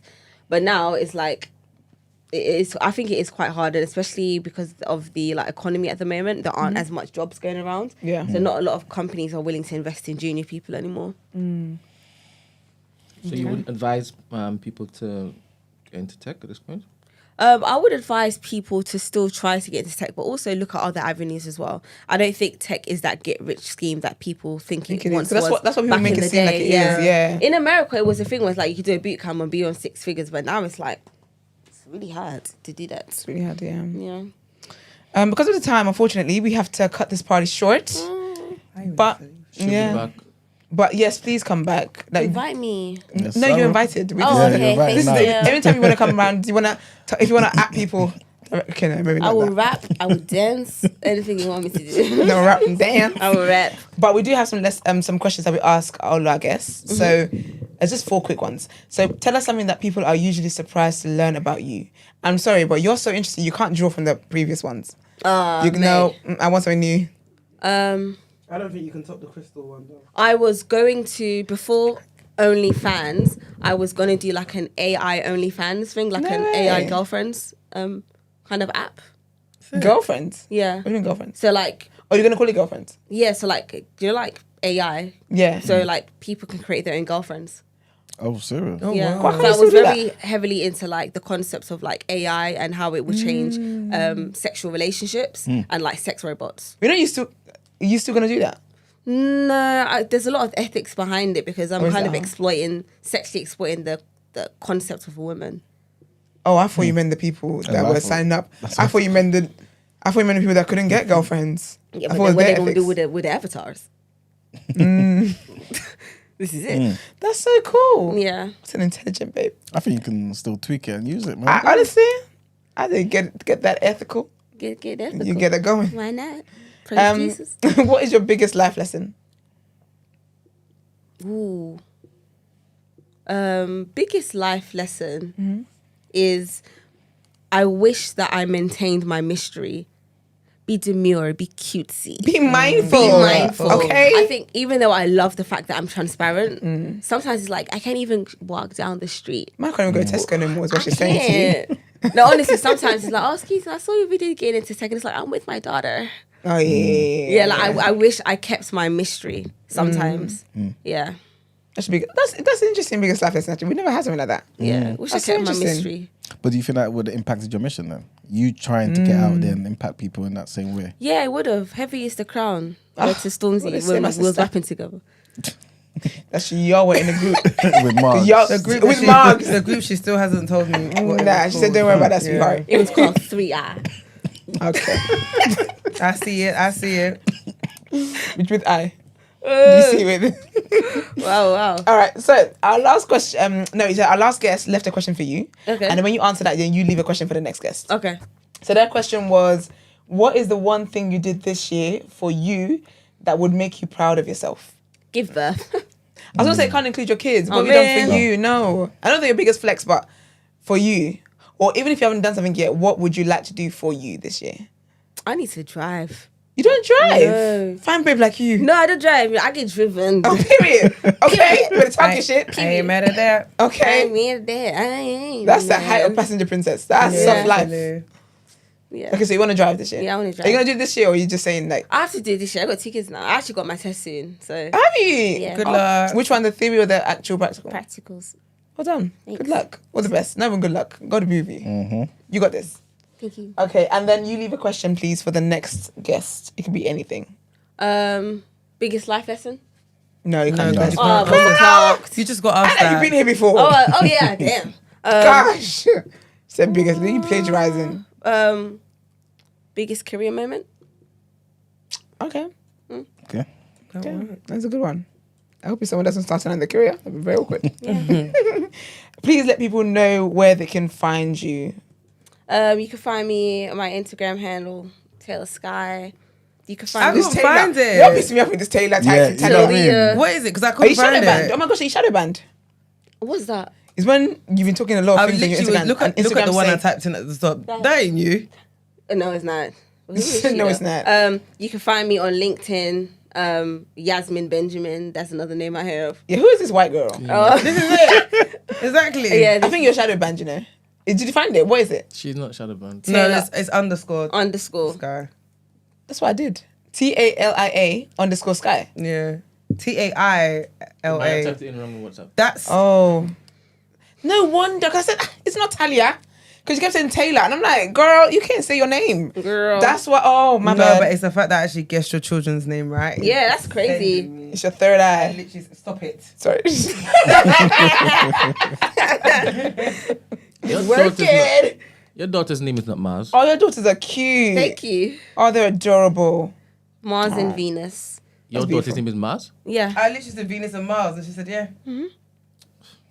If I had a boy of Jupiter. You mean for real? And on that note, guys, I need to leave. Oh. That'll do it. That would do it. That would do it. Do You you? call your son Jupiter? My grandma's like, what's that? She must be confused. You know, she must be confused. What's your name? I'm Gaso Nanamle, if that's how I'm pronouncing Okay. it. Yeah. Okay. Okay, so that's where they can find you. Do you like do anything where you mentor people or anything like that? No, I don't. Okay, babes, babes. I don't. I'm mothering at the moment. No, it's so a lot. It's a lot. 2 kids under 2. Child, I heard. Yeah. I've heard about Sir. those. Ma'am. You got Okay. a whole au pair and you're saying you're mothering. Yeah. Are you sick? That is still mothering. Hi. She don't like. Do you know what I mean like that's still mothering? Yeah, still mothering. Little hater over there. Little crab that made her out the barrel. Basically. Get her back in.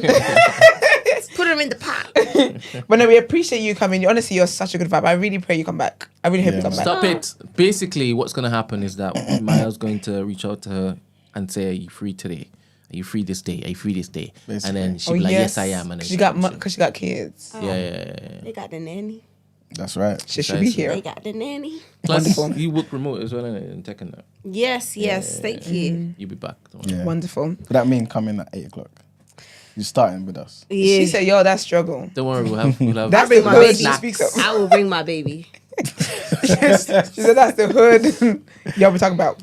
Here? But no, we really appreciate you coming on. They're really, really good vibes. Oh, thank you for having And I'm me. so honestly, when I tell you, I've been saying enjoy the hood since you said it. But that whole mess, I didn't know it was you. So I'm so happy. It's giving fan love. Like I'm so happy because such an iconic thing to say. And I thought whoever is behind this is a genius. Thank Because you. dead ass, enjoy the hood. Deadass. You should love it so much. I hear it. I got to big up my brother because he was the one who told me about it. Oh, yes. Yeah. Is that a big up? You are Yeah. so annoying. Wow. Men are Big so up. men are like, I gotta big up my brother. Man like Danny. Big him up then. Didn't say his name nothing. You don't like his name said. No, but you know. Oh, is it Danny you know. like Daniel? Yeah, Daniel. And you're Emmanuel? That's right. That's a real religious. Have you got another sibling? Yeah. What's his name? King Solomon. Okay. Okay. That is that on that. What are we doing? Headlines? Free Solomon. Yeah, go. Was he in prison? Headlines.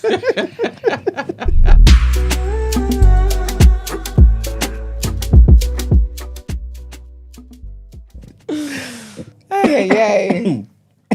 Did you read it?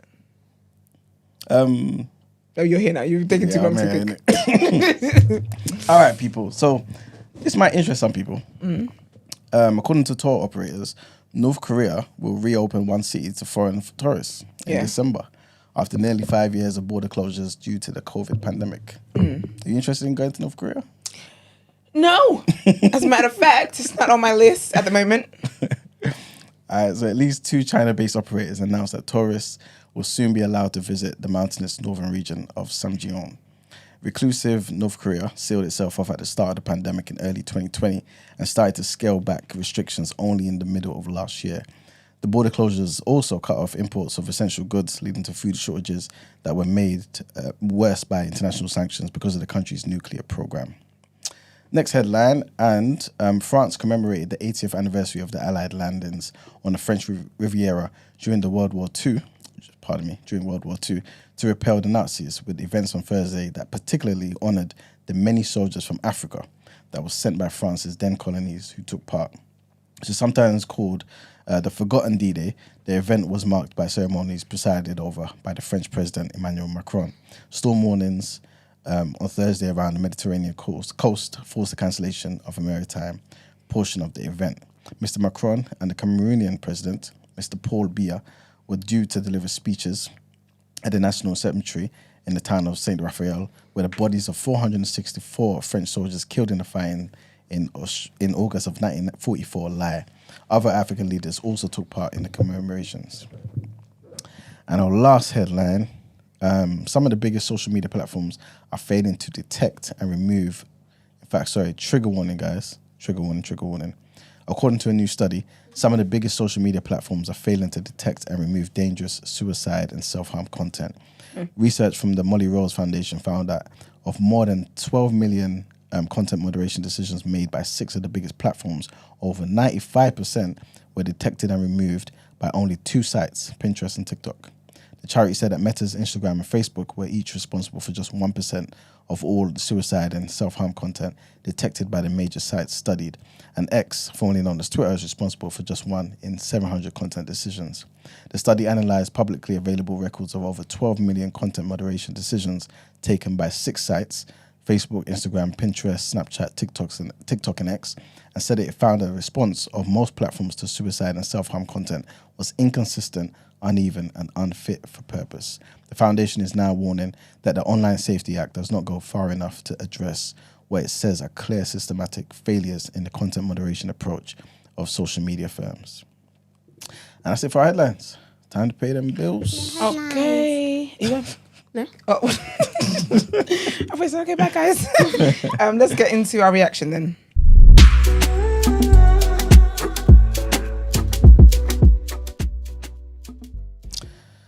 All right, people, there ain't much to react to. At least not much that I saw. The only thing I wanted to mention pretty much is that the sports presenter, Laura Woods, has said that she received death threats after she commented on the gender row involving the Olympic boxers Iman Khalif and Lin Yong-ting. Earlier this week, Woods supported an article which questioned the IOC's decision to allow both of them to basically compete. The article claimed allowing Khalif and Yong-ting to compete was not fair and placed women in unnecessary danger. In response, the TNT Sports Night TV presenter said that she received a slew of abuse online, including death threats against her and her unborn baby. On Thursday, Woods said that since I replied to this article, I've had numerous death threats to myself and my unborn child.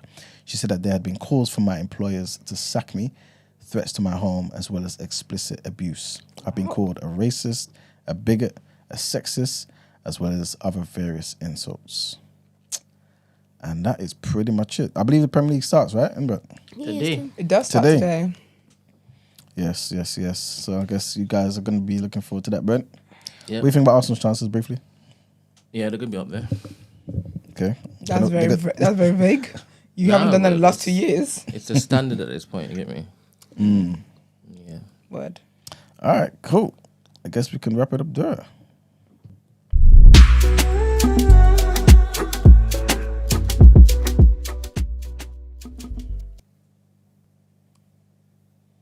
All right. So, thank you guys for tuning in. Of course, thank you to our lovely guest, Miss Taila or Taylor. Thank you guys for having me. We appreciate it. And of course, she'll be back again. So, Definitely. Back stay again tuned, with the back people. again. There you go. You need to hit the record for most visited guests. Yeah, for really real. a good time, man. For real. So funny. Ooh, yeah, the time. And today, just in case you came late or you missed it, make sure you listen to the entire show. Today we spoke about crabs in the barrel mentality and if it's true about the black community or if it's time we destroy this narrative. In the headlines, we went into David Lammy saying he's planning a trip to Israel to help prevent a wider war. We spoke about a report that was released that showed that the Metropolitan Police have been failing in almost all areas of work. We're not really surprised, to be fair. Thousands of real fair prosecutions are going to be declared void because of a judge's ruling. So I know a lot of you dodging out there will be happy about that. Also, the UK is preparing to fight, I guess, and defend itself against Mpox because they've heard that the first case has been detected in Sweden. So, I think there's a problem that they're making it sounds cool when you say Mpox. They need to start calling it monkeypox. No, it's Even though racist apparently serious. to say monkeypox. Yeah, but they need to call it what it is because when you say Mpox, it sounds like fair. to me it sounds like I could do with an Mpox. But when you say monkeypox, people know this is your back is up against the wall. This is a serious situation. Because ill. Yep. And also, again, North Korea, they've opened up, man, for tourism after 5 years. That's so funny. Isn't that where King Jong-un is? Yeah. You can go there. It's giving Squid Game. You go out, you can't come back. Squid Game. That sound haunts me and I hear it so much. I love that game so much. And also, we spoke about France briefly honouring the African fighters that fought during the Second World War. And also social media firms and how they fail to detect and remove suicide and self-harm content. Just want to remind everyone, tomorrow, is there any more tickets? I think there might be like a handful of tickets, a couple, for the TD exclusive tour. Yes. Daryl Blake. You know what I'm saying? It's going to be 6 from 12. I'm looking forward to that. 3. The TDA team's going to be there. Absolutely. Some of the TDA community is going to be there. And it's going to be super informative, man. I bring our notepads and pens. I think we might have to, man. I'm not doing that. I'll copy someone's note after the class. I'm really looking forward to it. Daryl is he's just such good vibes. Yeah, man. Very 100%. educated man. So I'm really looking forward to it. Yeah, for those that don't know, it's like a slave trade money trail tour. So basically all those links to basically our enslavement and things of that nature in the city of London. You can show us all of this, walking around from 12 to 3. It's going to be amazing, man. Put your comfortable shoes on. What's the weather saying tomorrow? Let's check quickly. Hold on. 24. Nice. Not too hot. Yeah, it's 24. It's not too hot, not too perfect weather, to be fair. Yes. Sorry, I skipped to Nigeria. Let's be fun. So yeah, man. And also, it's going to be a special day as well. It's going to be on Garvey Day, Marcus Garvey's birthday. You know what I'm saying? The great Pan-African, one of the greatest black men that's ever lived. You know what I'm saying? So yeah, hope everyone's going to enjoy themselves. Yeah, man, be there, be Pretty sure fair. everyone will. But if you still want to come, message us. I'm looking forward to it. I'm looking forward to it. What was I going to say? Oh yeah, follow us on our socials, The Day After TNB, Instagram, Twitter, TikTok, and on Discord. So it's not Twitter, is it? It's X. Does anyone say X? Anyway, Twitter, no, see. Instagram, X, Discord, and on TikTok. We are there The Day After TNB. Please don't forget to subscribe to this channel. Also like this video, share it with your friends and stuff. And yeah, see some of you guys tomorrow. Oh, have you figured out how you're going to do the 30th thing, Brent? I might make a post in Discord, and First to comment. nah, they might just need to just send me a DM in Discord. Okay, if they're available. Yeah, if I put the link there, it might get crazy. It will. It will. Going It'll on definitely the exceed. 30th. this is the party we're inviting you for. So basically, we've got a residency at the Ned Okay. where we get to throw a party every month. Just for the vibes, honey, for the vibes. Yes. So yeah, we're in the vault at the Ned Been to once a Ned month. Have you been to the Ned? No. It's really lovely. Okay. before? It's your type of people over there. Yeah, it's like you know the Ned, right? It's like a membership club. Oh, I've heard of it, but I've never been. Yeah, it's really nice. It's lovely. Okay. Bank. Yeah, so hopefully we'll see you on the 30th if you're free. I'll be there. No, It's a nighttime though, so you got a nap during the day, girl. Be there. It's like what was it, 10 p.m. to 3 a.m. Oof. Yeah. And you have to bring your dancing shoes and your dancing dress and your Yeah, purse Broke it down. for the meal. broke it down. Broke down. So yeah, that's what we'll let you guys know. We'll let them know on Monday as well if we'll be on Discord, so at least people know. Yeah. Do you get what I mean? If Brent has saw by before tomorrow, then the people that are coming tomorrow will get it. Person is saying, where do I get tickets? Can you send me a message, please, and say that you're interested in coming? I will give you the RSVP link. That's it. You don't have to buy tickets. It's given. It's free. It's free. We don't look to give you stuff that we've worked hard to secure. Yes, sir. But what isn't free? What? What? What was it? Sorry, say that again. We don't look to what? Charge you for stuff that we've worked hard to secure for you for free. Okay. How fair. much benefit that we've... this is free. This stream is free. It wasn't supposed to be free, remember? Yes, actually. Remember? I do supposed to be a remember. Patreon This was meant to be a exclusive. Patreon exclusive. Oh, wow. It was. I would have been telling people on Twitter to enjoy the hood too. So I'm trying to get out of the hood. Don't get me in trouble again. Yeah, we proper try to make The experience. yeah, this community stuff is really serious to us. It is very serious. Really, It's very Patreon. serious. It's a lot of self-sacrifices, to be honest. Yeah. So y'all do this every Friday or every day? No, girl, every day, Monday to Friday. 8 So you got to a.m. pick. Yep, 8 a.m. So you got to pick. Obviously, because of you, we stayed extra long. Because you're a special guest. Hello, puppies. Okay, ma'am.